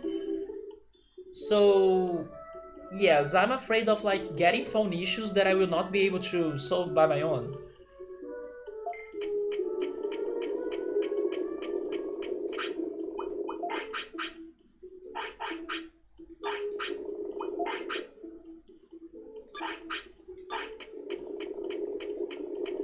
Your PC was like mid high end of the year when it came out, so it can still play most today's games at 720p, man, without upgrades.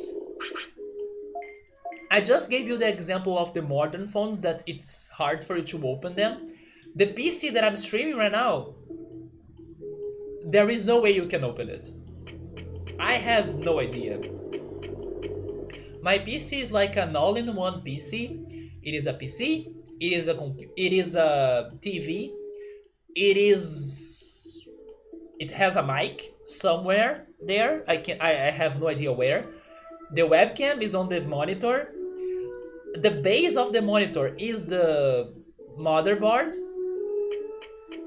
It's a single piece as a PC, and it has no screwdrivers, or maybe to say no screws, right? So I cannot change it. And even if I wanted to make changes on it, getting the parts would be expensive. But it's still yeah, it is an all-in-one computer. It's good. Like when I bought it thinking on like, oh, it can be a television, so it's going to save space on my room, right? So I can use it as a computer and then I use the remote control or the remote controller and then it changes into a TV, so I don't need to buy a TV. It's a single piece. That's great. But as I started the streaming, this may not be the best computer for streaming, especially because you cannot upgrade it, or at least I can't imagine how to upgrade this thing. But just like what Yoda said, even though I cannot play that amount of modern games at 720p, it still it still works. It helps, but it's a struggle that I sometimes have to deal with because I cannot change it. It's what I have, so I gotta deal with it. You feel like most problems with the iPhone are resolved with just turning it off and on. Thank goodness. Because sometimes phones cannot even go off, right? Unless you wait until the battery runs out. But definitely, if your phone freezes like that, the easiest and fastest way for you to restart it would be by removing the battery. You need a new PC? So, here's the thing though. I also would love to have a new PC for sure. But as I have been playing these games, mostly retro games and all, and like I just said as well, that I kinda try to use everything I have until I cannot use them anymore, I'm still alright regarding my PC, you know? Especially because even though it hasn't it hasn't had lots of upgrades throughout these years, I still managed to somewhat make the games and the streams to work in a somewhat good quality, definitely not the best quality, but good quality, alright quality. So I'm fine. But regarding getting something new, I really want a new phone, right? Because of those freaking updates that piss me off. And I don't want to stop playing Pokemon Go, for example, thanks to an update that I cannot install. And it's always frustrating for you to get rid of an important app because you gotta get free disc regardless. By the way, why am I training Numemon? How's your health now? Okay, let's try having a fight. Your laptop is old. That's another example.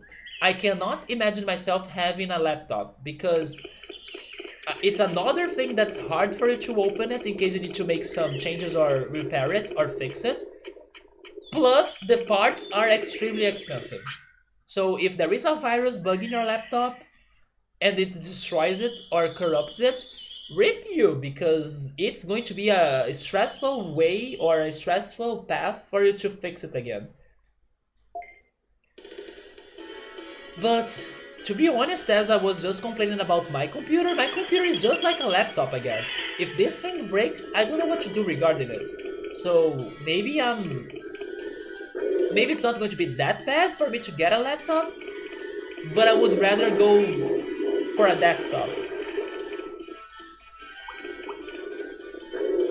But yeah, surprisingly, this computer hasn't given me like many issues. Thank goodness. Even though it struggles to stream or to play or to run some games, considering what you are, it's not bad. It only has like 4 gigabytes of memory, if I'm not mistaken, so it's like super low, and it still does miracles, in my opinion.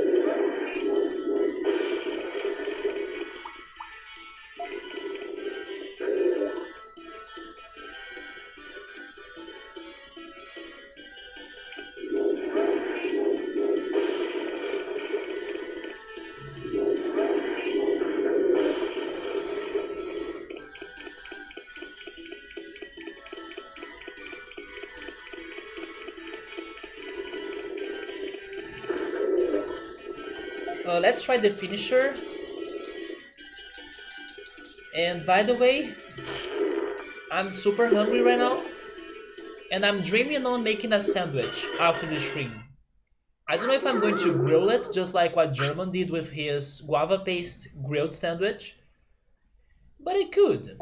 I could grill it with some oregano, ketchup, ham and cheese, and butter, or actually margarine, right? I'm dreaming about a sandwich. And this week, wish me luck because I'm going to try to order hamburgers online again, but not like from a fast food place, but ordering hamburgers, like frozen hamburgers from the supermarket. And last week I tried to order those so I could make my own burgers, but unfortunately they didn't have it on stock, so they didn't deliver it. So this week hopefully I can buy the burgers so I can start making my own burgers for the upcoming uh, dishes that I'm cooking, right? Because I'm thinking about using the burgers not really for sandwiches, but more for like mixing it with rice, you know? You can slice it into tiny bits and then mix it with rice so you have rice seasoned with burgers or something. I'm thinking about those things. A mushroom? Is there a mushroom in here?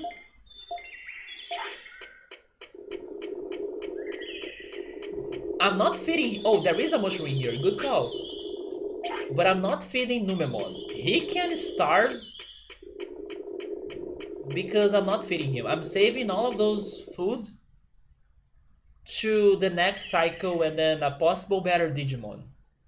I'm just preparing the stocks.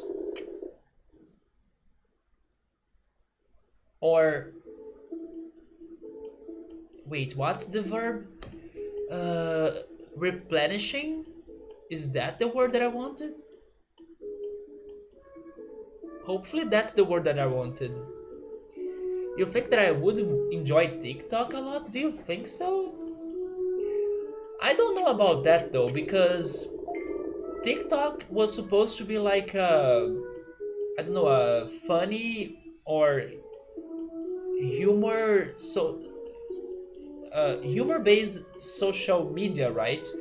And I'll be honest, it is really hard for something to make me feel like uh,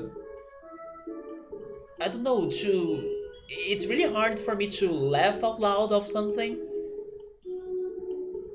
Yeah, and then I think that most humor that's in TikTok or Vine are kind of like, I don't know, they don't get to me that much. I mean, not everything though, but TikTok is going through some trouble. I saw some news about Trump and some issues going on in there. He kind of wanted to prohibit TikTok or something. So Emily does watch a lot of crafting videos. Crafting videos of like what? Which items they are crafting? Yeah, I heard those news, right? That TikTok has been getting prohibited or banned or something?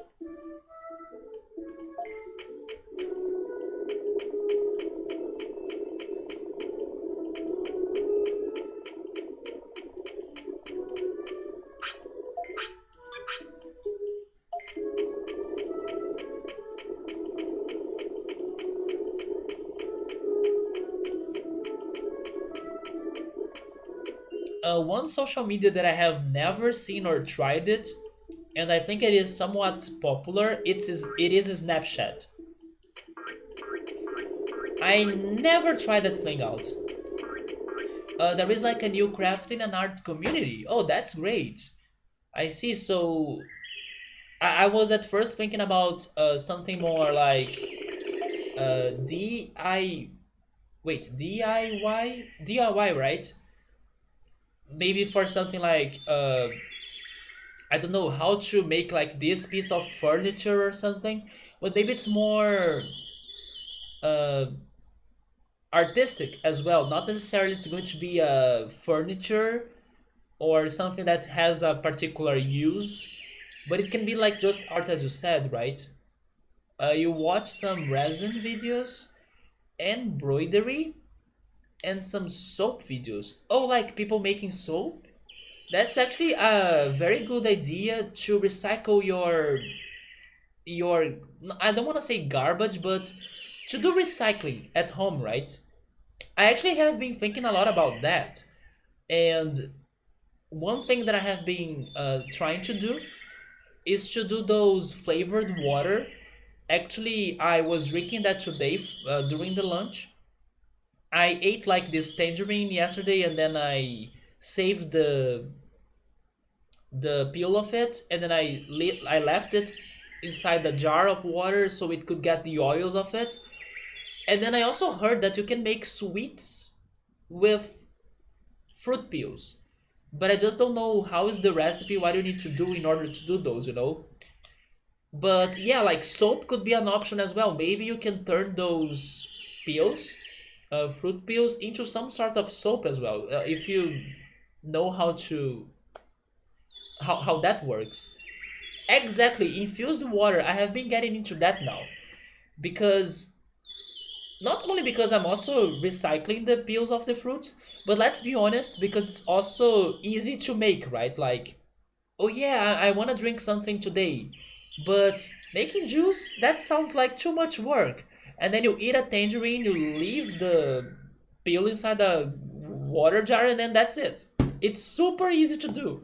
And it's really great, especially the tangerine one. It's the best one I have made so far. I was even thinking about trying it with apple. I still gotta try it with apple peel, right? It's called can. Yes, I wanna learn how to do that. Although it may be hard, I'm not sure. But I'm curious to know how can you make uh, candy or sweets from the peels of fruits, you know? That's the other step that I want to take. So it's called candied citrus. But I also think you can make soap. Maybe somehow you can make a fruit smelling soap, right? It sounds simple, but I don't know where to start. That's my problem. It's just water, sugar, and the fruit, and then you leave it boiling forever, so it kind of caramelize. You just boil it in the sugar and water. Is it pressure? Oh, maybe I can't win this fight.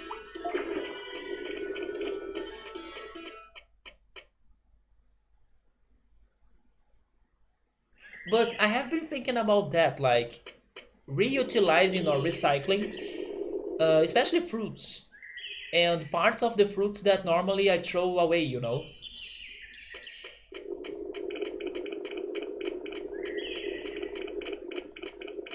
Another thing that I need to learn more or to get better at is how to preserve or how to keep the herbs I buy more fresh, or maybe I should say fresh for a longer time. Because I hate that, for example, today even, I had like this big amount of cilantro, and I was using other cilantro that I had because I had like cilantro divided into many different containers inside my fridge. But this one cilantro that I left on this one container, almost all of the cilantro went bad. So I kind of felt like I wasted the whole cilantro, you know? And I could only use like tiny parts of it that were still green and not like messed up. So I need to also learn how can I keep the herbs fresher or fresh for more time. My strategy so far has been like using uh, paper towel. I'm not sure if that's a thing in English. I can get it to show it to you though.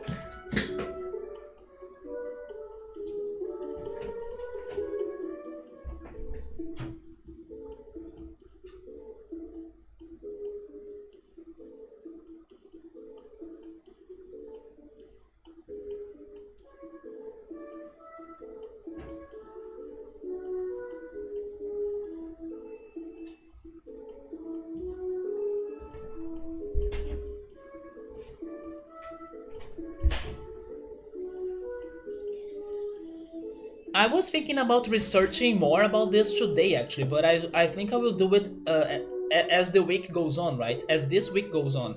So I brought here an example of a container that I use to keep my herbs. And what I do normally is like I put the herb inside of the container, and then when I'm closing it, I get a piece of paper like this. This is called paper towel in Portuguese. I'm translating it from Portuguese. I don't know what's its name in English. It looks a bit like a toilet paper, but it's thicker and it's bigger, right? So it's not really toilet paper. And then I get one of those and I put it in between the container and the lid. So I close it like this, right? The strategy here is to avoid water drops to get to the herb, but sometimes it doesn't work. Sometimes the herb still gets wet or water still gets to it and then it destroys it. Actually, I have this going on with the thyme that's on my fridge, and the thyme, thank goodness, lasts longer than cilantro. I have been struggling with cilantro pretty much. And I love cilantro, so I hate when it goes bad. So I need to come up with better strategies of keeping my herbs like good for longer, right? Edible for longer. You wouldn't want to make it to caramelize. Oh, really? You usually would wash it, then put it in a Yes, Emily, that's what I do. So it's called paper towel. There we go. but it still goes bad. I do have a suspicion. It may be because of my. It may be because of the temperature of the refrigerator. Because I think that maybe it shouldn't get too cold, and I expect that if you leave it on an area of your refrigerator that's not too cold, it can last for longer. Because maybe if it gets too cold, it's going to freeze it, and then by freezing it, the water starts to mess up with the plant, and it goes bad.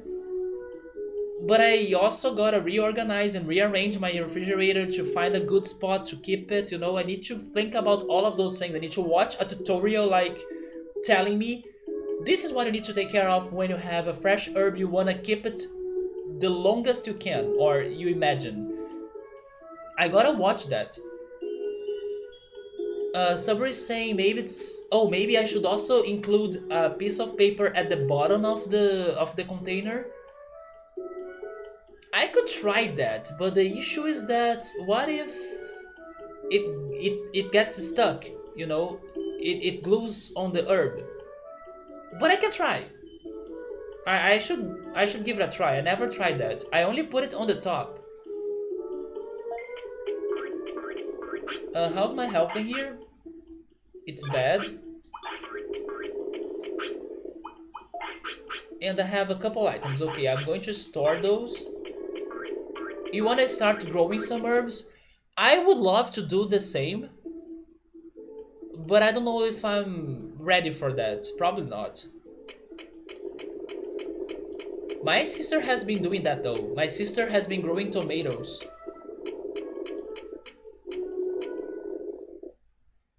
We are still farming, man.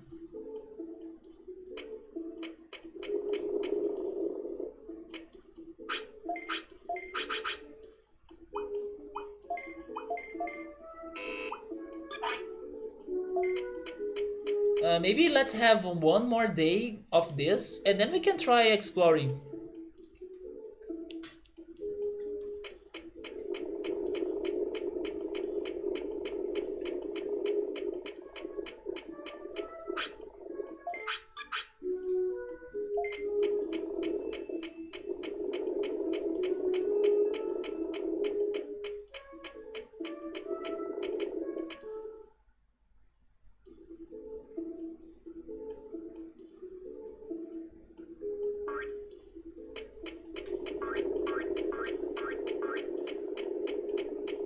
But Emily, you should really go for growing herbs yourself because you do like to make lots of salads. And if you have those herbs, it's going to help you to eat those salads even more frequently, right? So, if that's something you have on your mind, definitely go for it. I just don't go for it because I suck at taking care of plants. Or at least that's what I think about myself. Although I have watched the video of a person kind of decorating their house, and the person learned about plants that are like super hard for them to die. Normally, like a cactus, but not only a cactus, there are other plants as well. And then that made me think, you know what? Maybe I should go after those plants as well. That they don't necessarily need to get a lot of your attention or a lot of your care because they are really resistant. Because my house does not have plants, and it would be much better if it had plants. Two things that I would love to have. By the way, I'm not healed, so I shouldn't enter in battles. But two things I would love to have more at my house: art and plants. But my house only has one painting, and I have no plants. You have plants already? Are they really demanding, or they are very chill and then you don't need to really take care of them every time?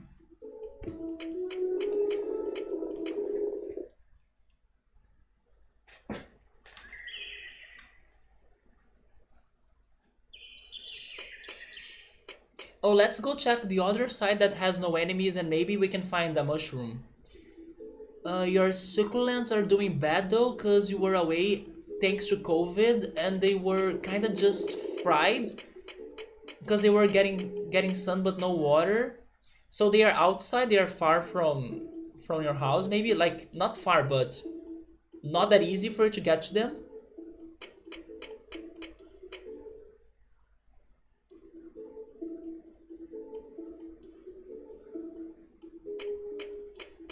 Yeah, if I'm getting plants, it gotta be those plants that they are very resistant to anything, to lack of water, to weather effects, to exposure of light.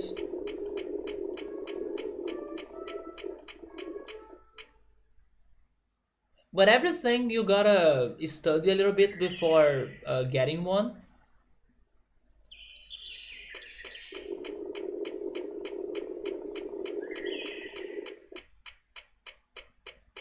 Oh, they were at the window. Oh, because you were not at home, I see. Yeah, that as well, right? What if you need to make like a crazy long trip? Oh, hey, we were. What's up, man? How are you? And then your plants will be there without attention, right? That's true. Okay, the strategy of getting this mushroom worked. Not necessarily cactuses. There are other plants that I had no idea. I need to go back to that video. But it's been a while since I watched it.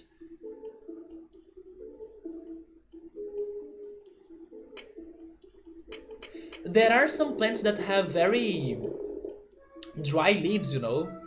I'm doing alright, man. Just getting a little bit hungry and frustrated about this game, but this game is like a roller coaster. Sometimes you are at a good moment of it, and then sometimes you are not. This is a bad moment, as you can see, because we have Numemon with us. But we are preparing ourselves patiently for another cycle that's hopefully is going to be better. But yeah, you gotta treat this game with patience because otherwise it's going to drive you nuts. Emily's aloe vera plant is thriving though. It's so big and it's been alive for years. Nice, man. Nice job, Emily. Aloe vera can be used for many things, right? It can be a medicine. I even think you can use it for soap as well. Maybe there is a way for you to add the freshness of aloe vera into a soap. I don't know if you can make tea. Can you make tea of aloe vera? How do you use aloe vera, Emily?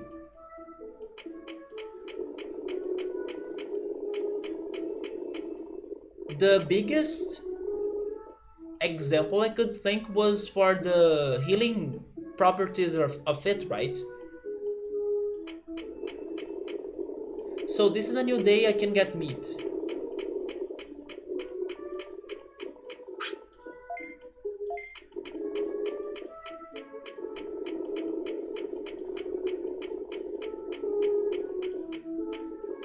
But if I could take good care of the plants, I would go for herbs. Like I would go for thyme, I would go for oregano, maybe basil, although I mentioned cilantro, right?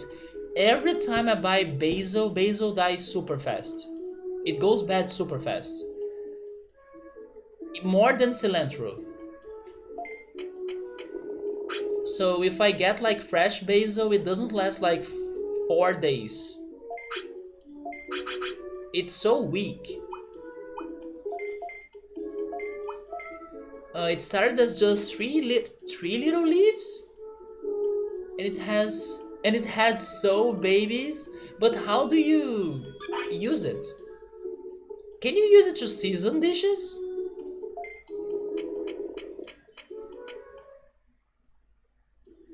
Or actually, are you just growing it for having it? Maybe you are not necessarily using it into something in particular. Yeah, I think I would also prefer getting herbs or plants that I could have some use for them, although they die fast and easily, so yeah, I guess I will never get to a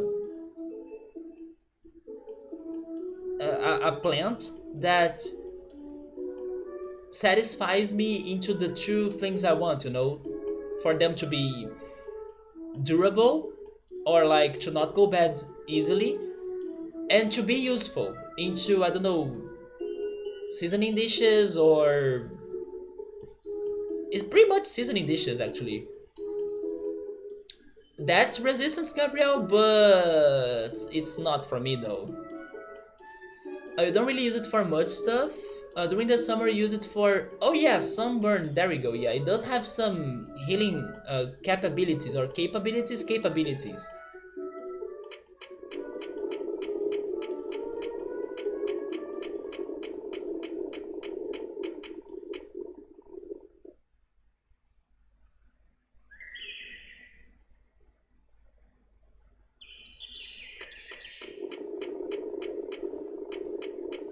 He's healed, right? So let's go have the final battles, and then tomorrow we try exploring.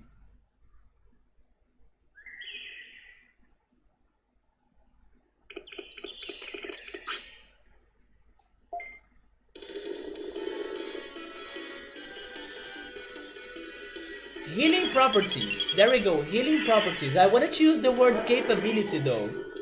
I guess it's wrong then. That's another way to say it's better. Yeah, properties is much better. I saw this one thing as well. Oh yes, Emily. Returning to the talk about using fruit peels in different ways, like how was it again? Candied fruit? No, not candied fruit. Let me go back to the chat. How was it again? The word? Oh, candied citrus. There we go. Using fruit peels as candied citrus and also infused water. I just remembered another one. I saw this on one of the ASMR videos that I have been watching. It's this guy that bought this device that I'll need to look for that later. Oh wait, let me just finish this.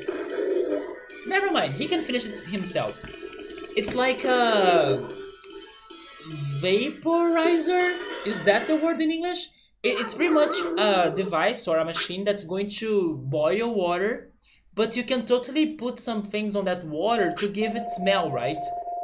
Maybe a water diffuser? Oh yeah, maybe the word is diffuser, right? Because I believe that's how it's called in Portuguese. And I believe maybe you can use those leaves or herbs or peels of fruits to give that water some sort of smell and then diffuse it or like boil it.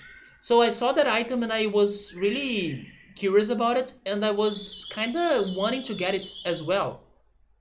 And it could be another use for recycling those parts of fruits that you normally don't do anything about them. You know what I'm talking about? It was a very cool one. You know what? Let me pause the game. Let me see if I can find it. I think I remember the video. But the one that they were using, like the thing they were evaporating pretty much, was just water. I don't think it had some sort of smell to it. But the infuser, or not infuser, the diffuser was so beautiful. Like it's kind of calming or relaxing for you to see it working that I thought it could be great for me to like have a chill time and not even I don't want to say meditate because I don't think I meditate, but to really chill, right?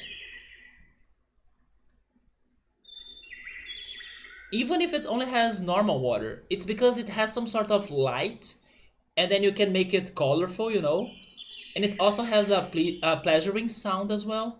Let me try finding it.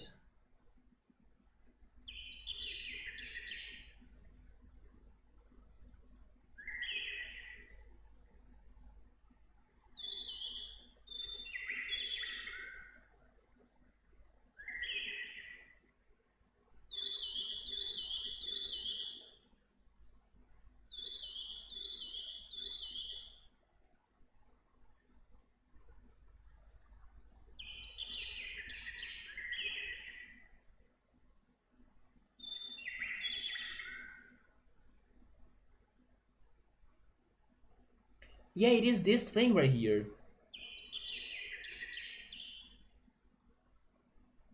It has like a very beautiful smoke right there that looks like a candle, but it's actually steam.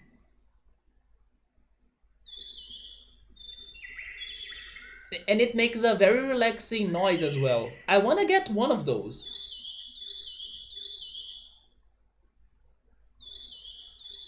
It's like an artificial candle, you know?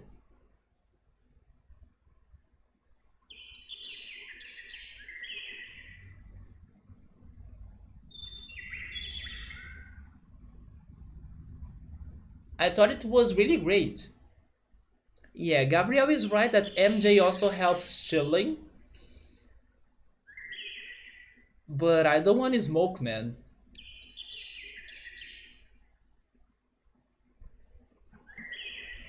Yes, exactly. And those oils, Emily, can be the same oils that I use to infuse water. For example, the tangerine one that I drank today. I don't know if it's really going to smell like tangerine, but I can try, right? But even if it doesn't smell like anything, I thought it was so beautiful and relaxing because not only it has that visual of like an artificial candle, but also it does make a great sound. It's just that I muted it, but the sound is relaxing. Like lavender and eucalyptus oil. You can eat them, sauce them, drink as tea, eat as like a brigadeiro as well. Have you ever heard of the... How is it called actually? I forgot, there is a specific name for the MJ Brigadeiro. They sell it on the university here. I forgot how it's called though. I cannot think on Portuguese right now.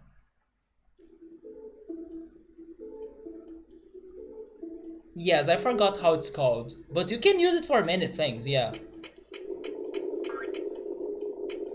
They could maybe in English it is a magic cookie, I don't know, but there is a Brigadeiro pun uh, when it has the MJ on it.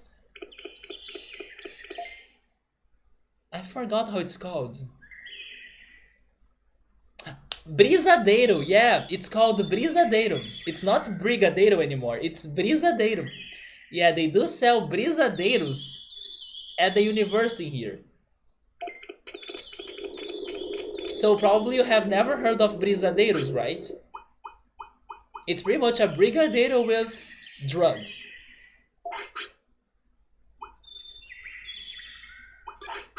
Wait, his health? Okay, we good.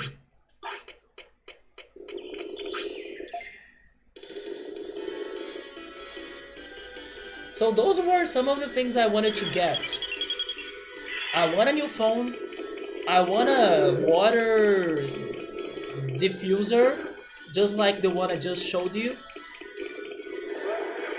What else do I want to get as well? I could get for, or I could go for a plant that resists weather changes, doesn't ask for water every day. I can go for a plant as well. I want to get more art because I only have one painting in my house. That's some Rio de Janeiro stuff, yeah, right?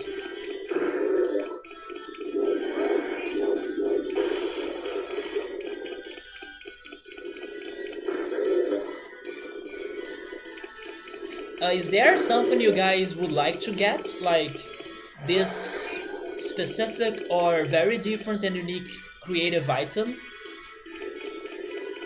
Oh, you know another thing I want to get as well? I want to have wireless headphones or earbuds actually, and those portable speakers.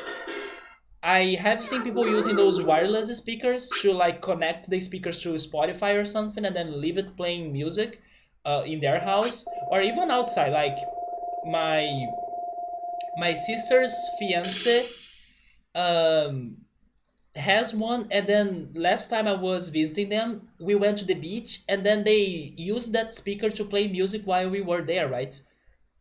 So I also want to get one of those because I listen to music a lot. but I want some wireless earbuds because the only headphones I have right now are kind of big, and I do listen to a lot of ASMR. But if I want to listen to ASMR and lay down on a bed, the headphones will have like big parts of them that will be pressuring my ears on the pillow, right? And I hate that. It's uncomfortable. It's really bad. So if I had some tiny earbuds to leave on my ears or inside my ears, it's going to be much better for me to relax while enjoying some ASMR. But those are all plans for the future. I should start maybe checking the prices and then following the prices because I did that to my external HD drive and I could get it for a good price. Maybe this week I will start checking those prices and then following them and also saving up some money to get them depending off their prices, right? In case they are not too expensive. But those things are all like extras. It's not like, oh my god, I must get them right now. But if I plan it, it's going to be better for me, right?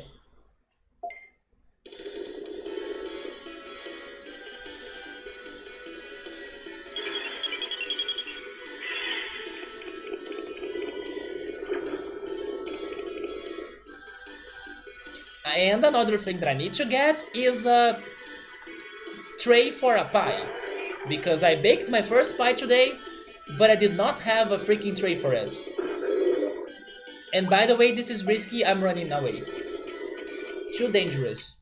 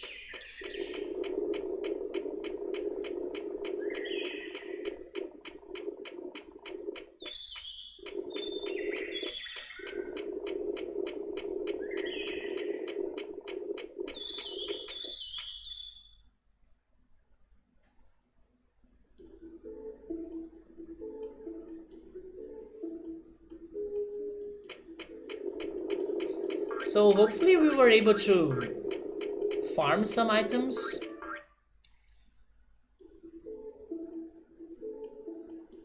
I think I will explore without them though, because if Nomemon dies then we are not going to lose anything.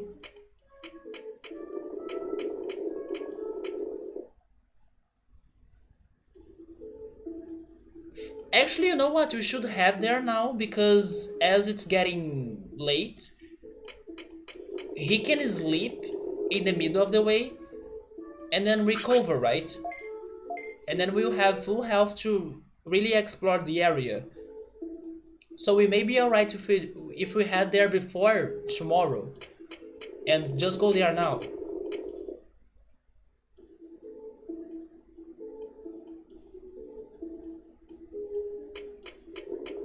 Did I get meat today?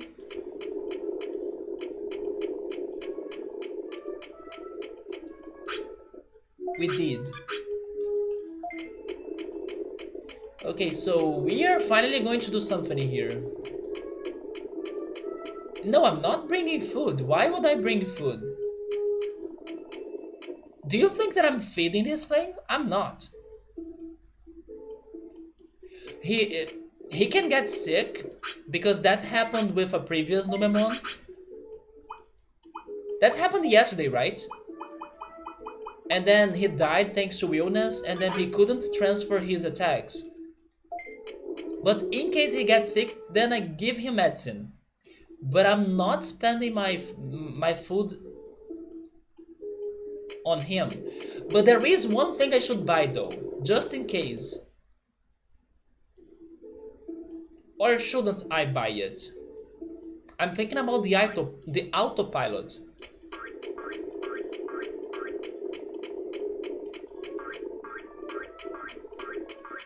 Dying of hunger or sickness may not be like dying of age. Oh yeah, we learned that yesterday. Not dying thanks to hunger. That still hasn't happened. But so far, they have been only keeping their attacks in case they need to reborn if they die by aging, right? What happened was that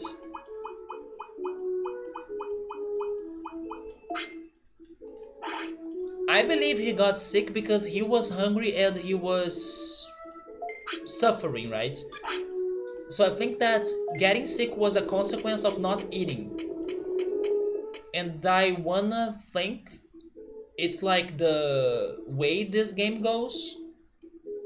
So like they will never die thanks to starvation, they will die thanks to getting sick because of starvation.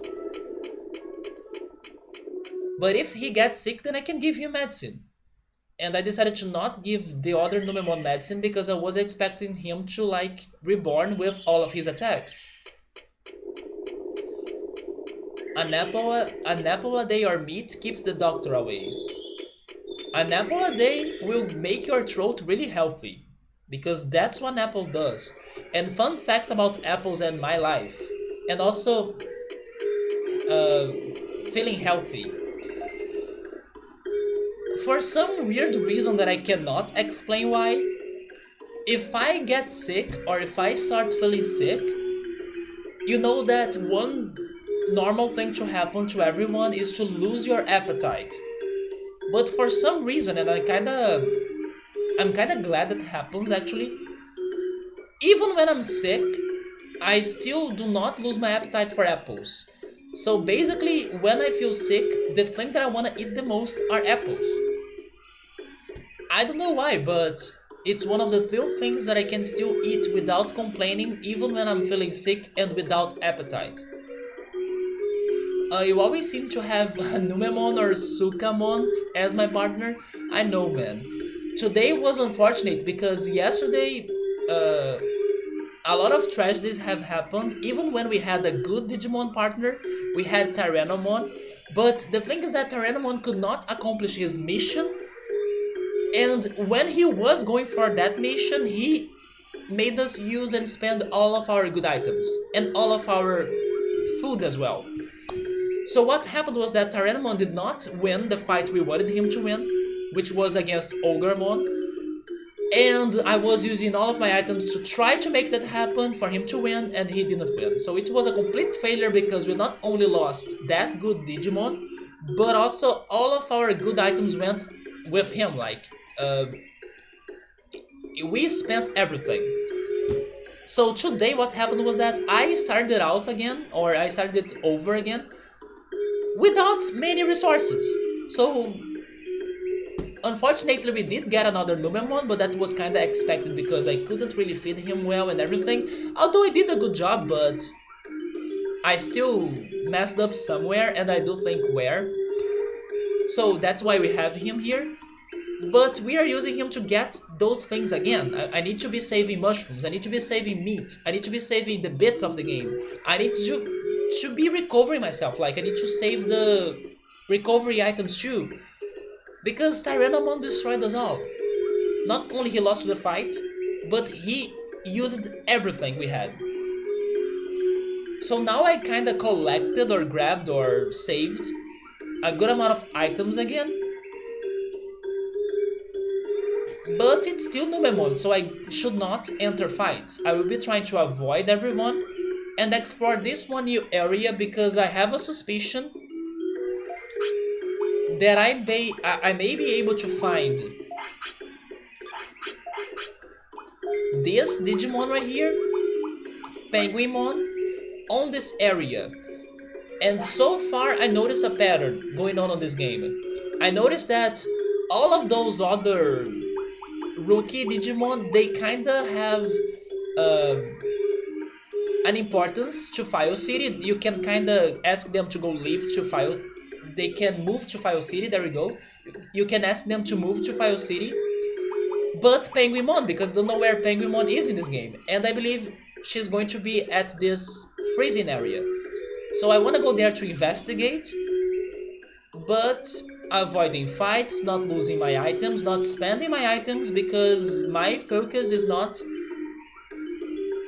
improving Numemon. It's just use him to explore.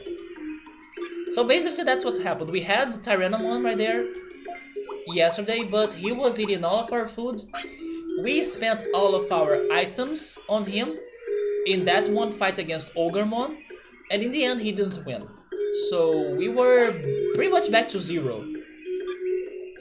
It's less expensive than medicine, but we do have Centauramon, although Centauramon asks for a lot of money as well, right? Is meat really less expensive than freaking medicine?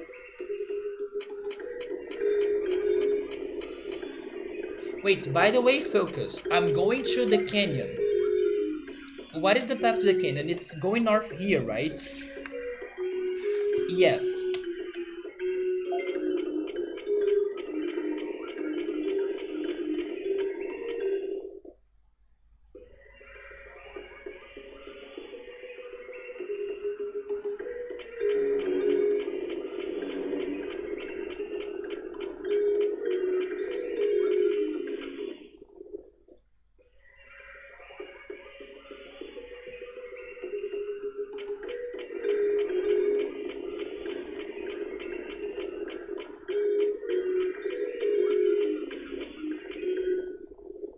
So once we get to the canyon, we gotta fall from there.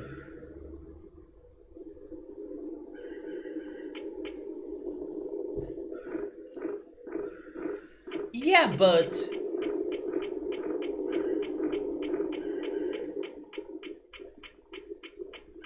I won't be able to save meat if I keep giving Numemon the meat, right? I will not be able to stock those.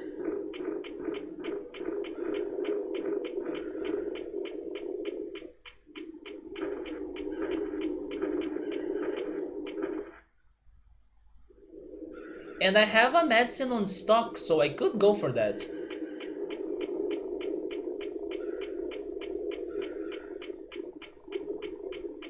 Wait, I cannot fall again?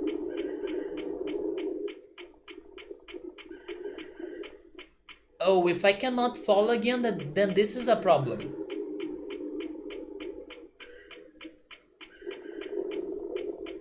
Yeah, I think I cannot fall again.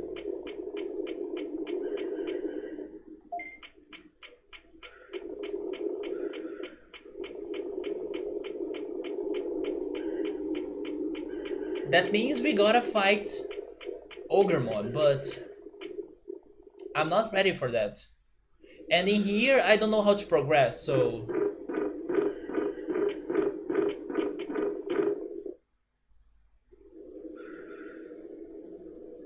Okay, question time. Can I progress going left in here? Is it doable? If it is, I will explore it and check it again. But I think it's not. Why is Subaru saying there isn't a different song? If I can avoid them, I don't think I can. Maybe they are not there? Why would they not be there? Because of the time? But can I go left? Because I think it's... Yeah, I cannot go left, right? So I was right about that. Okay. And also, I cannot fall in here anymore. Or fall from here anymore. Do you really want me to go try the robbers again? I mean, if Numemon dies now, I'm going to lose what? The autopilot.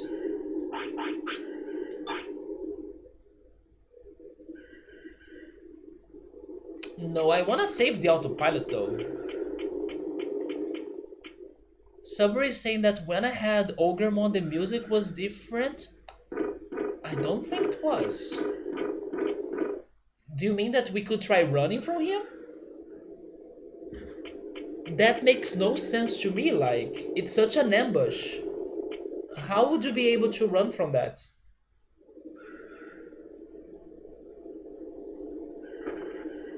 Just try?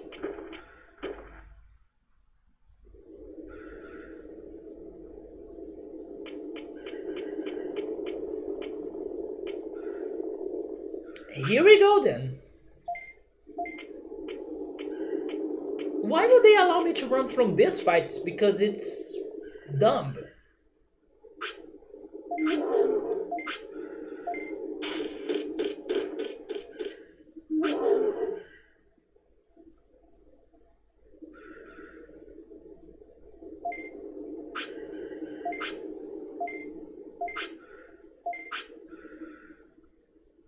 They are really stronger, they know it, right?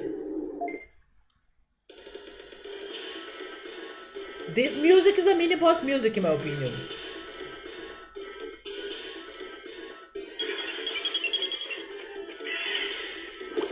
I cannot run. You see?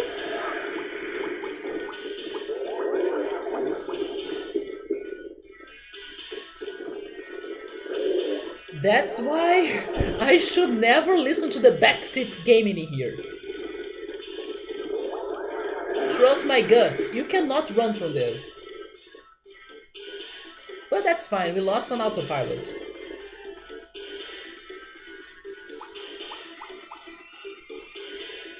Yeah, I was thinking, it makes no sense to me for you to run from this fight as well, right? It's thieves. Thieves will want to get your things, they will not allow you to escape.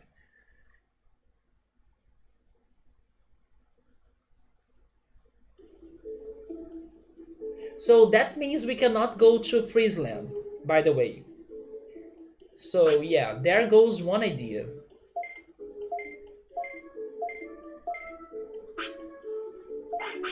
Oh! They did not get it! Great, there we go. I gotta try, otherwise it's just guessing. I like that, when you guys are not really sure about what's happening, that's better.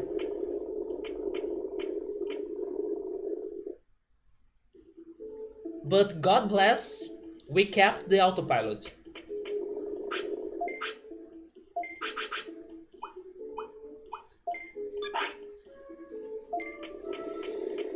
So yeah, I do not have exploration plans then. I could try going back to the Misty trees, but honestly that's going to suck.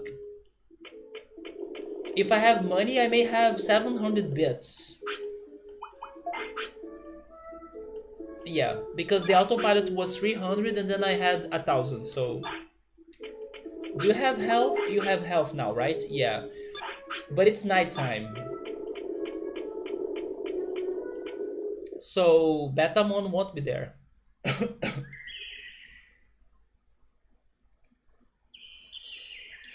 No, I do not want to use Bird Ramon.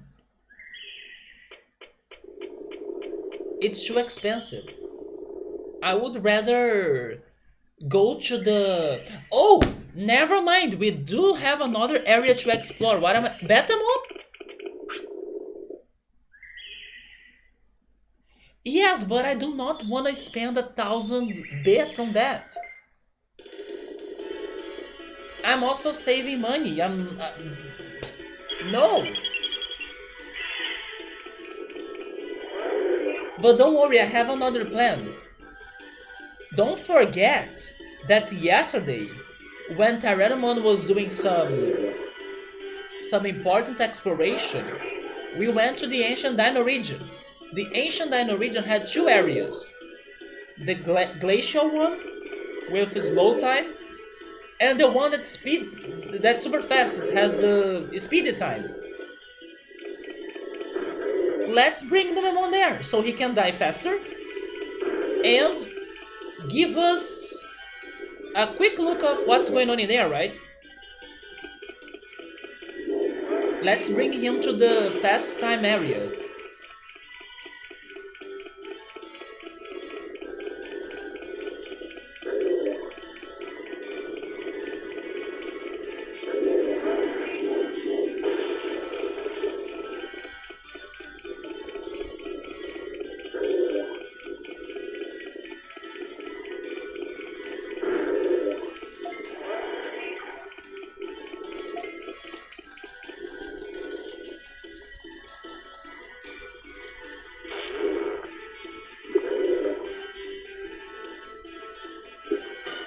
But you guys are saying like 1,000 bits is nothing?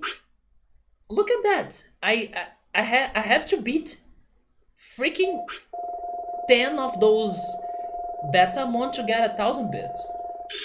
And you know that I can only fight 2 or 3 of those per day with Numemon? I don't want to spend that.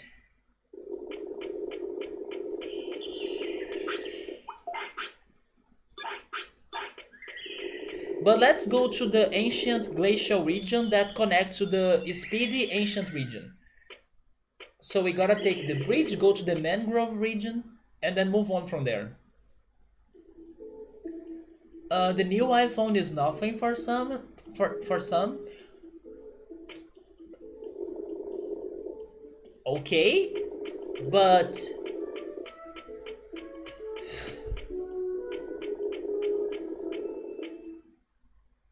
for most part of my playthrough, I have been playing this with Numemon. So that's my reality. It's the Numemon reality. Remember the part-time job that happens at the canyon at Monochromon's shop? That freaking thing pays us 500 bits. It's too much work for those bits, so I don't want to spend them by traveling. If I can get there by walking or later when I can finally beat this freaking Ogremon.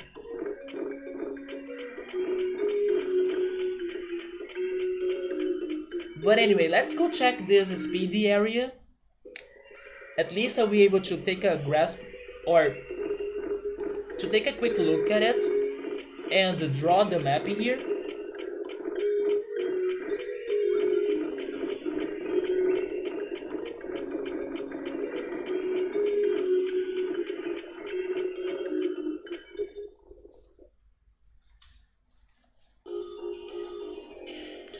Hopefully we don't need to fight Tyrannomon again.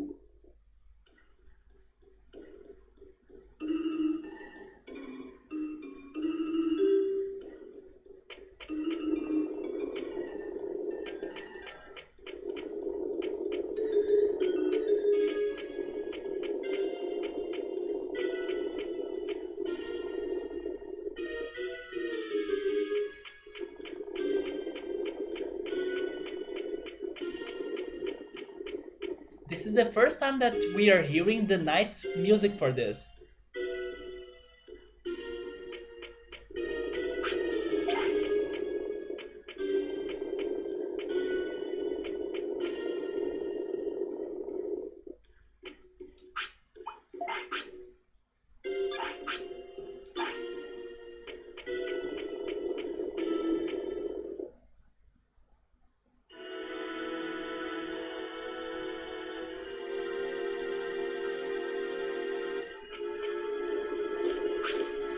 This is a completely different time zone. We can't waste time. We must check for meteorites.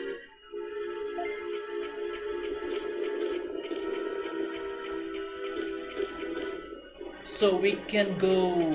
Oh, we can't go left.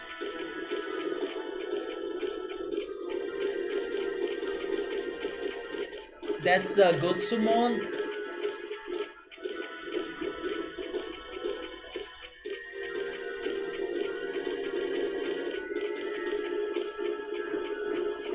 Okay, there is only one path.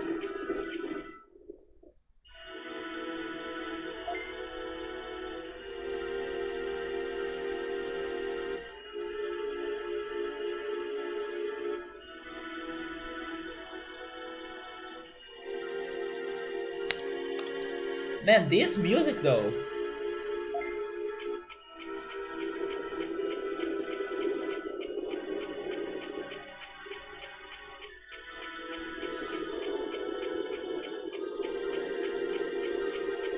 It's so mysterious.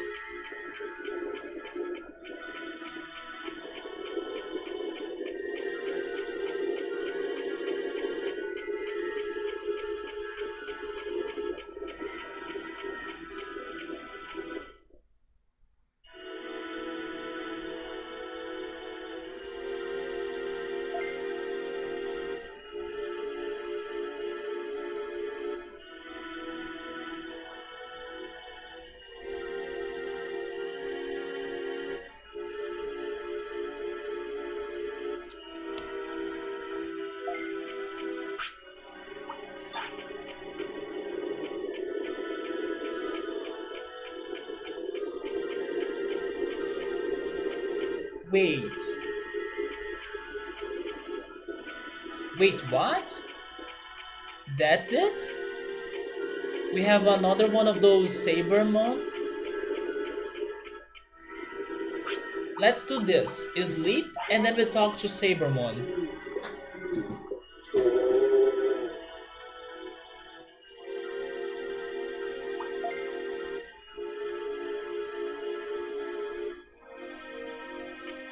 Hello. I know what you are. Hee hee hee. Oh, he's not a friend like the previous one. I probably can't run away. Yep.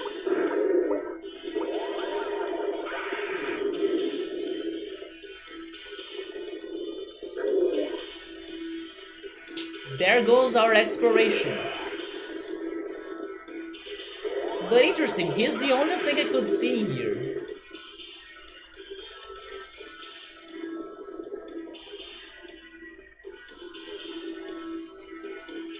Maybe I missed something else, like another path?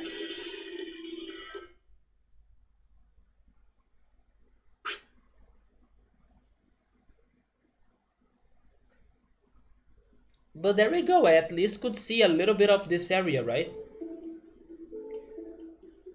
Did I lose the mushroom?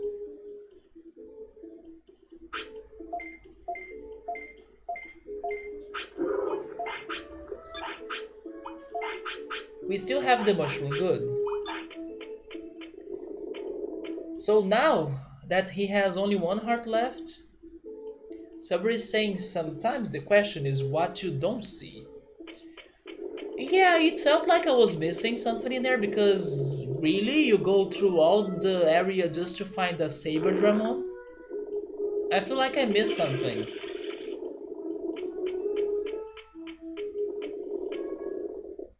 Well, now that we're back, I will still grind some more items and maybe head there again just to leave him to die, right? As time passes twice as fast in there.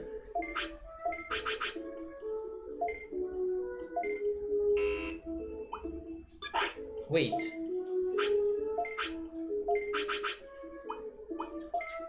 There we go.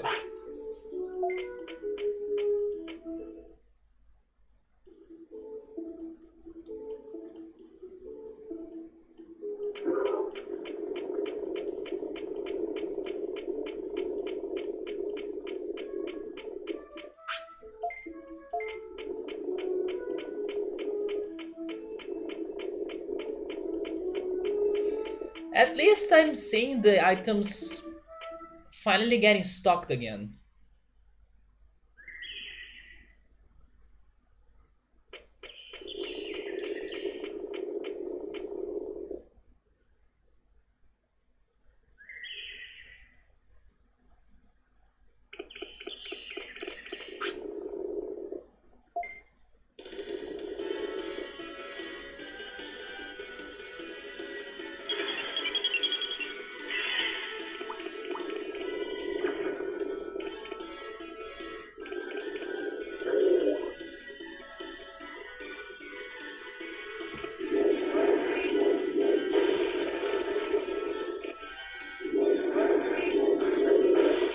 So in case he dies and we can pick the next egg, any favorites or any preference? Last time we went for the pink one that had Palmon and Betamon, and to be honest I liked both. Maybe the pink egg is my favorite so far.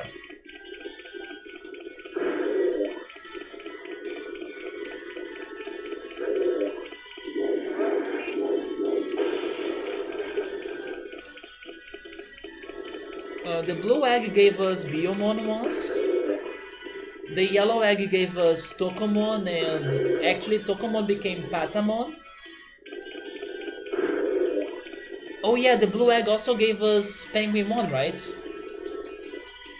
No, never mind. Penguinmon was... No, it was the blue egg. I pick it.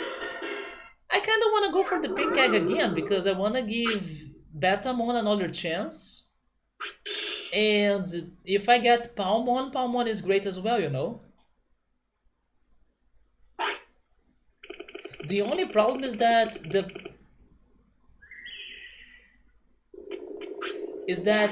let me show it to you. If I get Betamon, he only has 4 options to digivolve, so it's like less chances for me to get something good as he gets into a champion stage. Palmon has 5. But, for example, Agumon has 6. So does Patamon, right? Yeah. So, regarding our odds, it's better for me to go for those 2 right there. But my favorites are down here. Those 3 right there.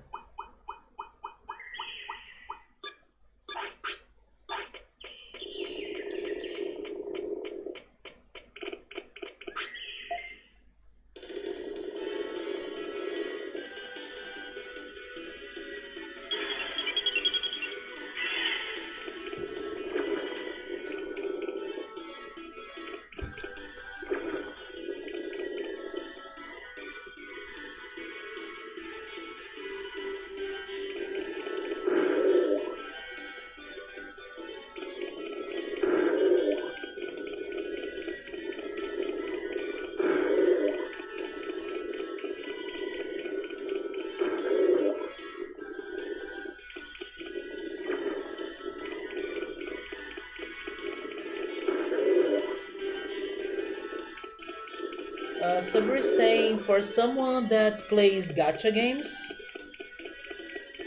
if there are more things to divide the percentages, it's not exactly something good. I get what you're saying, but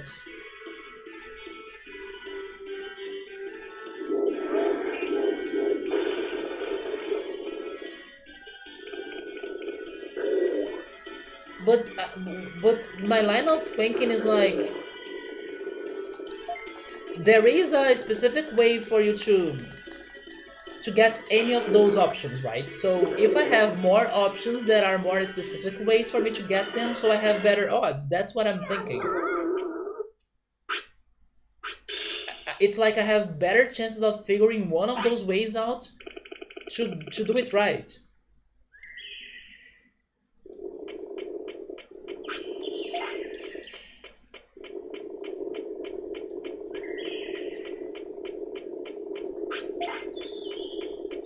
Yeah, that's what I was thinking, you know? because I know from this game that if you can't figure a right way to get a champion, you are getting Numemon. So if I get Betamon, for example, I will only have 4 possibilities to get a good champion that I may or may not find them. But if I go for a different path, which is like, let's suppose Patamon, I have 6 possibilities. And one of them I kind of know how to do, although I kind of would like to change it a little bit. But to be honest, didn't we do the same thing with Tanemon, and then when Palmon did evolve into Vegemon, it was the same thing?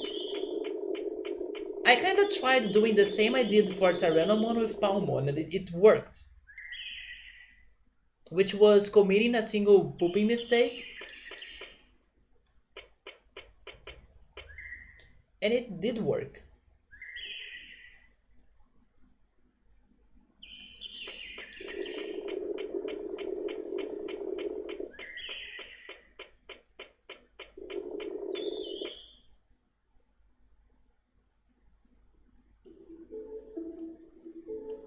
I will go for the pink egg again.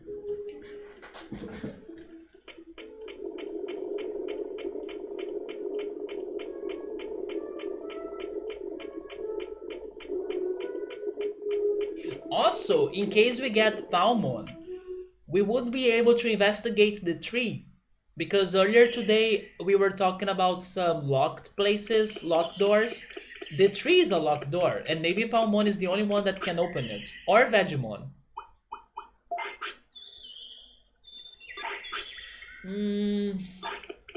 Sure. Try it. I don't know if you can win this, but try it.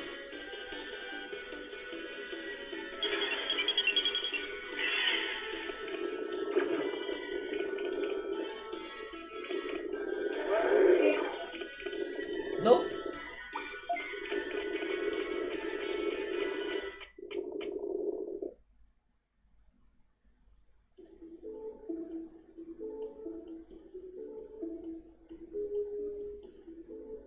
How many days have we been keeping Numemon? 10 days?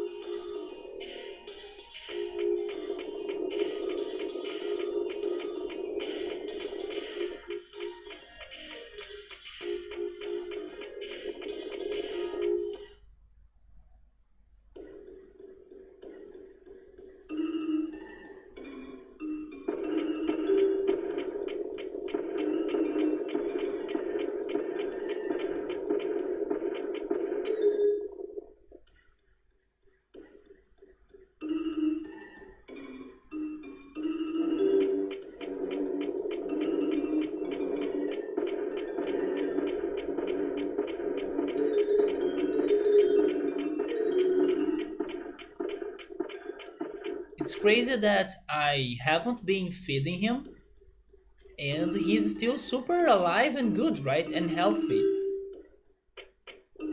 He's not helping me to get rid of him.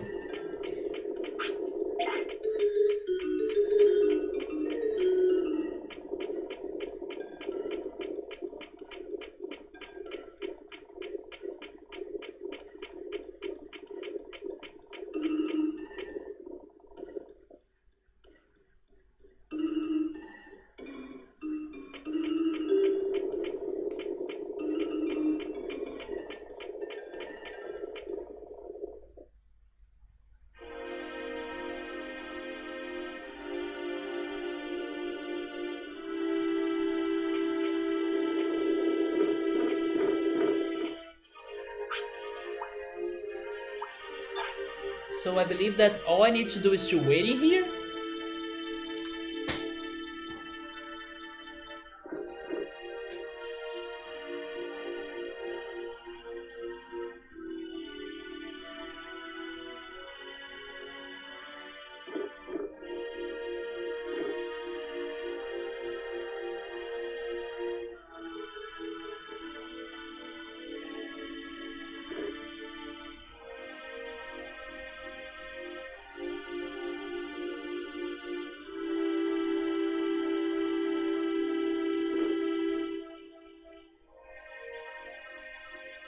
But even this is going to take forever, right? It is, yeah, it is going faster. I can see it too. The clock's running faster. Yeah. But even with double speed, it's going to take forever, I think. There should be more ways for you to get rid of your Digimon without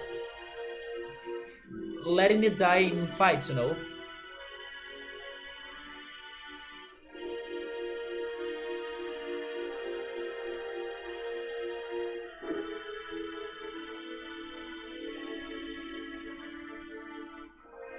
No, I don't think that's going to be worth it, because in case we join or enter a fight, they will destroy us. And if we find the mini boss, then all of this work will be wasted. So I don't think it is worth risking it.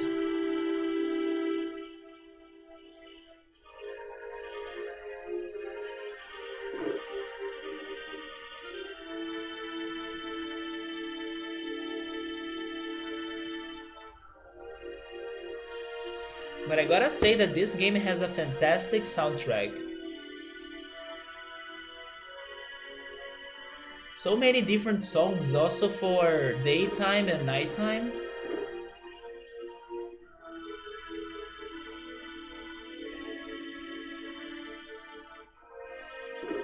This song is a little bit like Final Fantasy, to be honest.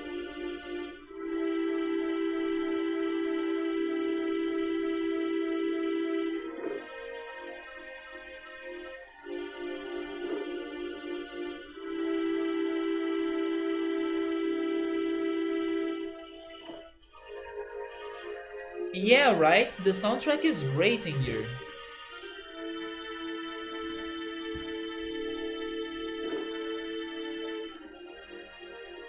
But maybe my favorite song so far is the battle music. I love the regular or normal battle song. But I should consider paying more attention to tracks like this because they are really beautiful too. Very dreamy.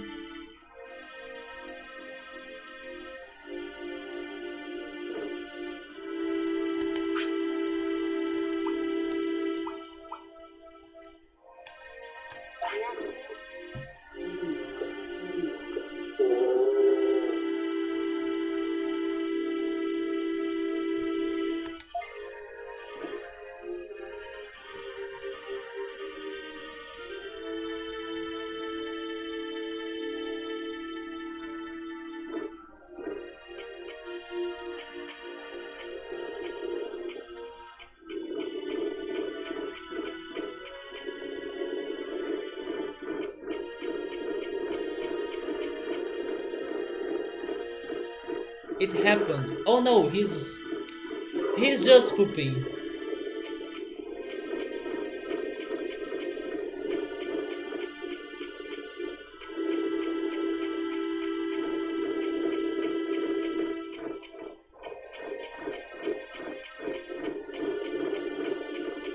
Wait, what? If you sleep here? Oh yes, if you're sleeping here, 10 years pass by, right? You wake up in the future.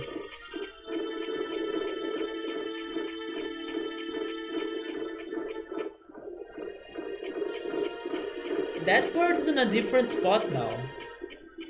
I don't think they were here before.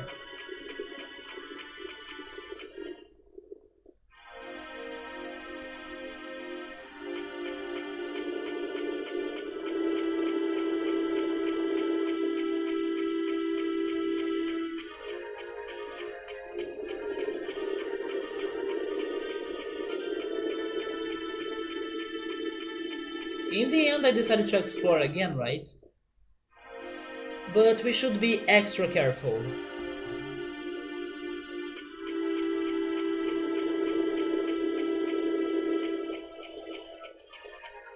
They wanted us to find a meteorite. Oh no, he's still there.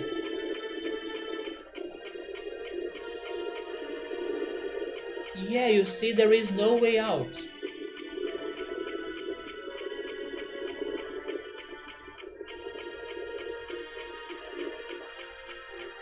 Welcome back, man.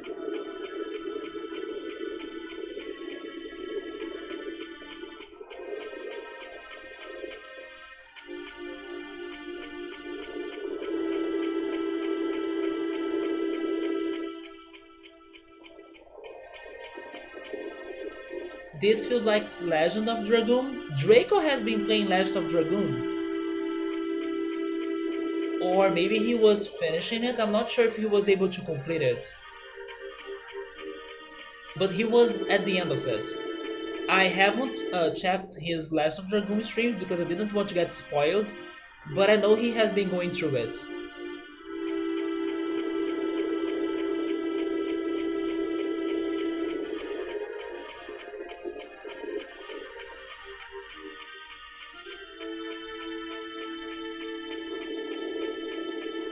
This feels like Final Fantasy to me.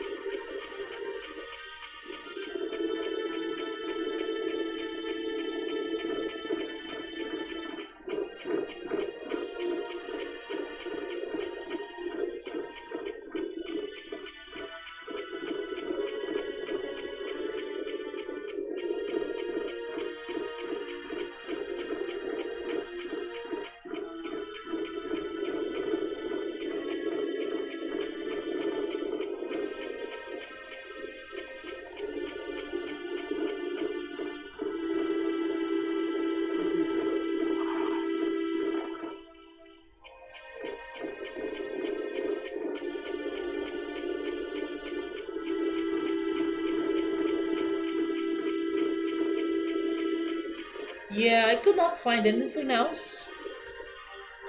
I guess I will need to fight that Saber Dramon. But we gotta get rid of you first, right? Poopon.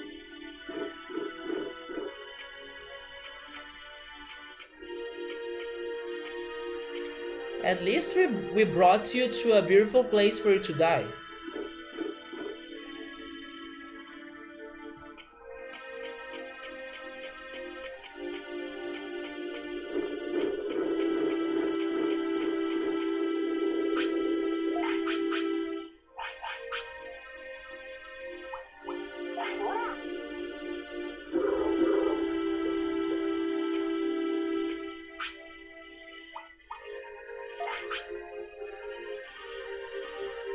This is our 11th Digimon.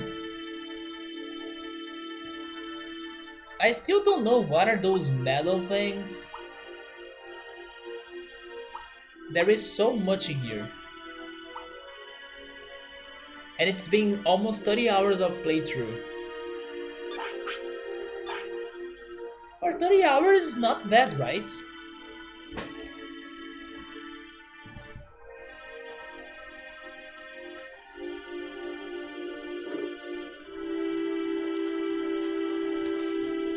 Those are achievements. It sounds like achievements, but who knows for what?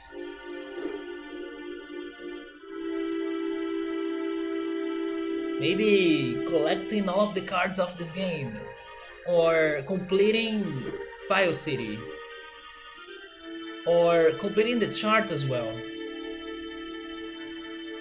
Beating the game as Nunamon,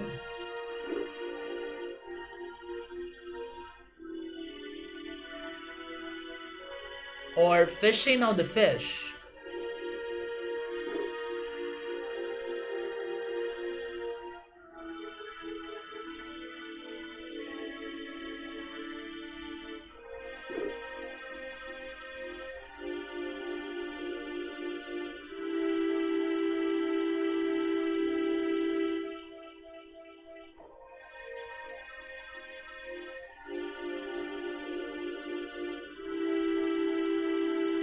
Hopefully, after this area, this speed thing stops going on.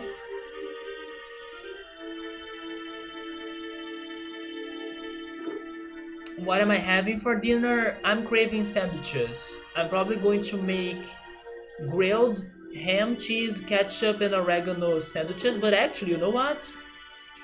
I just changed the menu right now. I'm going to add tomatoes to it, green peppers, and I believe that's fine. And then I'm going to grill those. Yeah. It's going to be cheese, ham, tomatoes, green peppers, oregano, ketchup sandwiches. Or grilled sandwiches. And then I will be drinking chocolate milk. It goes faster, but it may still take a long time to kill him by aging. I know, right? But it's the best I can do right now. But I'm surprised that the Digimon, they don't die thanks to starvation, you know? It's like the game doesn't allow you to really help the aging process or the killing process. It's like if you wanna get rid of what you have, you gotta get punished from it, right? And then you gotta jump into the fights and then losing your attacks.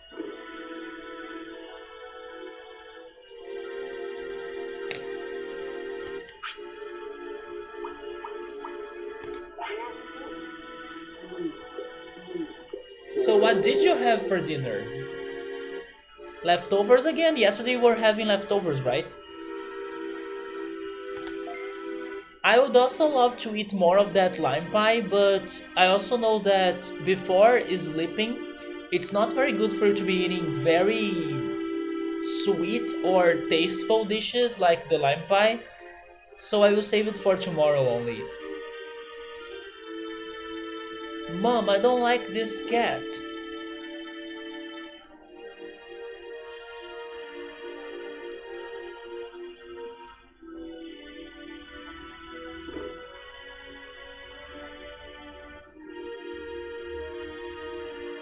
I don't know, there should be some sort of mechanic in here, just like in Persona, that you can sacrifice your personas to make another one more powerful, you know? But it's not a thing in here. Not yet, at least.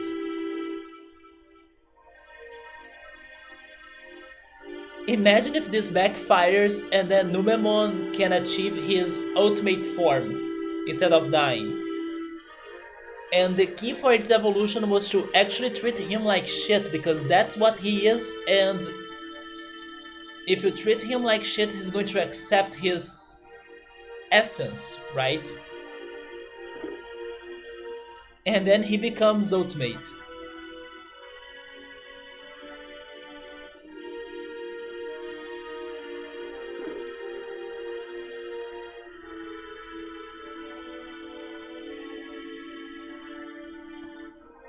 Personas are spirits already.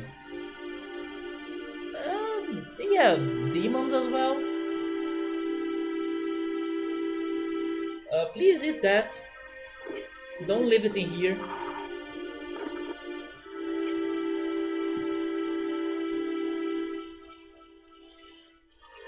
So I will make this vague question. Have I been to your favorite area of this game?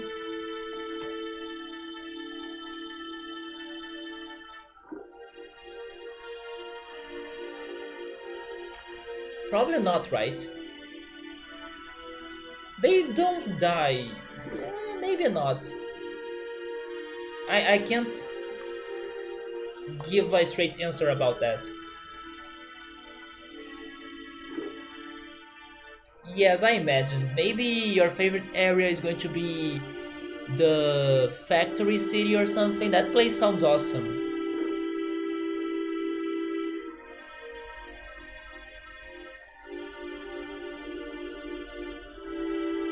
Oh, Numemon, come on, man.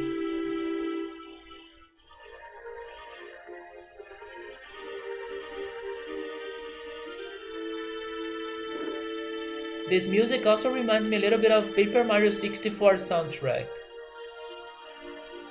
When you are getting to Star Haven and the Shooting Star Summit.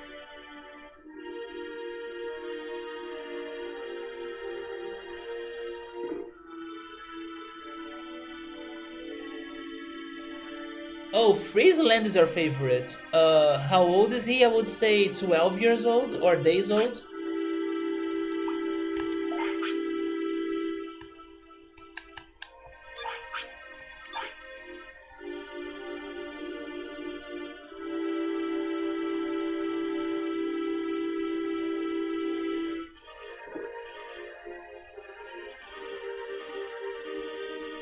So I wouldn't mind playing as Numemon. The problem is that his attack is bad and I cannot give him anything else. So if we are able to find a way in this game to give him other attacks, I wouldn't mind playing as him, unless of course I stock myself with lots of items and then get ready for it.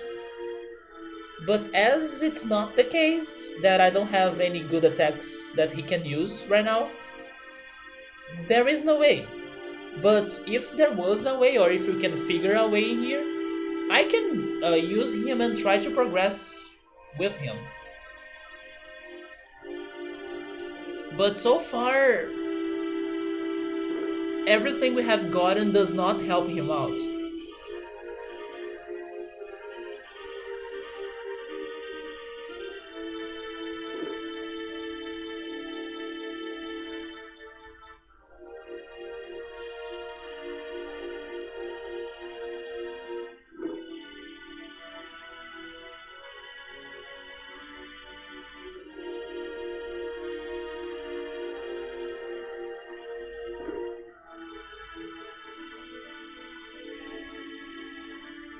Do you guys like the game Beyond Good and Evil?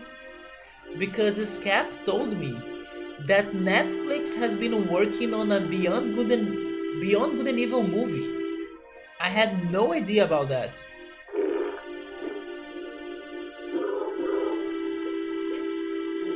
And I do hope that Ubisoft is going to give us more news about the second game. I'm guessing it's going to happen on their second presentation because they recently had one presentation that announced Far Cry 6 and showed us more of Watch Dogs Legion and I believe Assassin's Creed Valhalla as well. But I was hoping for a new Rayman game, I was hoping to see more of Beyond Good and Evil and I got none of that or none of that. Boa noite, Mario, what's up? Actually, it's Marlon, never mind. I'm sorry, I swear I read Mario.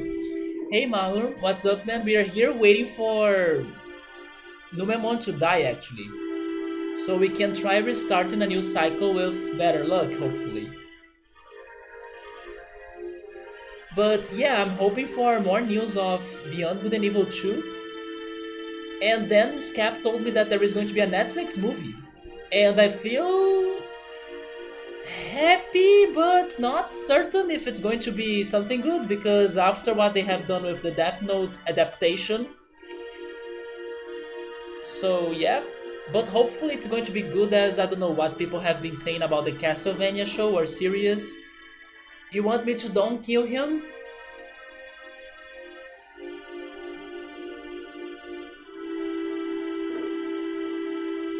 You do not follow it, Suburb Beyond Good and Evil?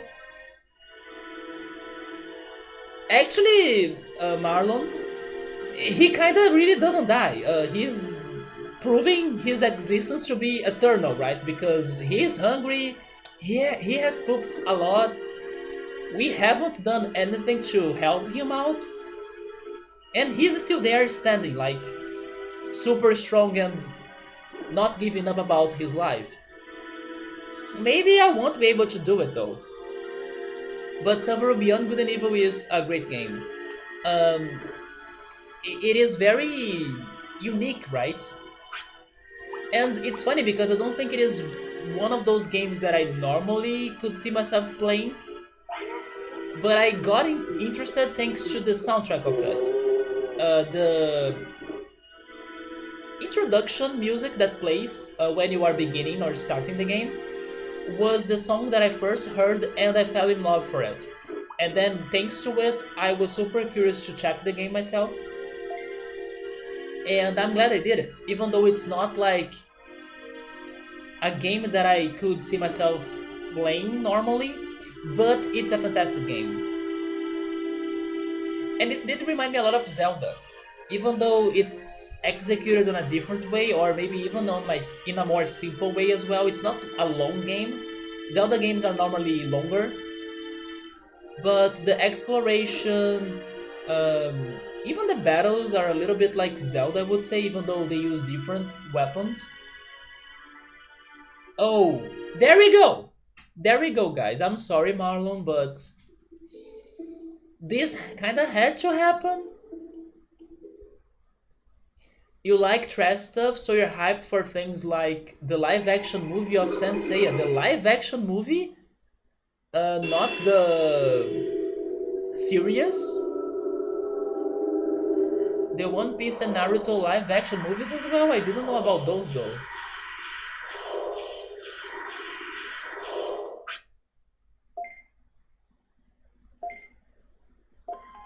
Okay, so bad is usually funny to you? I mean, there are types of bad, right? What did you think about the Death Note adaptation? Did you think it was funny or good? As I said earlier, I think I will go for the pink egg again.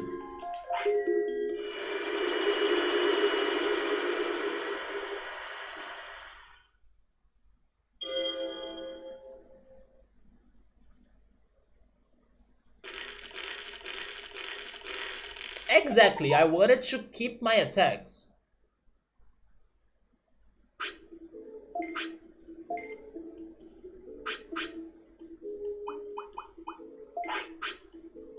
That's the reason why we killed Numemon.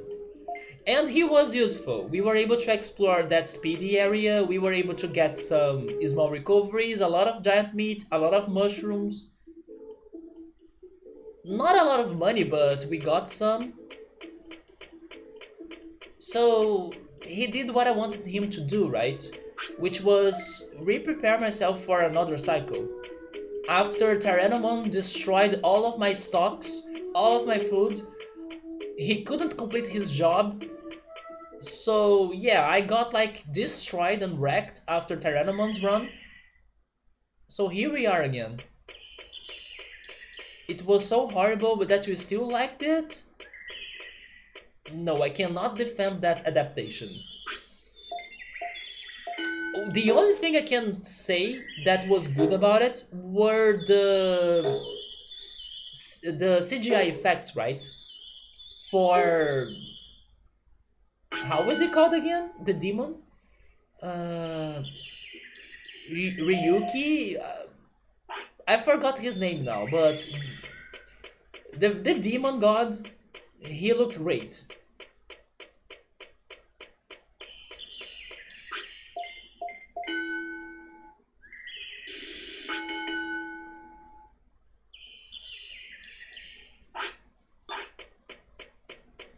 Do I have the mushrooms? We have some mushrooms.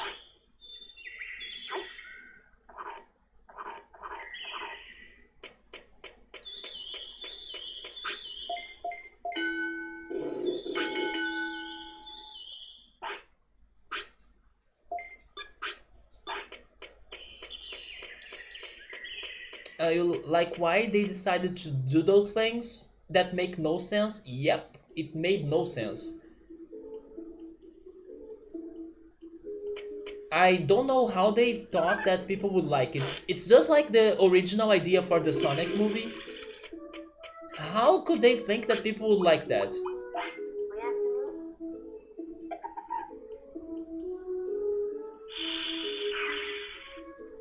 It almost feels like they don't have um a quality control, right?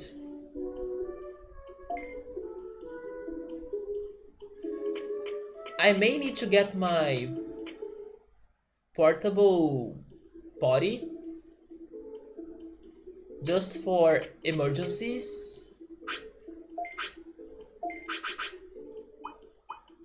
Give me one of those two.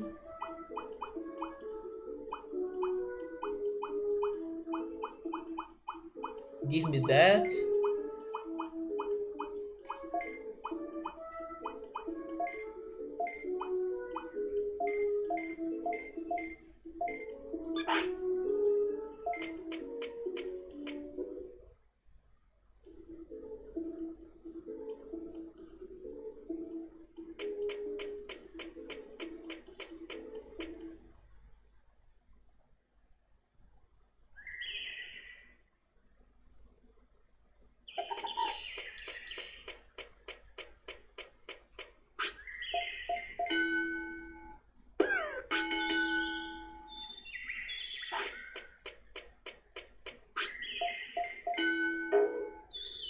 You're too easy to please, you think? Like you know something is bad, but it rarely bothers you enough that it affects you.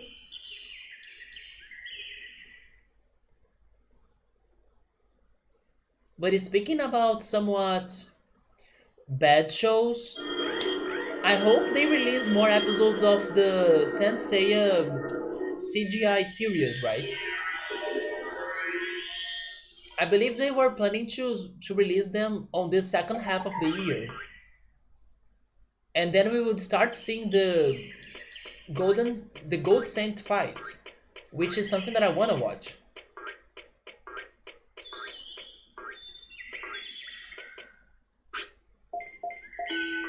You still have a good time and laugh.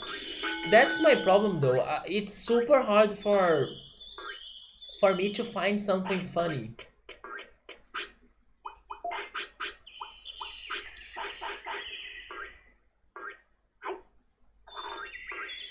That's why I don't watch comedy movies anymore.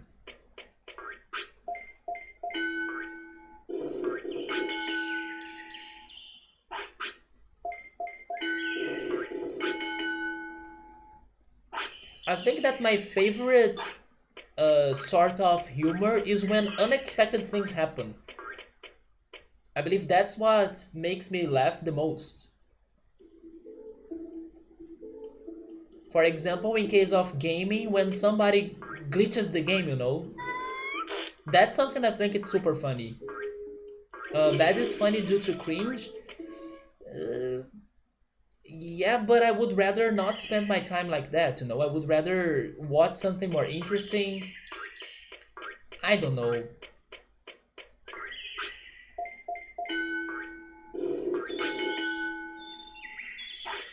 I guess if it happens, it happens like, oh yeah, there is this movie going on and let's watch it, but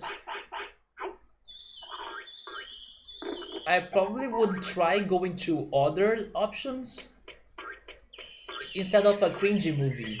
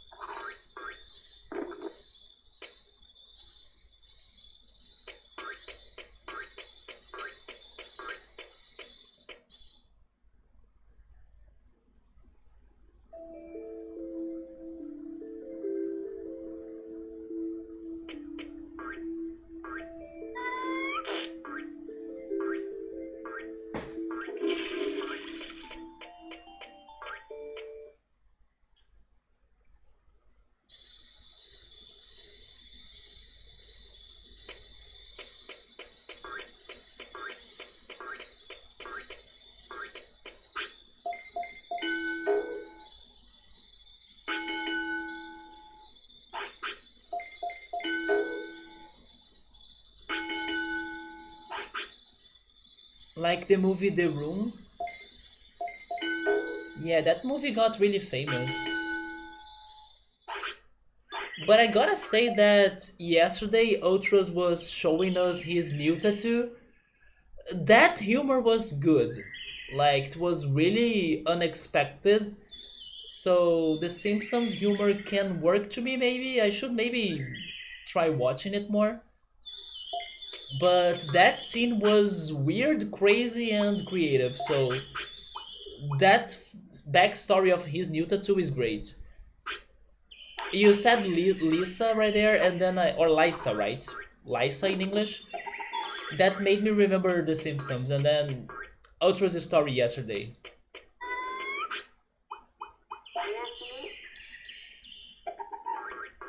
It still surprised me that he went for that tattoo design, but the episode was funny. The scene in the episode was funny.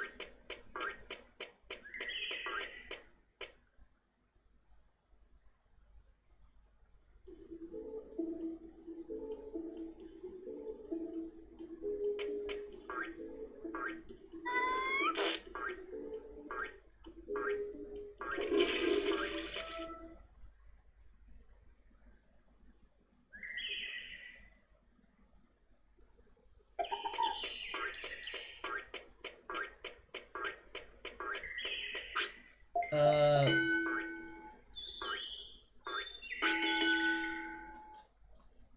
is that from the room?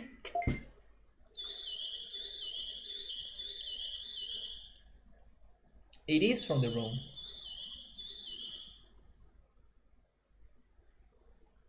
What? It's like pick your favorite line?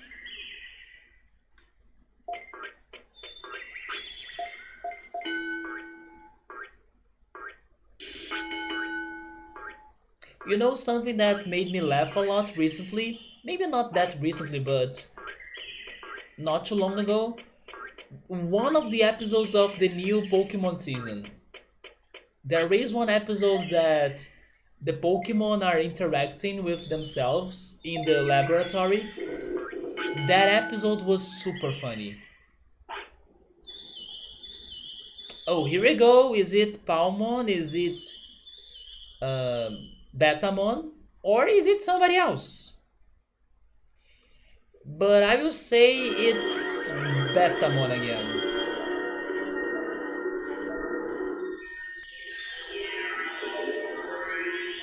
I knew it. There we go. Hello again, my friend. Yeah, already. We only take forever to kill Numemons. But to get friends in here, we do it fast.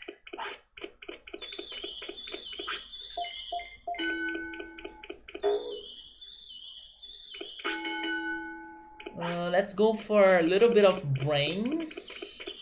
Although that's the one stat that I haven't been really working on. And maybe it's what has been messing up with me? I don't know. It can be so many things. It can be the stats, it can be the wave, it can be the happiness, the discipline, it can be pooping. Maybe it can be the diet as well.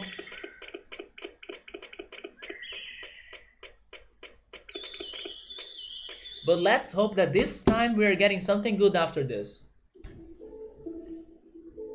We take a long time to kill Numemon, but we get them fast. The Numemon? Yes, right. It's like they come fast, but they take forever to go, right?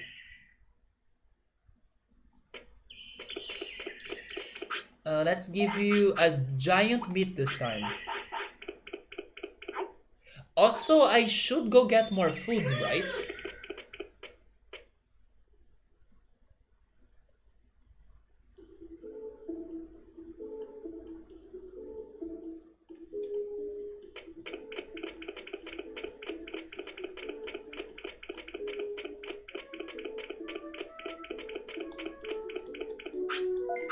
Oh, never mind. I still need to wait for longer. Um,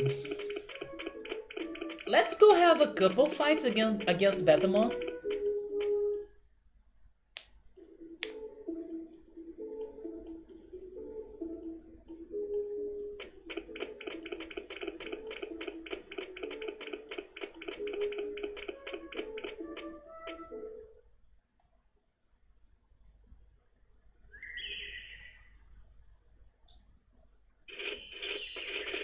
Oh, never mind. We don't have Batamon in here. But sure, fight this guy. Dokunemon. Also, I forgot to check his... Yes, exactly, Subaru. Good call. I just remembered that I forgot to check his tags.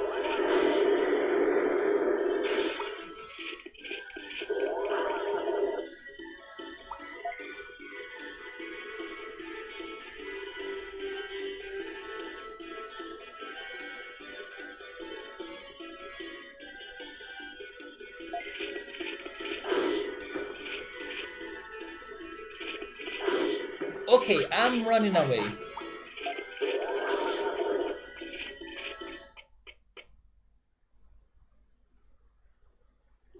He did nothing in there.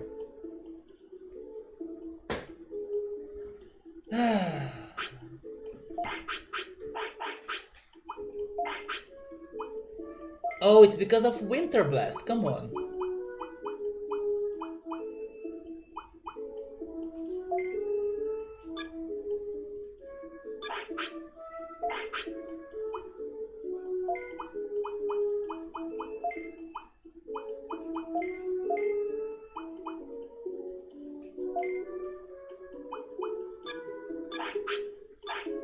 He almost died, yeah. Those Dokunemon are strong. That's why I only fight the Batamon.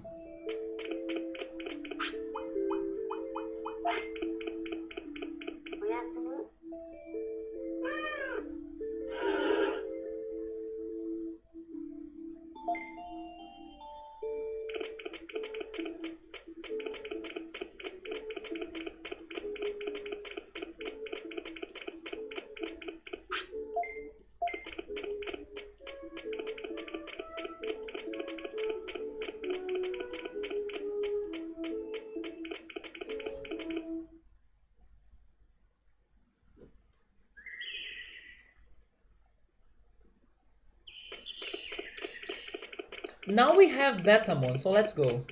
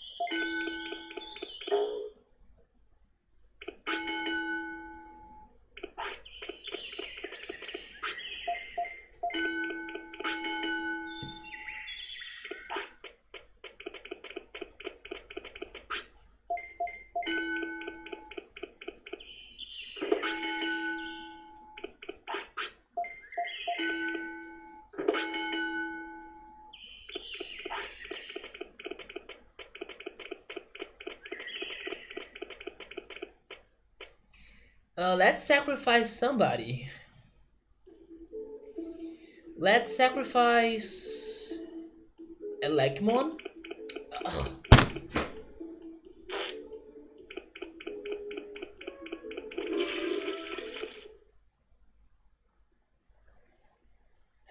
Maybe next time, once again, I forget about that freaking bathroom or toilet every time.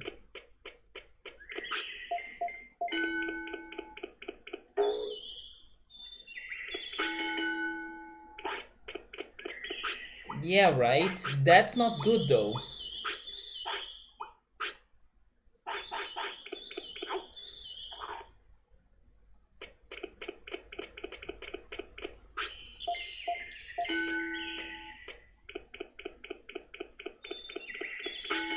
You know what I was thinking in here? Maybe it is not that worth it training him into magic points because if we go to the Sukamon's trash pile of mountain, or maybe I should say trash mountain, just that works. Uh, we can get magic points faster, better, harder, and stronger, right? So maybe we should leave magic points for another time, even though that's a risky move.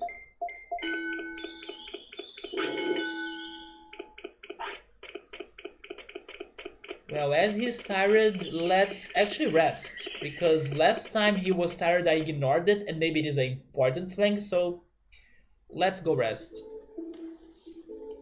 Stop pooping, it doesn't help.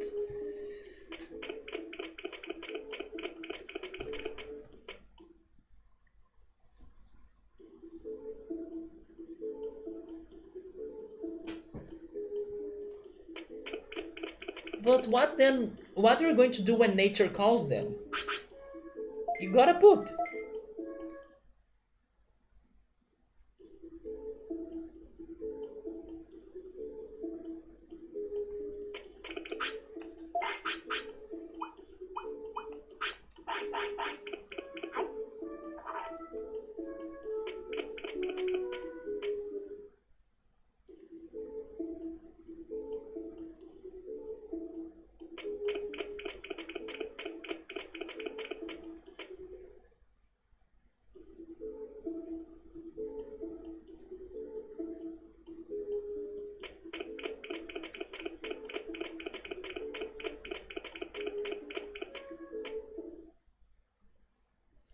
Not in front of others, on the toilet. Oh no, it's not Betamon.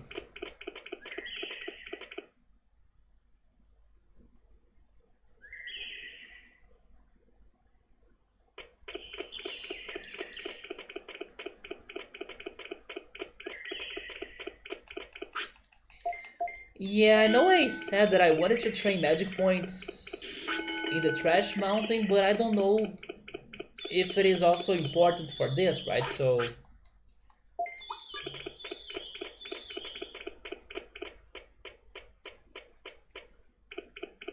also, can you please stop getting tired?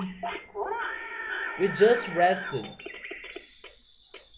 Okay, he actually heard my words. So he can sleep now. That's better than tiredness.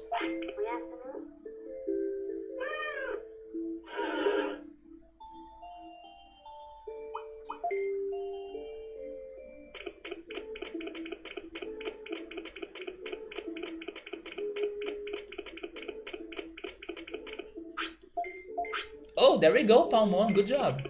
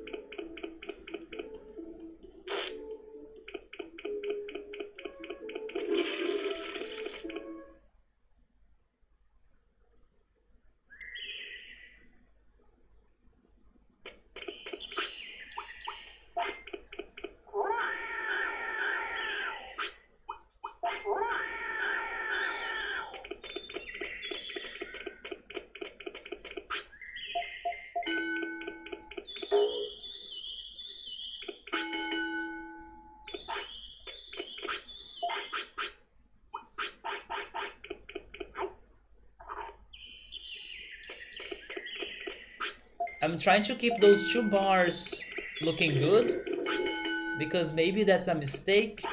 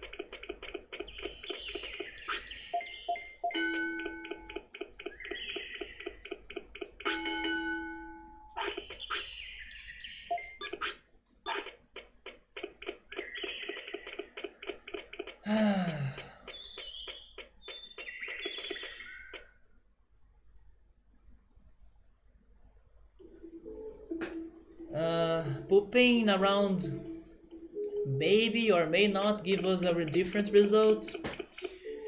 It worked for Tyrannomon.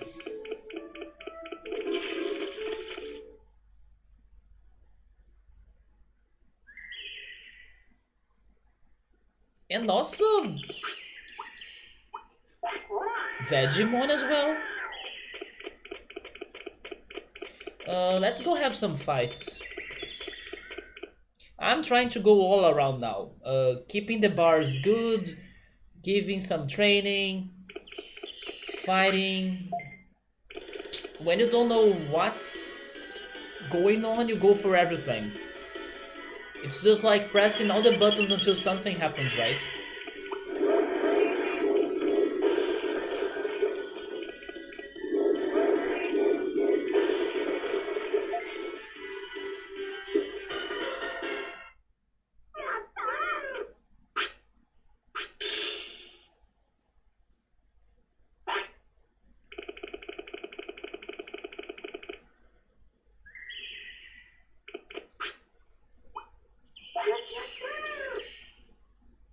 Oh, that was not a good decision. Oh, that's not good.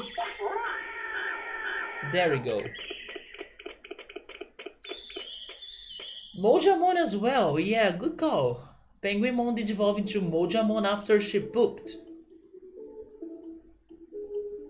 That's what the game is telling me. If it's not that the answer, I'm so sorry, but it's like what they say, if it happens more than 2 times, it's maybe not just a coincidence.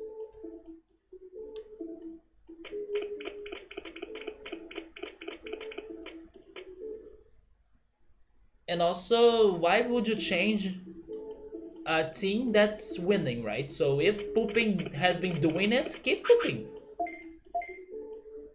But I also have seen the other side of pooping too much, which is raising the virus bar, getting Sukamon. But now we also can reverse that.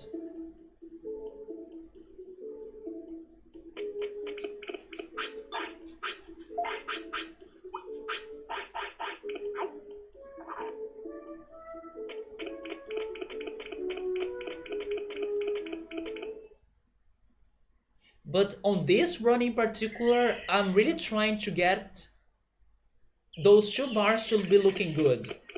But it's getting risky because the happiness bar is dropping, and I don't know if I will be able to keep them good until he digivolves. You see, the other bar already looks bad.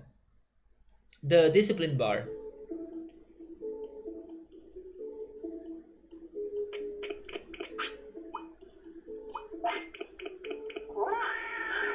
And now he's mad.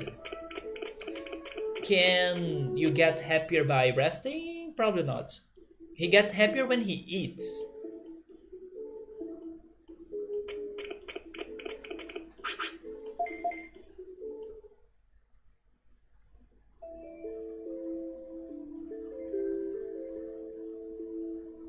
Yep. And he's still tired. Now he wants to sleep, so go to bed. But this is bad because maybe he will wake up angry and it's going to be the day of the DG evolution. But sure, show me what happens, right? Uh,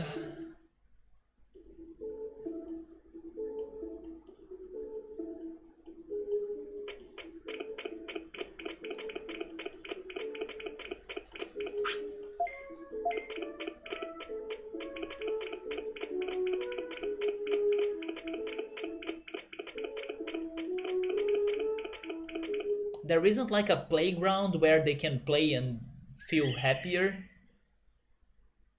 I know that some of Maramon's food or dishes, they drop their happiness actually.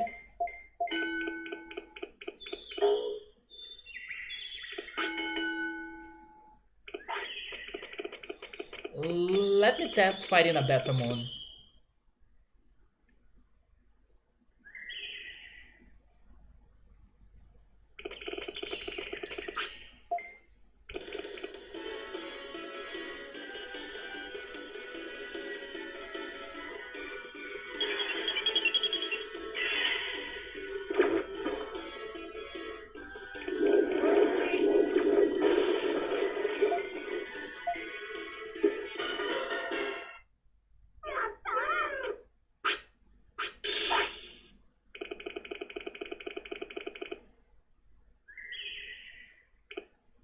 No, that doesn't make him happier, but this will make him happier, right?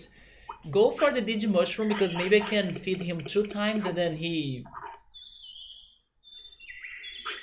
Oh, it's only when he's satisfied? Or satiated?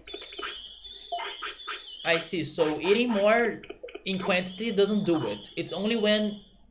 Yeah, there we go! He got happy again. But you gotta Digivolve right now. Because that's going to drop again.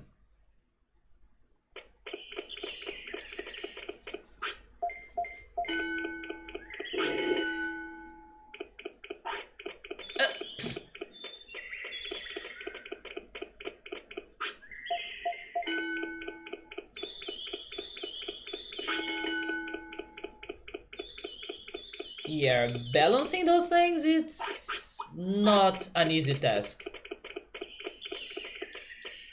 If only pooping could make you happier.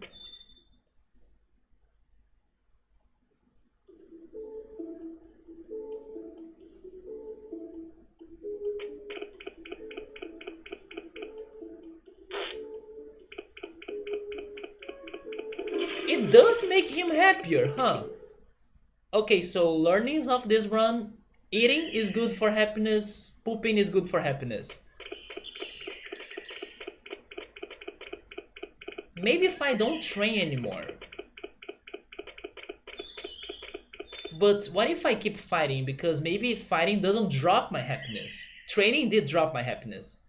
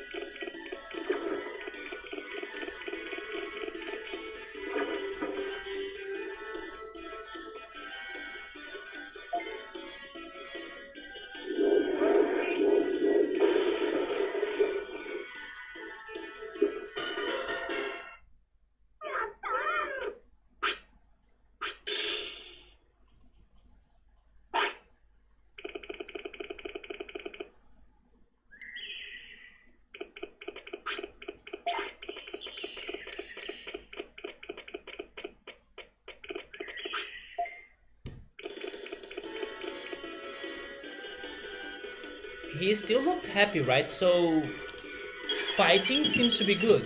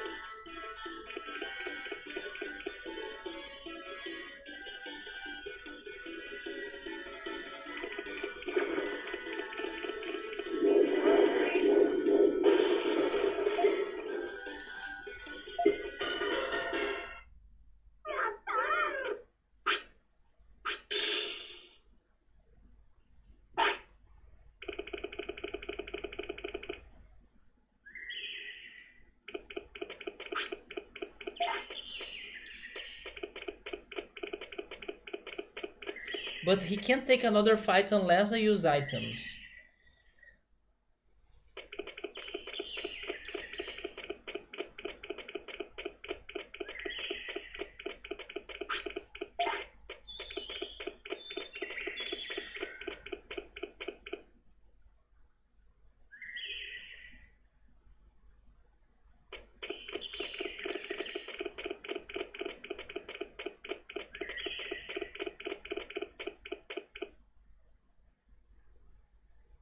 I'm really hoping for him to digivolve right now. Right away. Come on, don't make me wait more time.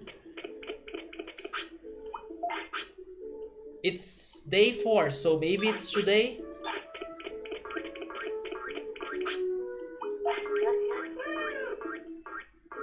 I messed up with the freaking bar.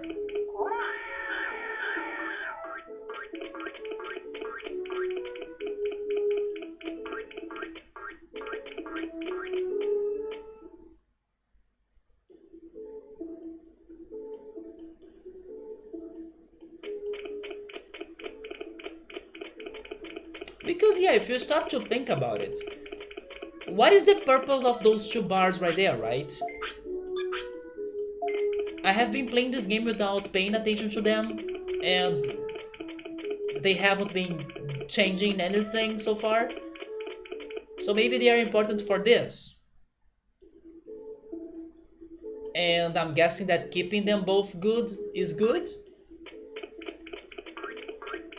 Because it's kinda hard to keep them like that.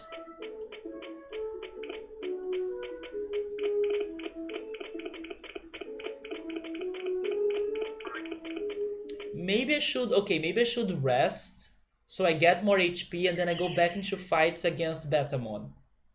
I will try that. Because as I'm avoiding the training, because it makes him unhappy,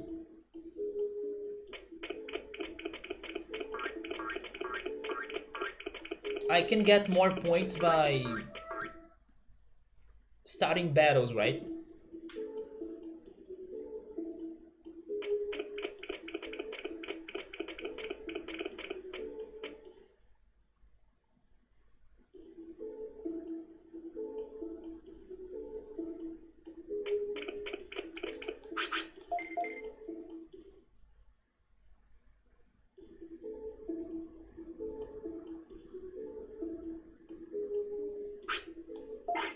So he's going to feel happier again now.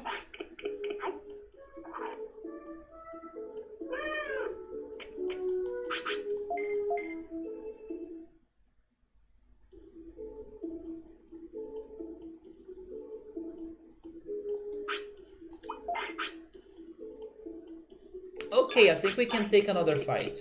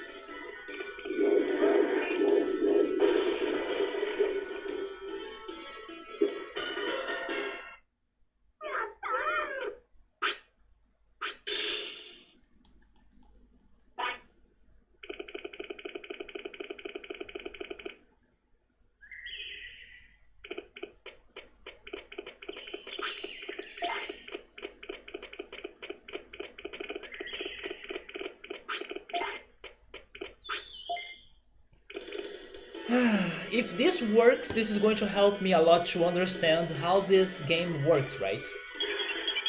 But if it fails, then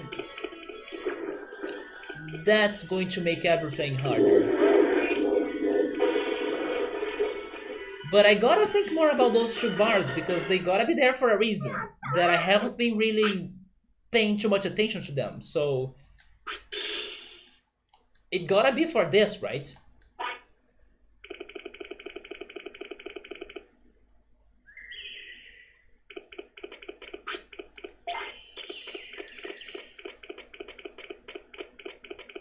At least we are getting even more items so we can save them, store them, and then when we finally get to another good champion, we can use those items.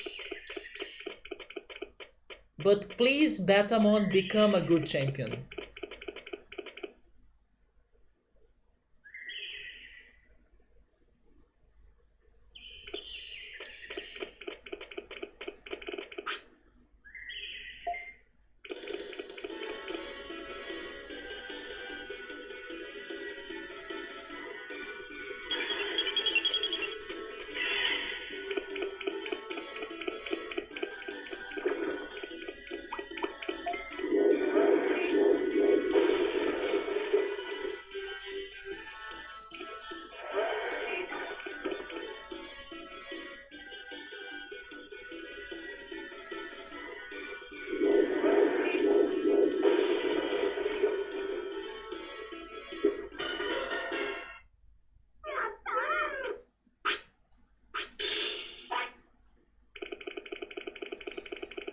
I don't know if he can take another fight. He's a little bit more happy now. We could also go training. Uh,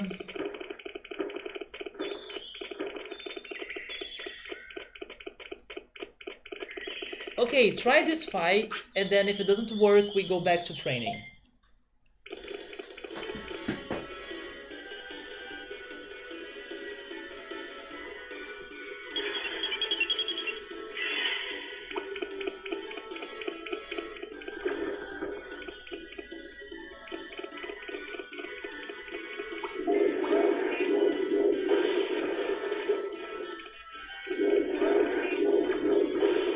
There we go. Okay, so now he's a bit happy. We can try dropping it by training.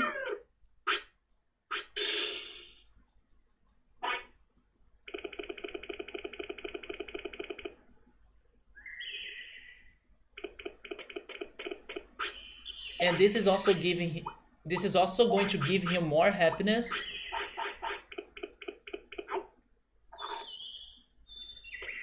And some more discipline. All right.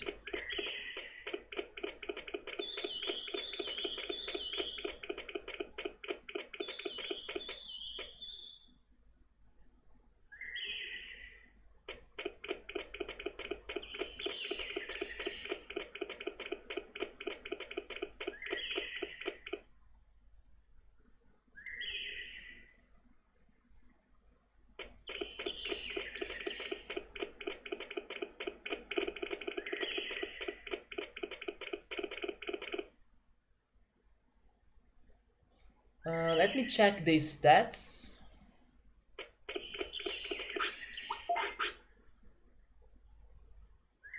Let's go for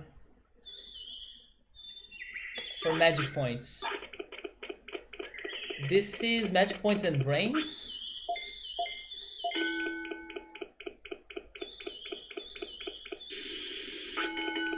It's actually magic points and defense.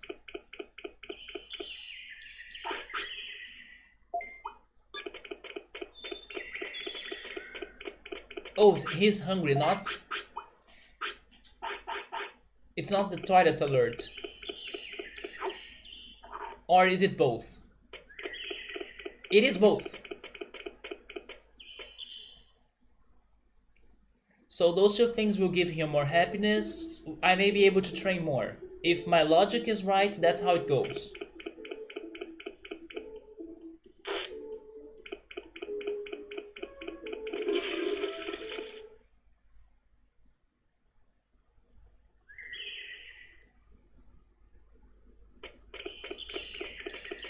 Never mind, he's sleeping. Maybe tomorrow he digivolves into something good, please. Give me Sidramon!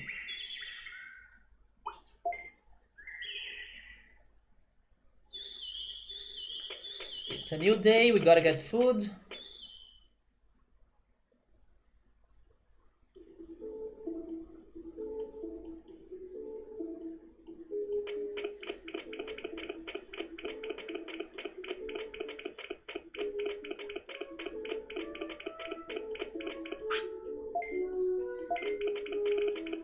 Okay, let's go.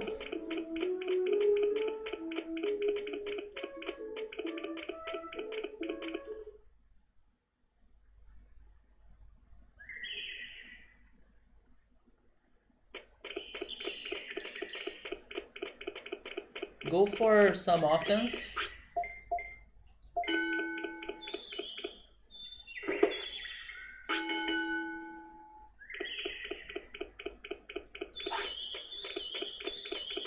Speed.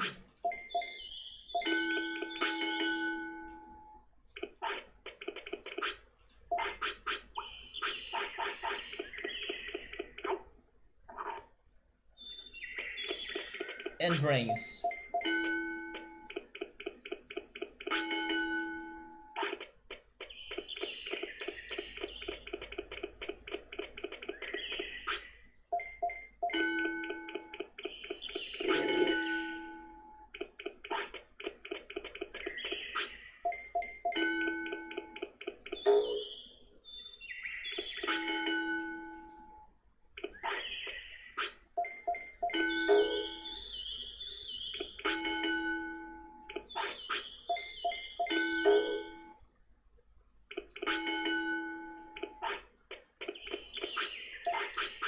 Now he is keeping his happiness and his discipline stable, right?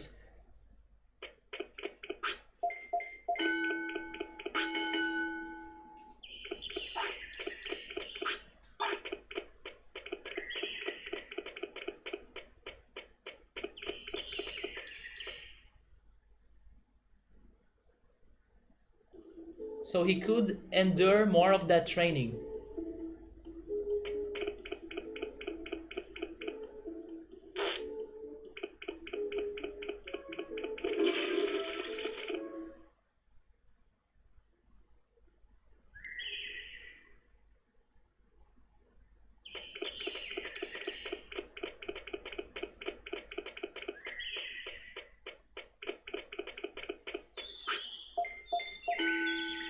This is probably going to give him a new ability. There we go. Then magic points.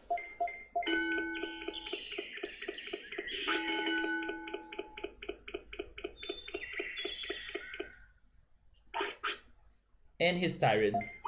Okay, we are going to rest. Why is he not digivolving though? I'm getting worried about that. Oh, maybe it's because of a mistake.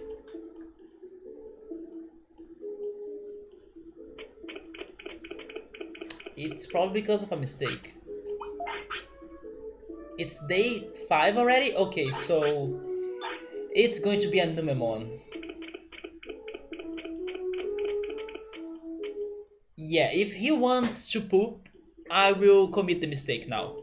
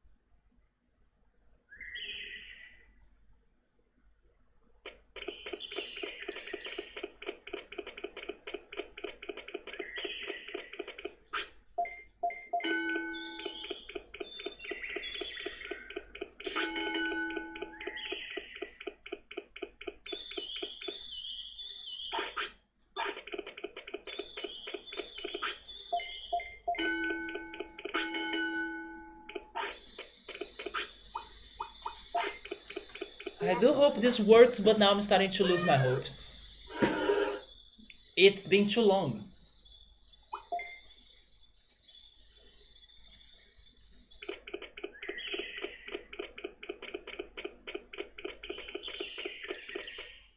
Also, now he lost his discipline.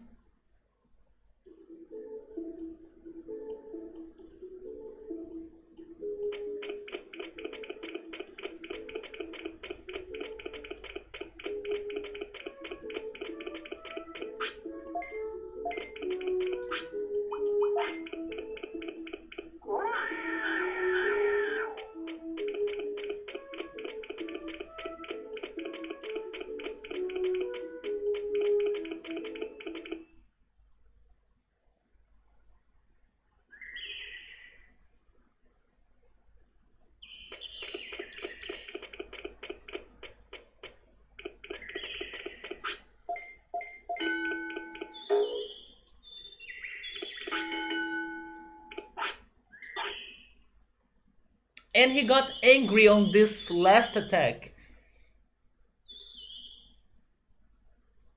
Okay, he lost his happiness now. But it took forever, so it's Numemon. I could not test what I wanted, dang it! Yeah.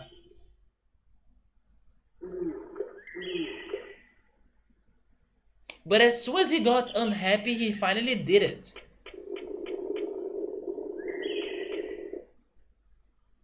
Wait, as soon as he got unhappy, he did it? But why would he digivolve by feeling unhappy? I mean, it sounds like a mistake, but I don't know, that's something to think for another attempt?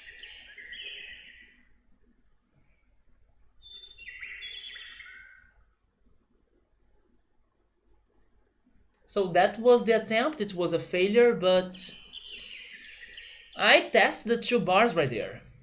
And I noticed that he digivolved as soon as he got unhappy. Which could mean something. And then I also learned what gives him happiness.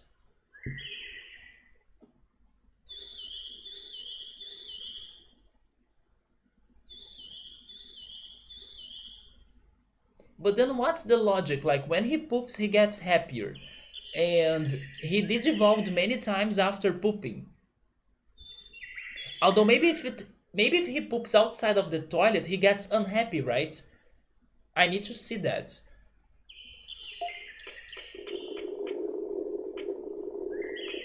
And then the lack of happiness triggers the Digivolution?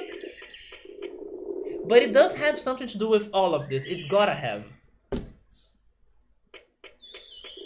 But anyway, that's another Numemon for us to take care next weekend because I have no more energy for this again. You want me to check if Betamon is virus or vaccine? He sounds more like vaccine. But Saburo thinks he's virus? Really? I don't know then. Organize the schedules, make people happy. It depends. If it is a good schedule, then maybe. On the worst hypothesis, you... Do you mean I farmed faster? And I also did more testings, yes. I did get many items now, yeah. But I gotta keep checking on those two bars because they can't be there for nothing, you know.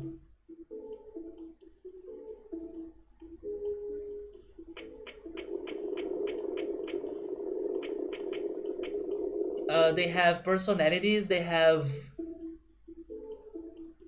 Yeah, they have personalities, so happiness and discipline matter. Yeah, especially because that was not a coincidence, I think. That he digivolved exactly after he got sad, you know?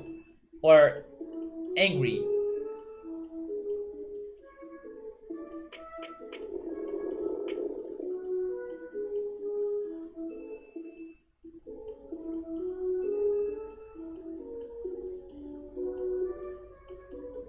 I don't think that was a coincidence. But I don't know what's the effect of pooping outside of a toilet, because maybe what happened in there is that what caused those other Digimon to digivolve was not that they pooped outside of the toilet, was that they got either angrier or less disciplined, and that's what triggered the Digi evolution. You know, it's discipline and happiness, and then how those two are working out thanks to the actions and decisions we are making, or the accidents that are happening.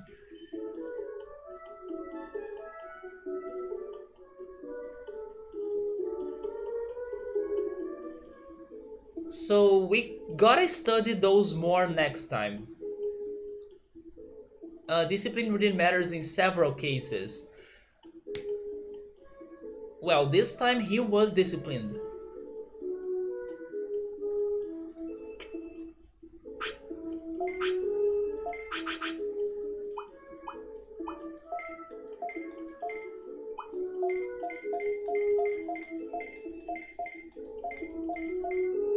But I noticed that it was taking him forever to digivolve, so I was kinda expecting a Numemon.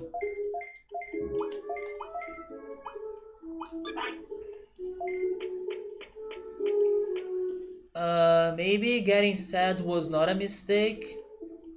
It did ruin his balance, yeah.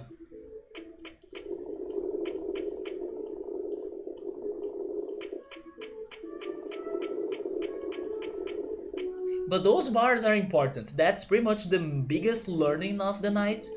Because for this whole playthrough I was not really giving it that much attention, since I could still fight, I could still progress on this game even without caring that much for those two bars.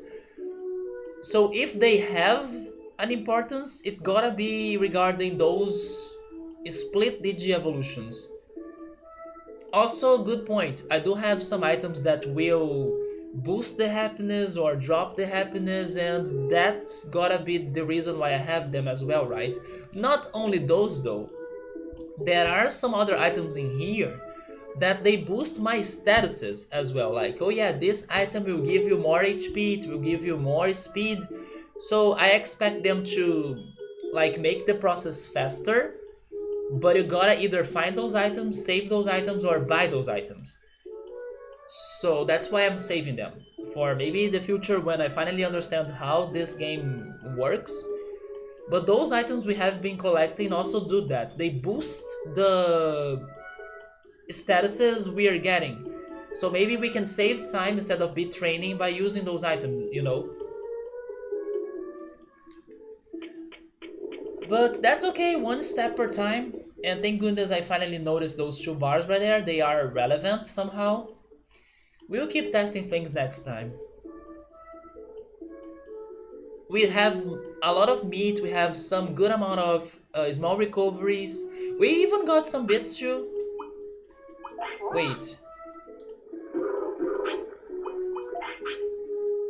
You see, we got to 2000, that's okay.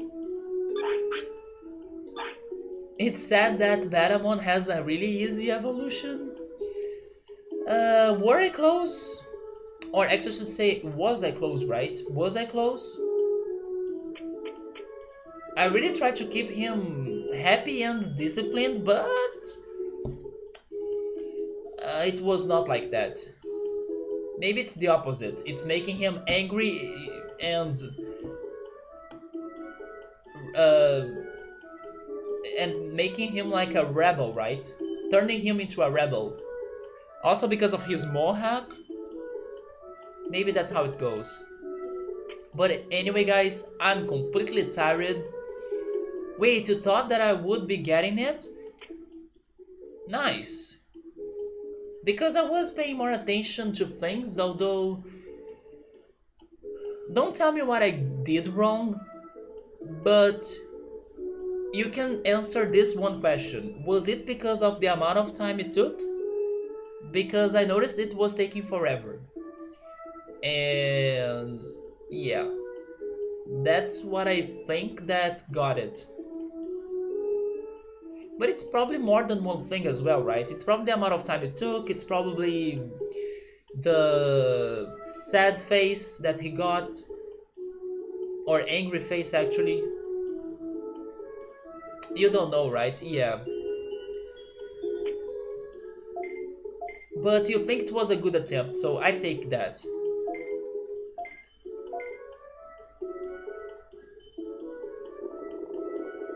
There are many things going on indeed.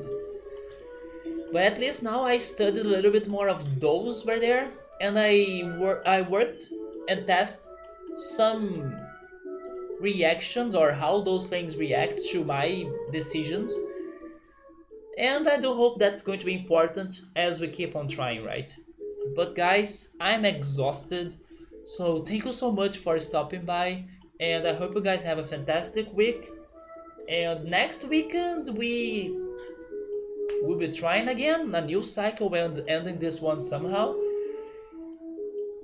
Maybe we'll be doing it, maybe not. Like progression, we couldn't progress that much this weekend.